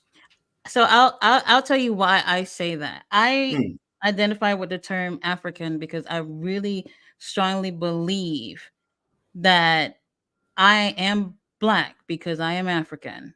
mm, And before anything else, I put that first. So I don't ever say I am black American. I say I am African American. I'm actually proud to say that that's where my lineage come from, and yours too, and probably everybody on the chat. A lot of people don't like to associate themselves with the word African, but your DNA is African regardless. But for me, I think it's important to use that word over black. And I still think at the end of the day, it means the same thing. But the reason why I don't put Haitian first is because I think it leads people to assume that I was born there. You know, mm. Oh, that's okay. why. Yeah. See, I would just think, oh, okay, first generation or like recent of this country. Yeah. So Yeah. for me, with this differentiation, it's similar but different. Like for me, I want people to remember that this lineage, this black lineage, is something particular of a lost culture. Like Africans were brought to this country, they were put through this 300-year period plus of oppression, slavery that formed a new culture. It had to form a new identity. Oh yeah. Reading, writing, the things that keep your culture were taken away. The oral history and different things. Names were taken from people and whatnot. And I don't want, no, I do want our culture to get away from having to see color, but it's a difficult conversation. I do wish we could get to that point. I do hope that we get to that point, but I also don't want people to overlook what has happened. Like I really feel very particular about that. And like, no, there's no disrespect in any of this. Like like one of it is the appreciation. So like my friends in college and whatnot who came from Africa and were first, second generation and still had that very strong link and could say, I'm from that place, I'm from that place. Like they had these wonderful, strong cultural things that they bring to the table that is different than what I bring to the table because my lineage was forced to be changed by oppressors, not because of choice, not because of natural migration, but because of forced migration, forced oppression. So like my identity as a black, when I think Black American is not a separation because, you know, we all come from Africa and I wish I lived at times in a place where I was just a person. You know what I mean? But this has always been my distinction. And it's something that when I go to other countries, it's very interesting. Like in China, they will come to me and say that I'm African, and I'll have to explain to them that I'm Black American or just an African American. They don't see the difference with that. It's not, they're not being racist. I think it's an ignorance. When I say ignorance, it's an ignorance. It's a willful ignorance. They don't know. They really don't know. Our government, our country, with the white people that own these big media corporations, the ones that really present like rap images and whatnot, they are the ones that project images outside of the country, and it's Friends, and it's Seinfeld, and it's these things. Oh it is not. God. It's not Blackish, people. It is not Boondocks. Okay, this is not being exported. They're to not China. Watching that over there. They're not watching this in China. So when you go, you have to. It's like a form of education. I can't tell you how many. I was walking with an Asian woman one time. A man had the audacity to walk up and speak to her and be like, you know, do you know that you're walking with an African? Why are you doing that? And I'm like, well, first, I can understand what you're talking about. Address me. And second, I'm a Black person from America. And they're like, there are no Black people in America. I'm like, motherfucker, you know Michael Jordan. You know Obama. I know you know this fucking shit. What are you talking about? But it's a willful ignorance. And when I was in China, it didn't matter. Black Africans, we were all in the same pot, right? So these are the moments where it doesn't matter this distinction. I'm just Black. I'm just Black. They don't care. They really don't care. You're just Black. And they will remind you every single effing day. Italy, Taiwan, even in like places like the fucking Philippines, which was oppressed by America and by other Spanish cultures and should understand what it is to not look at oppressed cultures and to treat them in a certain way. But like wherever you go in this world, unless you find safe spaces, and I understand that it can be even difficult for Black Americans or African Americans to go to Africa. Like, it's so weird that we have to go through all of this stuff just because of the fucking color of our skin. I'm an intelligent person. I try very hard to be a kind and caring person. I take care of my great grandmother, and at times the pressure of it, my other family members haven't been able to handle it. They haven't been able to. It's a particular kind of pressure. I am sticking through it, and I'm able to manage it, and there's something about me. But when I go out of this country, they bring me down to the basest nothingness of my skin, and they take away my Mm-hmm. identity, my personality, my being, and they erase me. I get erased, and I'm sensitive to it. Whenever That's people they crazy. within this country, it's the white people that often, no, sorry, a form of people who are typically white who do it. But when I go out of the country, it's like every single person. It hurts. It hurts so much. We got to do the X-Men thing. This has got to go on the X-Men show. King Leo, Shout I know out you're out to there. Tiffany Stratton for getting us to talk about black Mm, problems. It's crazy because like I know while a lot of people would say what that was calling Jade a black bitch or whatever, it's not that big of a deal. But look at the conversation it just opened that we mm. just had. You know what I mean? Because people don't understand why that can be a problem. You And know? the whole people don't believe that institutional racism exists. They really, I feel people really, and either they don't believe it or they want to fight against it. Maybe Yeah. it's for whatever reason, but it's there. And I wasn't aware until I went to college. I became woke. I became woke. I lived for a while. I had the moments in like, going into a store and having them follow me and being like whatever, or Oh, if being, you're from New York and you're black, you've you know experienced it. You racism. If know you're it. Yeah. Muslim in New York, you've experienced You discrimination. know it. Like there you have Like the absolutely. cops stopping you or talking to you just for whatever reason when they don't really need to. Like, I had those moments, but it wasn't until I got into college at the age of 29 and I took different classes. And like, even in this school, we have city colleges here. I went to a CUNY, and one of my professors, he was going to CUNY when it was free. And it was free when white people were going, when black people from the community, it's a school for communities. When the black people and minorities from the community started going, they put a barrier of access. They put in a tuition. A Mm, tuition was built in to keep people, lower socioeconomic people, typically people that look like us, from going to these institutions where they could learn for free. Right. And it's like I was just learning all this stuff and like seeing in like the Post. If anybody knows the Post here in New York, it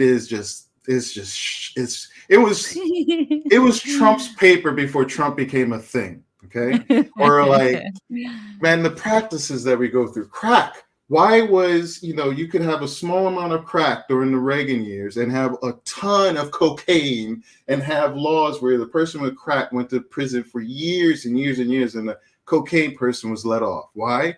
Cocaine was seen as a drug for a rich elite, rich white elite. Crack was of the people. And it was brought from the government and put into the streets. mm, Like, people like and that's so today, that whole like people trying to take that word, and they try to take these words from us.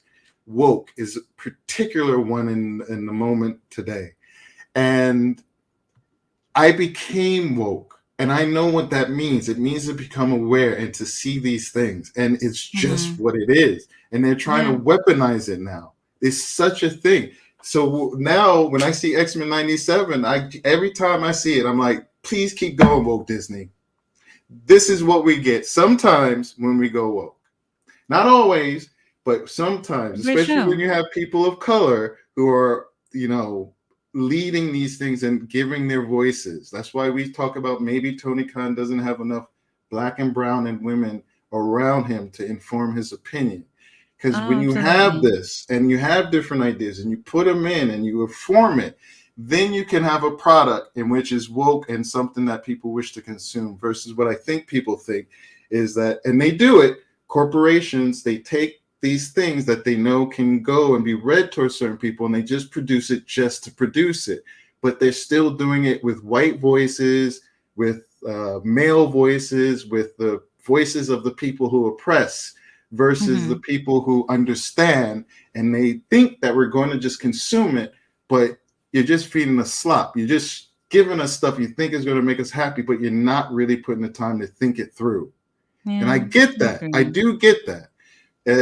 But I still want people to keep their eyes open. And to me, X-Men 97 is that perfect combination of taking issues, taking things that you can think about, taking things that are part of society and merging it with entertainment that you can't just sit back and go, okay, that's fun shit. That's really good, exciting. Well, so I hear you. I think people want to disconnect when it comes to watching things on TV. They don't want to see things that remind them of shit that they really go through in real life. Although, yeah, I agree. Though, then I'm looking at the X-Men 97, and I love the fact that it's a part of that. You know what I mean? Mm-hmm. No, I And agree. I agree.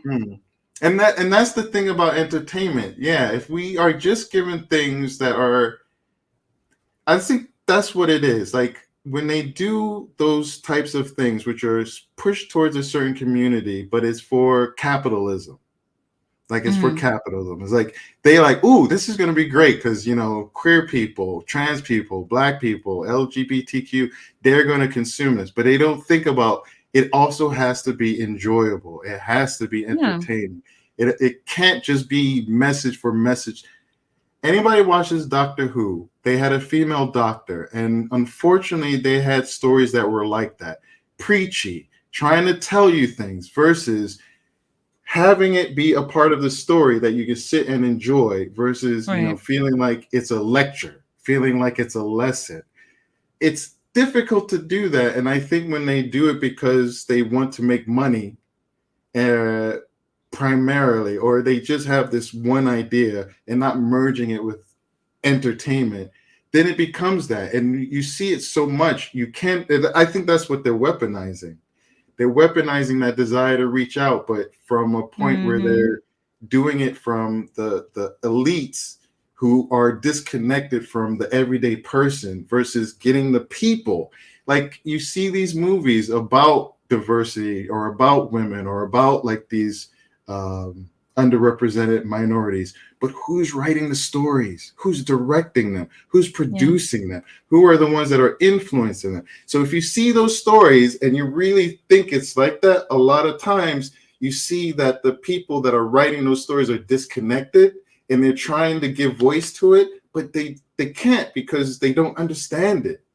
It's like, to me, when someone is an addict and they go to a therapist or someone who's helping them out, they know the difference between someone who's just read a book and they're like, oh, I understand.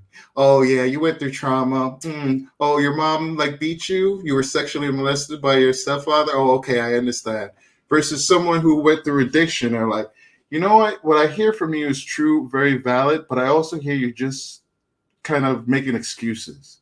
And you're right that those are very important things that we have to address as well. But behavior like that is also bullshit, isn't it? That person is talking to you from a realm of understanding versus someone who has only an academic knowledge. And unfortunately, like a lot of this media, a lot of these things, they don't have the people who relate, and they're trying to create these stories for us and thinking that we're just going to consume them. So I think Disney gets that a lot. I do think Disney gets that a lot. So back unrelated, but before we go back to the comments, the AEW are selling friendship bracelets now. Oh my gosh! Hey, the ones that we don't like from WWE, they're doing it too.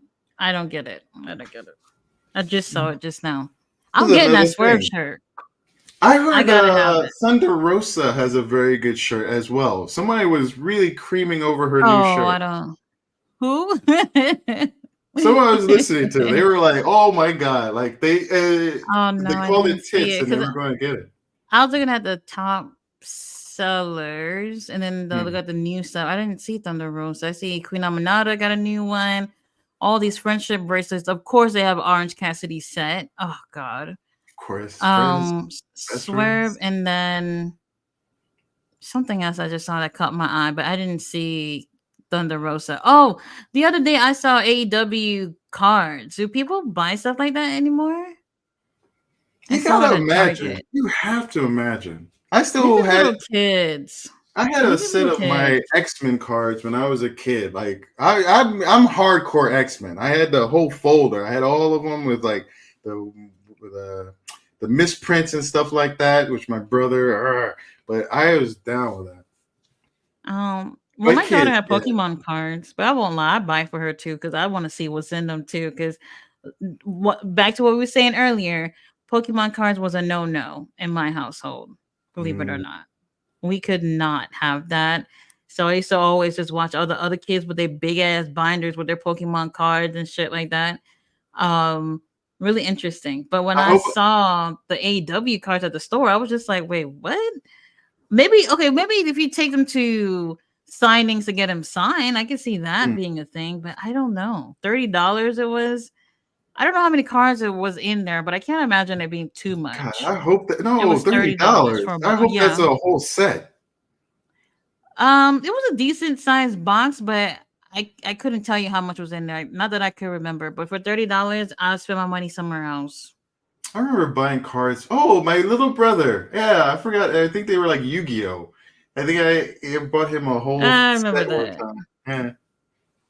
Yeah, I'm sorry. I hope I'm not bringing up any like bad memories. Yeah, I was the binder kid. Like just X-Men though. Just X-Men. Yeah, my daughter has her binder too. Let's see. In 1983, did we read this already? Yeah, we No, read 19. that one. Let's see. Remember said you could get one. Ah, yes, we did read it. Where are we? My Right. mother found a black Cabbage Patch doll. And while living in a big house, you were still abused and mistreated. You would sleep on the floor like a dog, or even worse. Then they gave us Garbage Pail Kids. What did your parents think of Garbage Pail Kids? I have no clue. I don't even think they Yeah. even was aware of that stuff. Ah, we had the Garbage Pail Kids in the mid 80s. I don't know if anybody remembers, it was also a movie. Not a very good movie. Not the original Cabbage Patch Dolls, although those cards were really brilliant, especially the very early ones. My sister Cabbage Patch Kids smelled of chocolate. I hope that wasn't because you smeared chocolate on the baby. The cultures are different. Cool at King Leo. And fast food didn't become like it is today until the late 70s and early 80s. Plastic, too. If you ever look at plastic consumption or like bottles and different things, it's like Hmm. boop, boop, boop, boop, boop, boop, 70s, 80s, boom. Crazy, crazy. And just for water bottles, people. Well, not just for water bottles. King Leo, the cultures are very different. My friends that grew up Belizean and Nigerian, and I all had different home life growing up. That one of the distinctions I had was like my friends who were African American, and just the distinction of like recent immigrants or like first, second generation is like, Hmm. yeah, like my great grandmother, due to just whatever, but she didn't know how to push me as a child, and I was an underachiever. I'm a high school dropout. Hmm. I failed out. My level of education only reached ninth grade until I got to college. And like when I saw my like what my African American friends what they went through, holy shit! No, none of this bullshit. You doing your homework. You doing your shit. You are making sure your stuff, your P's and Q's, like a lot of my first generation friends, Javier Castro from Ecuador, and a lot of them had similar experiences where there was this big push on their children to succeed Oh, and to educationally, yeah, absolutely. yeah, yeah, and similar experiences. Not coming to the country, speaking English. That's New York City. We're blessed to have that understanding. But speaking English in the classroom, but having another language at home. It's the thing of them looking at the the parents or that family making the sacrifice to leave their home country to go somewhere to be something. So they want that first generation and beyond to be somebody in terms of being successful and having great education or whatnot. Like my grandmother couldn't read. She since a very early age she worked at the store with my great grandfather, and that's what she did her whole life until she ended up getting married. No Mm-mm. school, couldn't read, couldn't do anything, you know? So going to school here in America, there was no TV, no nothing. Everybody do their homework, and maybe you can watch something for 30 minutes and then study. And like they really put an emphasis on that because they look at how things were for them where they were. They're like, we came here for a reason. I'll be damned for y'all to fuck it up, you know. And sometimes as kids, we don't understand what that sacrifice was. Oh, how can you? How can you really? Yeah. It can be very, very difficult. And I think about my family, like I'm the first person to go and to make it through college. I found out my uncle did go, but he eventually ended up going to prison for like 13 years, which I didn't know until I got older. Yeah, like a lot of different stuff. But my uncle, my great granddaddy, he was illiterate and could barely sign his name. I remember like watching him reading the paper and trying not to make a joke of it, but like him reading it upside down. And when we'd go over funny papers together. And you didn't know? He didn't know. He didn't know. It was just the stuff to him because he's illiterate. And like that's within our lineage. I don't know how far back it goes, but like, for my mom, she was a single woman, but so complicated. But for her, education was important to become a nurse or become.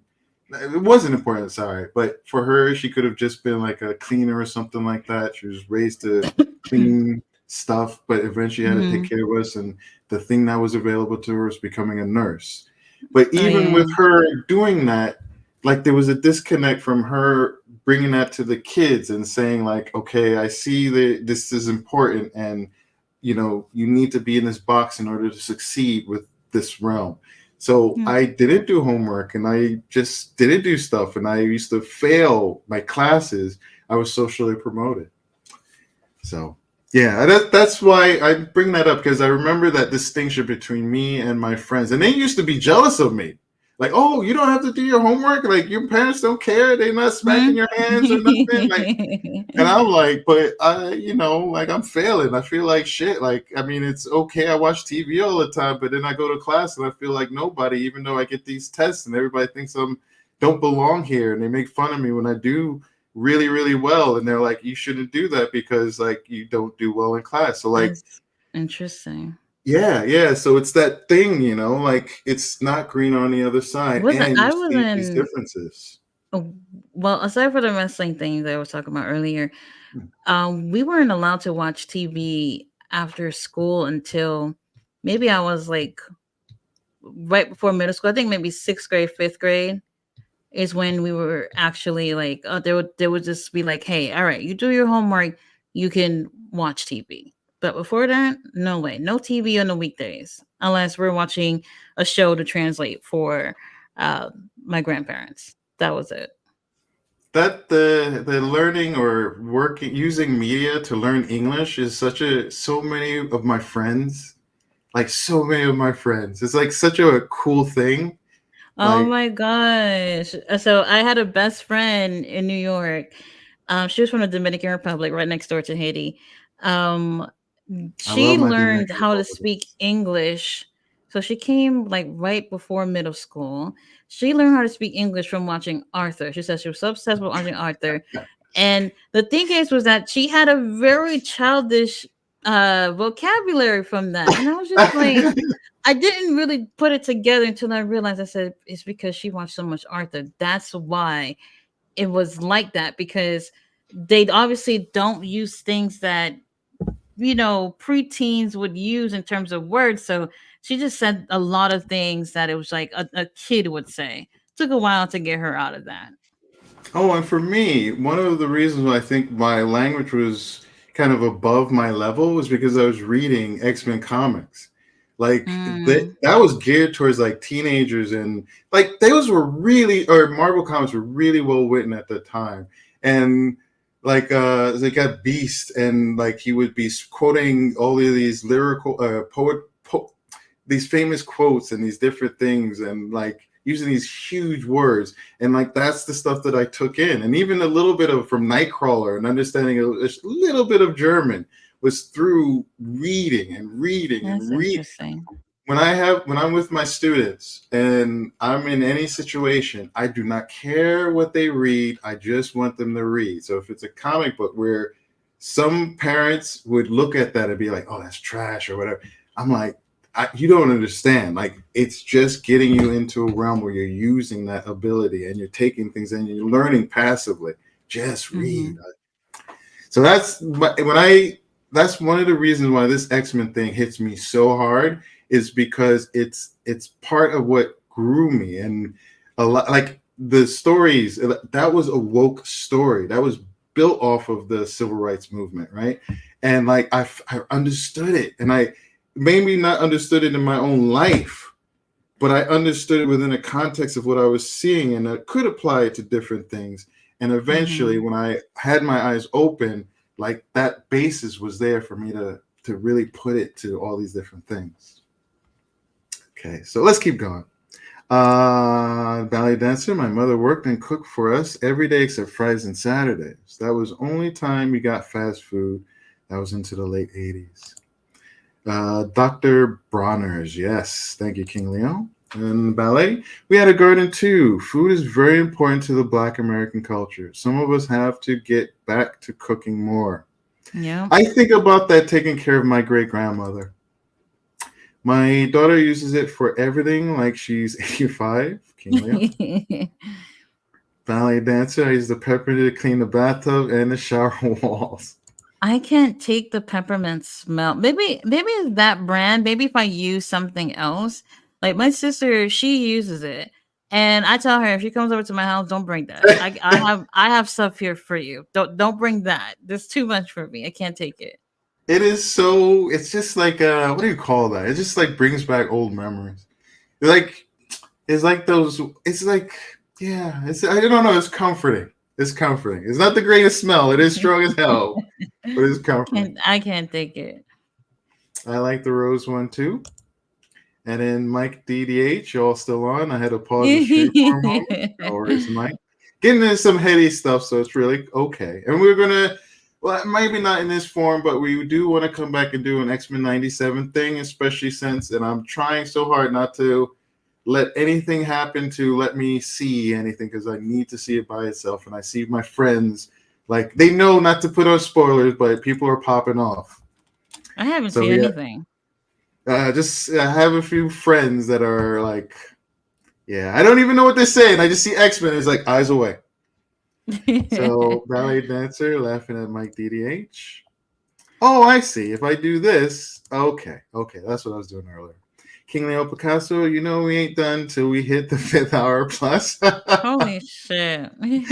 Oh my goodness, I didn't even realize. Mike DDH, Lao, ballet dancer, ballet and King Leo, you all right? And then ballet dancer smiling at Mike DDH. This still goes in today. That still goes in today. The New York Post. It's trash. On today, no worries. A very simple definition. Very. That was Stan Lee's vision for creating the X-Men. I enjoy wrestling, but I peep the game. I see the slick stuff that goes on too. Thank you, Ballet. Mike DDH says women weren't allowed to have their own bank accounts until the early mid 97s. Yeah, my school, Stuyvesant High. You know Stuyvesant High School? Yeah, it's one of the specialized. My cousin went there. I went there. We have specialized schools in New York. We have I think 4 or 5, and you have to test to get into them. It's a big deal. Stuyvesant High School wasn't open to women until the 60s or the 70s. And today it's like when I went to that school, it literally is like large percentage Asian, large percent white, 18% was the rest of us. But I mean, by the time I got to high school, a lot of, I don't want to say a lot, a good amount of schools required going, testing or whatever. I tried to go to LaGuardia, and everybody, their mama was trying to go there. Just didn't happen.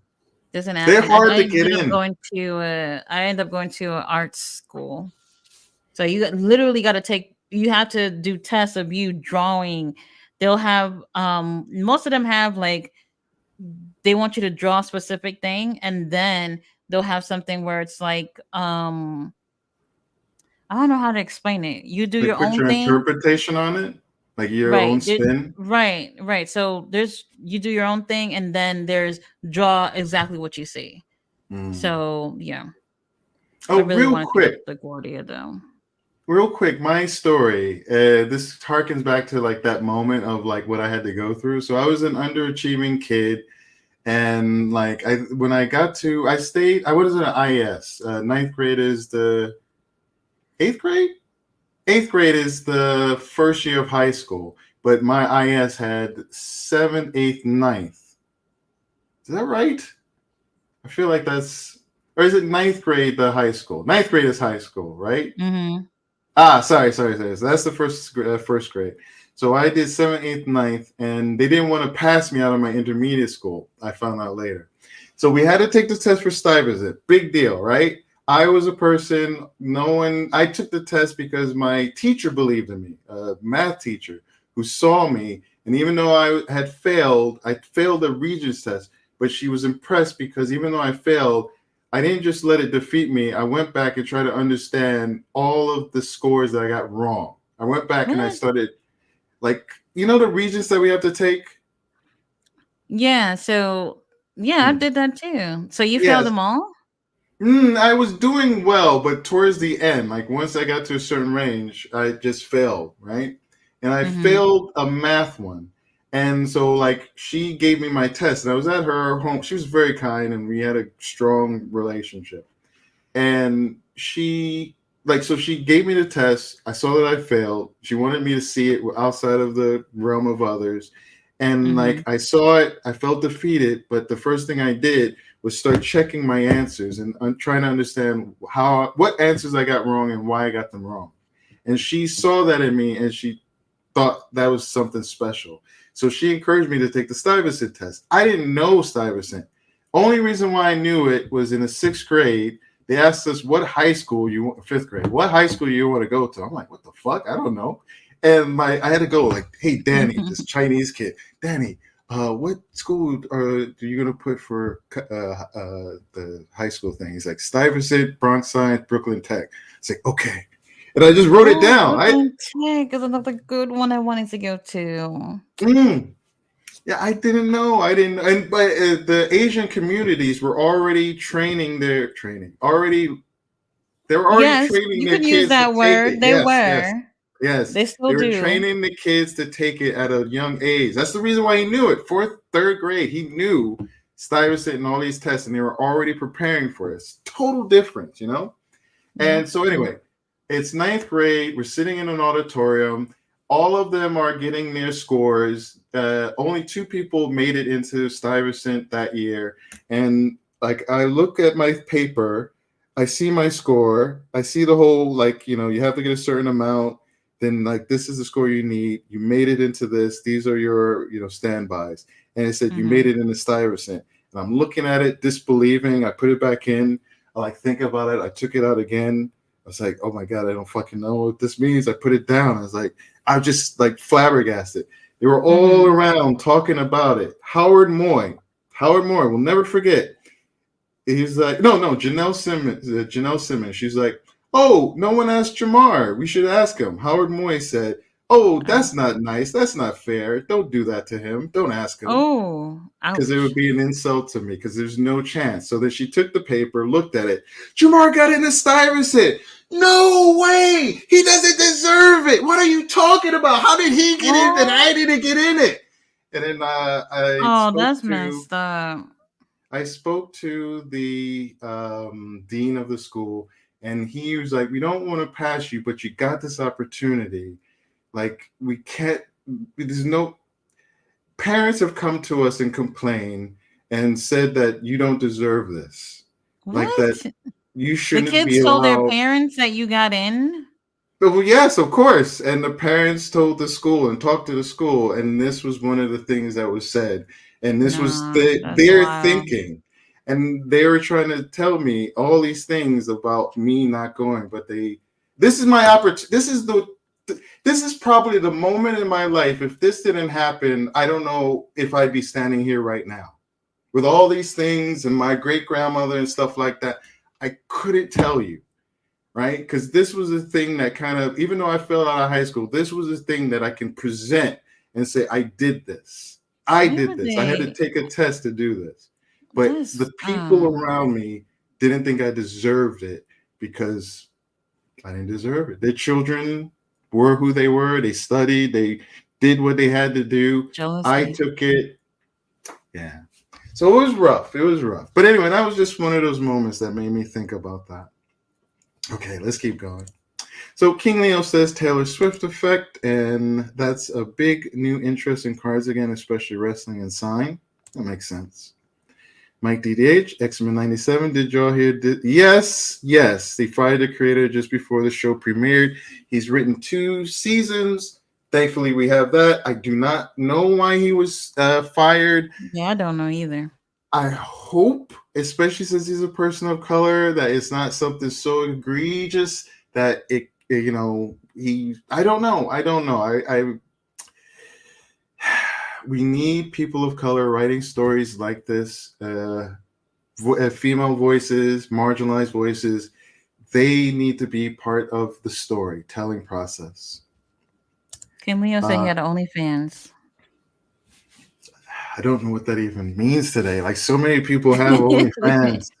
There are Right. so many stars. I think like Mr. Snoop Dogg, I think he said at one time something about him like just smoking on OnlyFans and people paying for it. So the term black faces in high places is a great example. In many instances, their power in those positions are limited. Thank you, Ballet. My mother couldn't stand those garbage pail kids. Mike DDH, when the usual suspects show their racism and use the affirmative action high. Oh my gosh, I hate it. Yes, it's funny because the first they benefited the most were white women. We had glass soda bottles in the late 80s. According to some reports, they want to bring back glass bottles en masse, understandably. I mean, glass is what it is, but it is something that we can recycle much easier than I plastic. don't think I've ever And had soda in a glass bottle before. I know the Don't think pictures. so. I know Because I know I have. Because the they have the tops with a. Mexicans do, they still do the glass bottles for like Coca-Cola, Fanta. Well, that Fanta's Coca-Cola. Like pretty much anything Coca-Cola. Have I seen it in any other? I think maybe I've seen Mystic. Sprite before. Do you remember Oh, Mystics? Mystic, yes, Mystic. Oh my god, I Oh, I used to used to buy them love all those. the I love me time. some And Mystic. then Ooh. and look, they used to have all type of flavors of Mystic when I was in Brooklyn, and all of a sudden they were down to like maybe just a couple. The blue one, the like strawberry something, I can't remember what it was. They just got down to like a handful of flavors I after all wonder the what cool happened to flavors them. they had. And What then I happened? always tell, there's another one too. I don't want to bring it into food or whatever, but I have to say this because people think I'm tripping when I bring this up. Snapple. Mm. Snapple used to have They a don't make Snapple anymore? blackberry flavor. No, they still do Oh. it, but they're in like plastic bottles now. Snapple used to have a blackberry flavor. Does anybody remember that? Every time I bring that up to somebody, they're like, "No, there never was blackberry." Yes, there was, and that was the best wine. I don't remember. Oh man, I enjoyed me. Oh man, those drinks, man. the It was like very this. best one. It was a step up from the 25-cent like grenade drinks that you get from the store that had the foil top on them. They used That to call tasted those. like. So, they used to call them something, and then the cheap sodas, they used to call them bummies. I don't know if you remember hearing that in Brooklyn. Because what, you have to be a bum to get the cheap shit, and then everybody used to buy those anyway. Man, you used to get chips for, you could get chips for $1. You used to go to the corner store and just come back home with a whole bunch of shit with just $2. Nowadays, $2 probably can get a water bottle with $2, if that, and it's wild. It's wild. It's wild. It's a But little I low fever know now. there definitely was a blackberry Snapple. Snapple, I think they're down to the apple one, which is like the rarest one to find. They have the Oh, strawberry I don't think kiwi I've one, ever which you had can that. find anywhere. There's another one too. The Snapple's the rarest one to find, and then the strawberry kiwi Anywhere you can find that anywhere. And maybe is there a grape? No, never mind. I don't think there's a grape. But yeah, Mm. that I used to gotta be the check my big one. store. I haven't seen a Snapple in forever, and I haven't seen Mystic in God dang. Yeah, Mystic, they're down to just a couple of flavors. I don't even know. I haven't seen it in a while. Mike DDH, my cousin's Garbage Patch Kids gave me a concussion. Interesting story. I'm Oh. hoping you're sharing that one. Did they hit you upside your head with it, Mike DDH? Asked Ballet. And the head of the Cabbage Patch dolls were hard, and the body was soft. Strange. Yes, very hard. I was trying to make a joke out of that, but I think I'm going to keep that to myself. Anyway, Mike DDH, my aunt always got black dolls for my cousins. My mom would do the same when she was buying dolls as gift for her girl cousins too. Oh, that's what I do with my daughter. So I buy her, well, I buy her any dolls, but I always showed her the black dolls. I've never had a black doll growing up. That Cabbage Mm, Patch doll I had, like I said, probably Hispanic, so they had like a darker tone compared to the white dolls. But I nowadays with Barbies, they have all types of Barbies, even Barbies that have like vitiligo or maybe missing a limb or things like that, so that every kid who actually look like that could feel represented through mm. these dolls. I really So appreciate that. I do appreciate that. I really do, because there's a lot of girls. They have the albino dolls. So for the albino children who don't see dolls that look like them, they have those. A lot of people think that this can constitute with being woke or whatever, and it's just like, can little kids have toys that they can look at that looks like them? When they see stuff like that, do you know how happy they are to feel like they already probably feel like they're not normal, and when they see a doll that looks like them, just a doll, that really makes them feel like it's okay to look or be the way I am, you know? Mm. And I absolutely like that. So my daughter had all types of dolls. I did, obviously start her off with the black dolls. It was really hard to find like Native American type dolls or whatever, but black dolls were easier to find. And then from Mm. there, she just liked to play with all dolls. She's even had dolls that have wheelchairs. You know? That representation comment, there was a black content creator in the wrestling realm who was speaking about Swerve as the first black AEW champion and had all these voices come in. Why do he has to be the first black belt champion? Why can't he just be the first? Like, why can't he just be a champion? No one did that with Samoa Joe. I'm pretty sure people in the Samoan community appreciated Samoa Joe. Absolutely.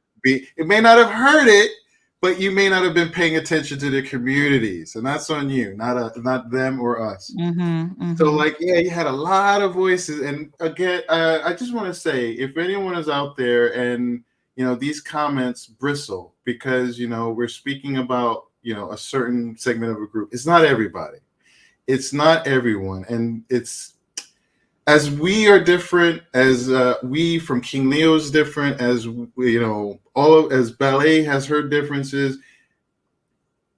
It's understood, I think, from all of us that there's no just one particular group, and that's the thing that you have to remember. While there is these generalizations and unfortunate kind of understanding, it's not just black and white. Not to make a joke. Mhm. So if anybody feels uncomfortable, please, you can mention it. You can talk about it. For me, at least, I believe for Toddy, it's a safe space, and it's really Yeah. there to add to conversation. Because there is that situation going on in pro wrestling. Why can't we be proud that somebody that looks like us is winning? You know what I mean? Well, in terms Mm, of like being a champion, that makes us feel good. That makes us mm. feel represented by seeing Swerve, a black man, with a title after 5 years of this company being around. You And know? people don't understand, like when an Irish wrestler becomes at their height. I'm sure there are Irish community Mhm. members who are The like, "That's Jewish the one." community was celebrating about MJF. MJF, yes, and they You showed it have so many the times on Scottish AEW. communities. You have like you had the Indian. You have Pakistan. You have different. it's nice to see yourself in these different realms, and because Yeah. when you see it, you believe that you can be it, and it's a It's cool. wonderful, wonderful What thing. do you think about these little black girls seeing Jay with the title, seeing Willow with the title? That means something to them. It I really does. remember when Athena was on that ascent and she finally got that belt, and people was like, "Why is it important that she's a black or a woman champion?" And it's like because there are black girls out there who like, I don't see this. I don't get to see this all Hmm. the time, and I get to see a baller, cool ass, take no nothing from nobody type of like role model, and that's fucking awesome. Yeah. Why take it away? I don't understand the It's idea like that's a bad it's thing. easy to explain, but it's not easy to get people to understand. But one thing is, why is it a bad thing? Like, It's why do we have to not. see I don't think so. per se? Yeah. But anyway, so we keep going back. Oh, I forget to say, yeah, he said that it was just an accident. And ballet dancers, I didn't want to laugh at you getting hurt. I understand that. I don't like laughing at people getting hurt, but sometimes it's funny. King Leo Picasso says LOL and don't bring it. Mike DDH, you can laugh. It's cool with ballet laughing. And ballet dancer, I still have my Carriage Patch doll 41 years later. My oldest niece is in her Oh. 30s, married with children. She used to play with her as a baby. It's a nice story. Oh, and you took it back. I don't blame you. But I totally get it because there's a lot of family that do keep like toys or little things like that as generation from generation, but they make sure like they try to keep it in like good condition. I don't know how to explain it, but a lot of families do that where it's like they keep a doll or something for a long time.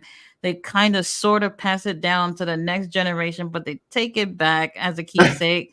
So yeah, it's one of those situations, I bet. hmm, where are we? It might be just as bad as stepping on a Lego. What's worse than That's, that? What is oof. worse than that? Oh my god, my daughter had a Lego thing when she was like 3 or 4.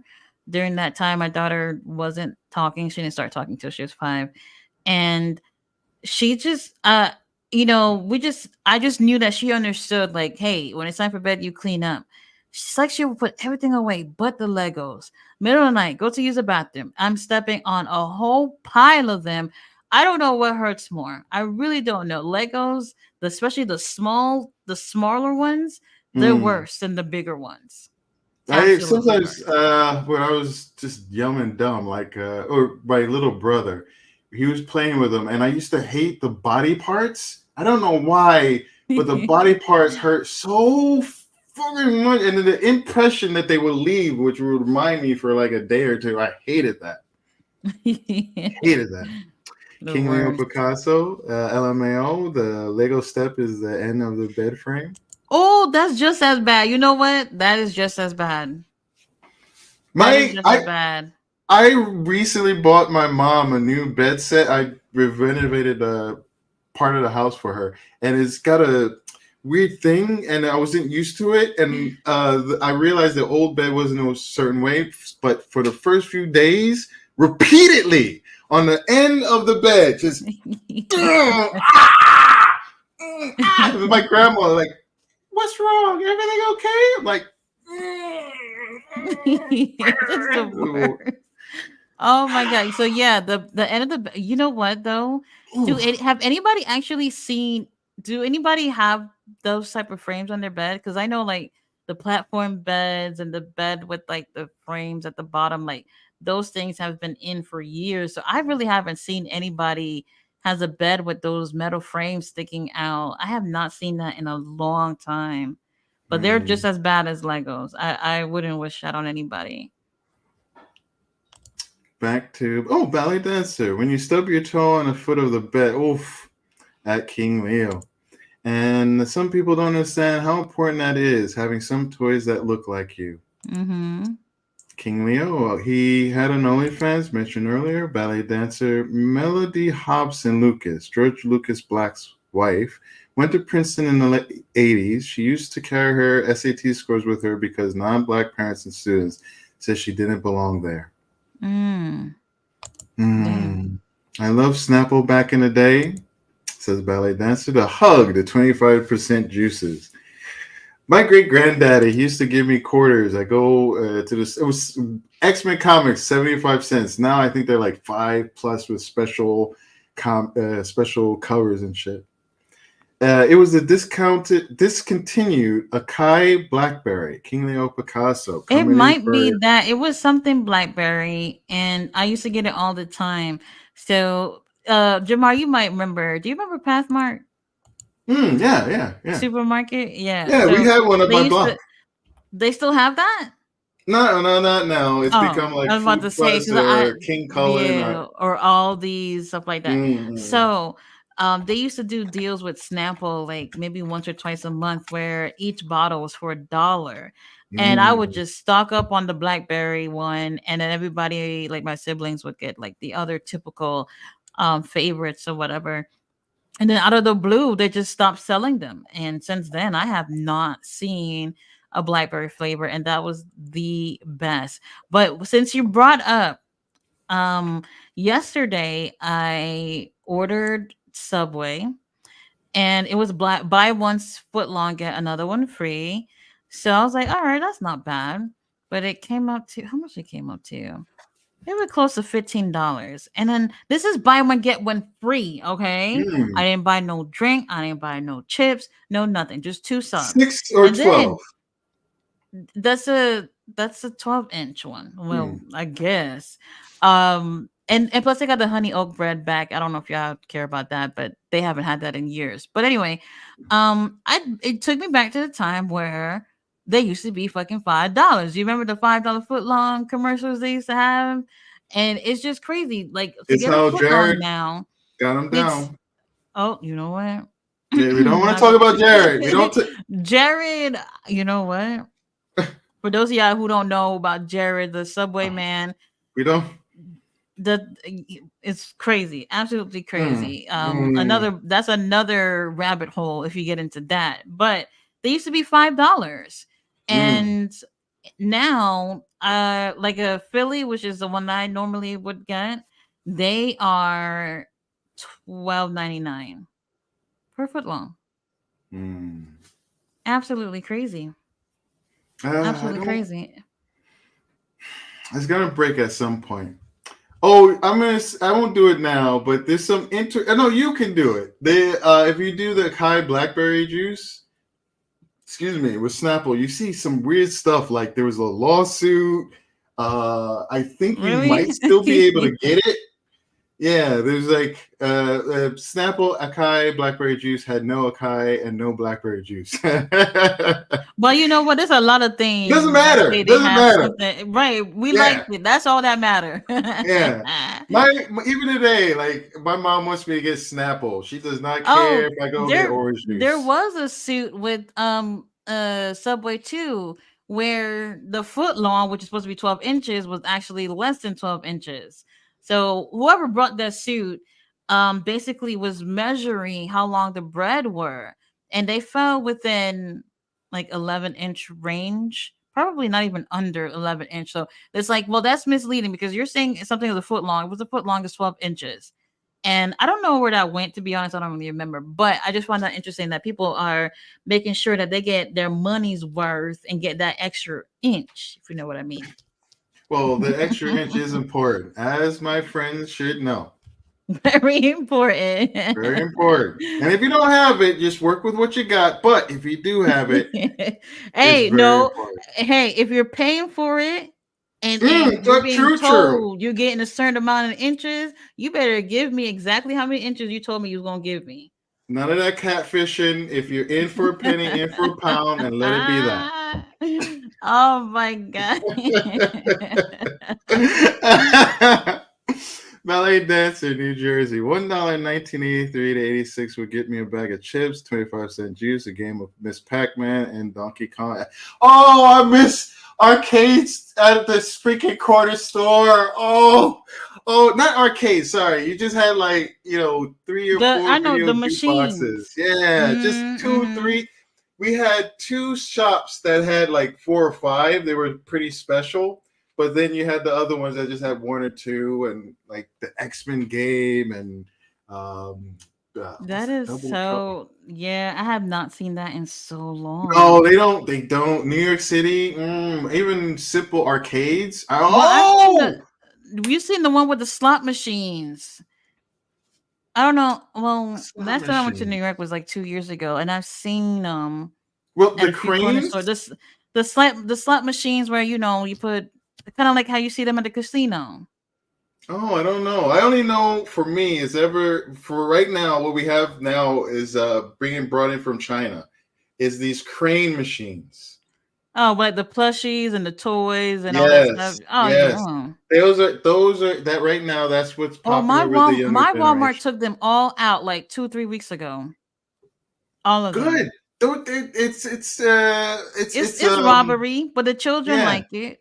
They do. It's the dangers. The adults, the kids they get the money from their parents. Oh. The adults who get addicted and just yeah. When I was in Taiwan, I remember one time I came back from a movie, no, a club. It was a club, and it was 3 in the freaking morning, and there was a space downtown, and it was maybe like 10, 11, 12. Like there were a bunch of like, and there were men and women, buckets of quarters in the machine, and they were just getting toys. They were like, Interesting. woo, yeah. And I fear those things, but that's because of what I saw happen in another country.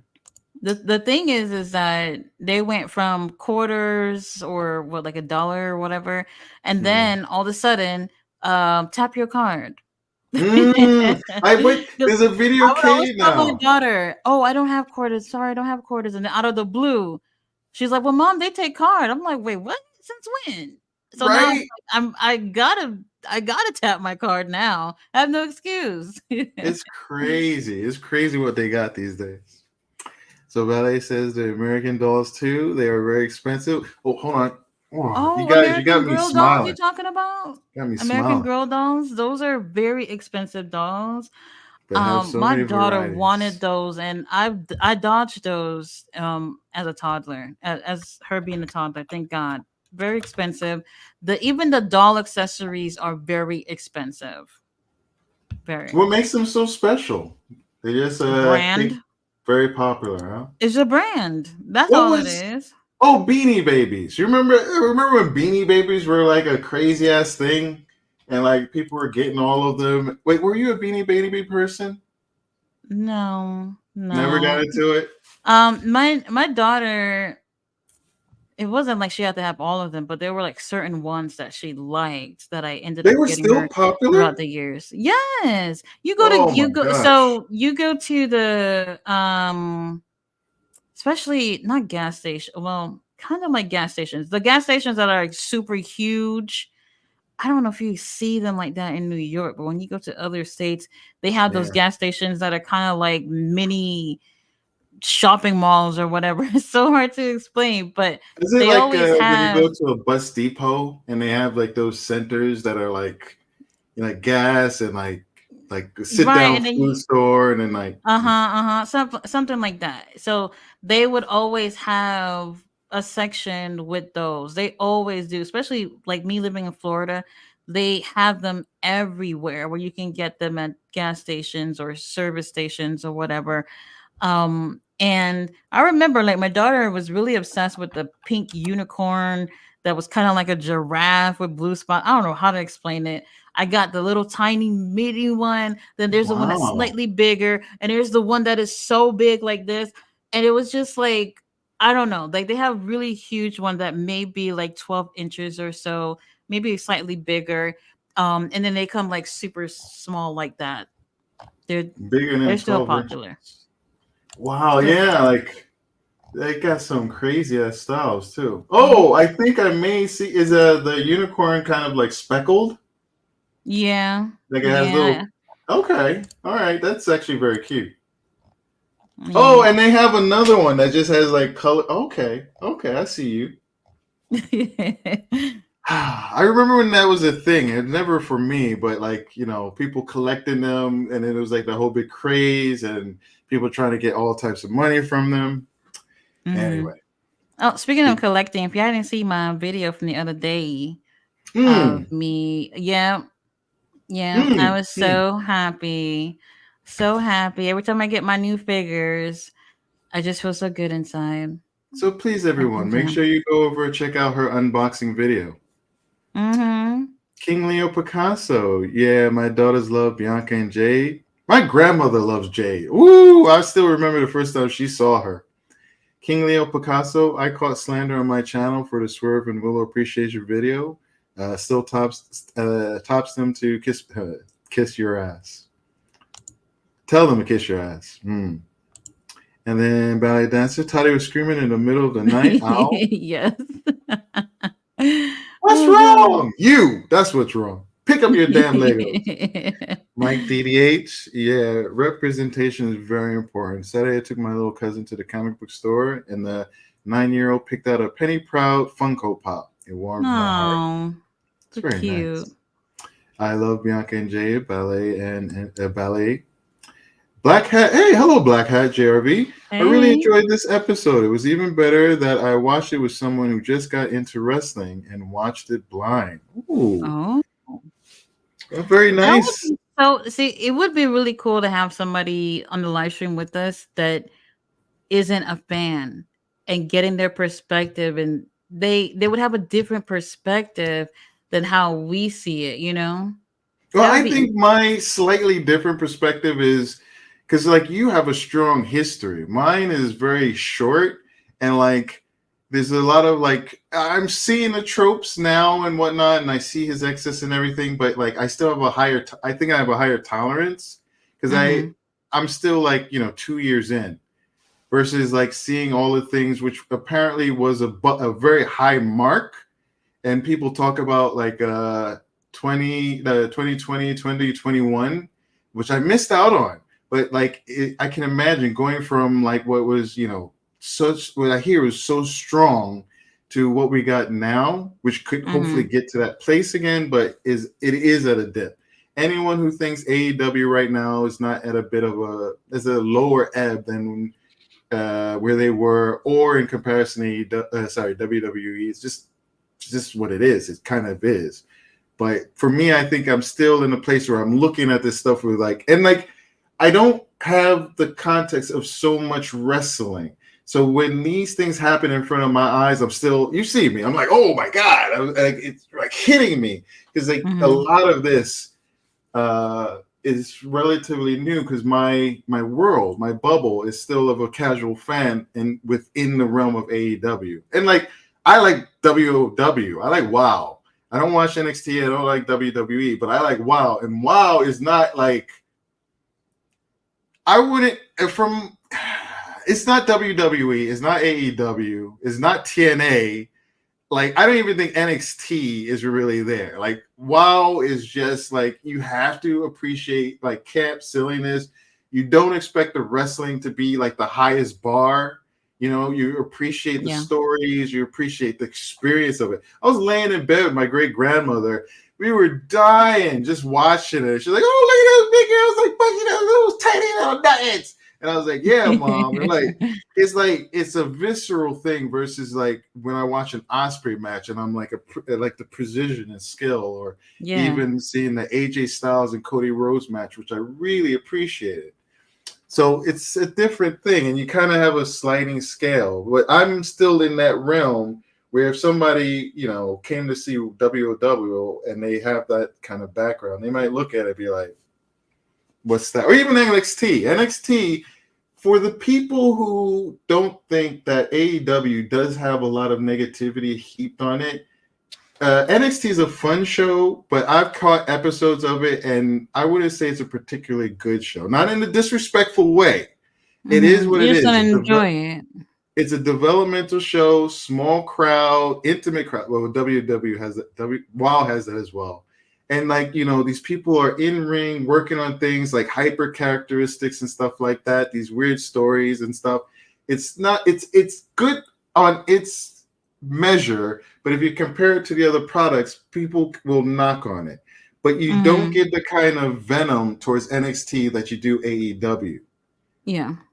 Like it's just there's no money in it. You don't get any rewards trying to beat the shit out of NXT. Like, you just don't. There's no like warring factions or anything. There's nobody who has a feeling of needing to put it down and others to defend it. So it just goes along. And you can see that. WoW can be that way as well, but no one really cares. Even TNA, like when you watch TNA and you see their crowds, no disrespect, but they have smaller crowds. And you look at it and you're like, okay, but if you watch the ring, you watch what they're going on, you watch their presentation, you're like, don't worry about that. But you could, but it is not that, there's not that fire against it. There's not that money in it. So I don't know. Yeah. Okay, fine. So anyway, Mike DDH, he says, I'm glad both of you enjoyed it. Black Hat. And Ballet Dancer, I gave away all my Funko Pops except for the Darth Vader and a black Disney princess. Wow. I have 3 Darth Vader Pops at Mike DDH. How many did you have before Ballet? Mike DDH, Ballet, the footage of the little girl crying when Bianca won a title for the first time. Oh, I remember that. Pathmark went the way of the Dodo Birds a year ago. I miss them. So many. Nobody Beats the Wiz, Crazy 80s. Gosh, there's so many localized New York things or East Coast things that are so gone now. $5 foot long. Subway prices are high now. Prices all over are high. I don't even want to know where it'll be in like 5 years. I don't know. That's what I was thinking. Like, when does it, like, is there going to be a tipping point? Or are we going to get to a tipping point again? At what point are we going to be like, we're not paying for this shit? Not at this price. Or something. That's what is going to happen. Because, like, the rich people can't just be the rich people and then the rest of us. It can't be that way. Stop It, Leo, says Ballet Dancer. Mike DDH. Ballet, I only have a few Funko Pops, some gargoyles. From the show Gargoyle? That was a great show. Darla from the Shazam movie, Fish Mooney, Black Panther, and Betty Boop in remembrance of my mom because that was her favorite cartoon character. Aww. Very nice. And Ballet Dancer, it was a decent show, Black Hat. I liked it. I'm hiring the show today. Mike DDH, when she was a child. King Leo, Picasso, LMAO. Today, they on Twitter saying Darby covered in GTA Hospital. Maybe they gave him a new life or like a power up. My DDH laughing at Leo. Ballet Dancer, my mother bought me a Betty Boop doll that I had for years. I loved her. I hope we get a Tony Storm as Betty Boop one day. Ballet Dancer, Darby was in the GTA hospital. Listen to that Wu-Tang Clan. Forever. Ballet Dancer, when I would go to the city, sometimes I would walk past the American Girl store. They had a cafe in there too. And Ballet Dancer, Toddy was opening boxes with a sharp knife on that video. I called her Mike Myers. I left a note. I saw Michelle Myers. Call her Michelle Myers. I left a note because I saw the video and I wanted to, like, I woke up and I was like, oh, that's cool. But I'm so tired. I was like, okay, I see you, but I'll see you later. Just wanted you to know I'm still out there supporting. And then they clowning the TK driver. Mike DDH, I just want to say I really appreciate y'all and the combos we have on here. I'm glad that we all came across Toddy's channel and she started these live streams. Absolutely. Absolutely, says King Leo Picasso. I wouldn't be here if not for Toddy. Truly. Ballet Dancer, about 10 Funko Pops. Even if I wanted to, and I wanted to. Ballet Dancer, where the prices are insane. He had charges pressed against him. He took the money and ran. Oh, Crazy 80. Yes, God. Oh, if anybody wants to see some stuff like Crazy Eddie and his family, his whole family. I remember going to those stores and seeing that stuff piled upon piles upon piles. And we thankfully didn't buy anything from them. We went to the Radio Shack, which was definitely a step up. But yeah, we had a Crazy Eddie's right on our like lower Main Street. Thankfully, though, my mom always got computers and stuff from the other place. And Ballet Dancer says, Mr. ADO should watch that video. He would compare Edge's hair to Taker's hair on the big doll. I miss Radio Shack. Oh, so actually, Florida does have a Radio Shack, and I've seen it. Before I had left, I kept passing this store that every time I see it, I was like, "Is that Radio Shack?" So then I finally just stopped by, and it actually was a Radio Shack. So I looked it up, and it's still a thing, but not like what it was. So I don't know. You guys can look it up and see if there's one somewhere near you, but they're pretty rare to find. My first computers were all through there, and I appreciate it, but thankfully at a certain period of time, I realized I could make my own and do certain things. I'm very blessed. My great grandmother, she bought what it was an Aquarius. It was a computer made by Mattel. And I'm sure we all know Mattel is well, I can't say that. But if you don't know, Mattel is a game manufacturer. They make toys. So like they made a computer at one point.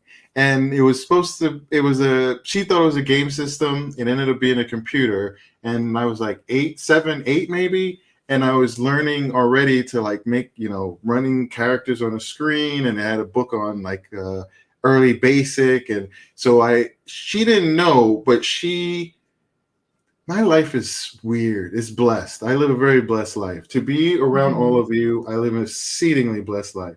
But she brought that into the home, and I was able to use that and to have a skill that I could take with me, even though I didn't have a high school degree, didn't have an education past 9th grade. And that's part of what allowed me to be who I am today. Okay. So we got to the end of all of those comments. Ooh, that's pretty big. Very good. All right. Why would you do this one? When would this? When would you do this one? I don't know. We'll figure that out. I remember King Leo showed me this before, but we didn't really get a chance to play around with it like that on the live stream. But it's interesting. Be interesting, yeah. All right. Well, you know the drill. I will be back tomorrow for Ring of Honor. I'm not entirely happy about it. Yes, Jamar will be back. King Leo, if you want to pop up, let us know. I know you feeling some type of way about Ring of Honor too. We'll see. And if it's boring as usual, then we'll just do Jeopardy and just do that for a bit. Because I don't know. Ring of Honor has. I'm kind of debating if I still want to cover it.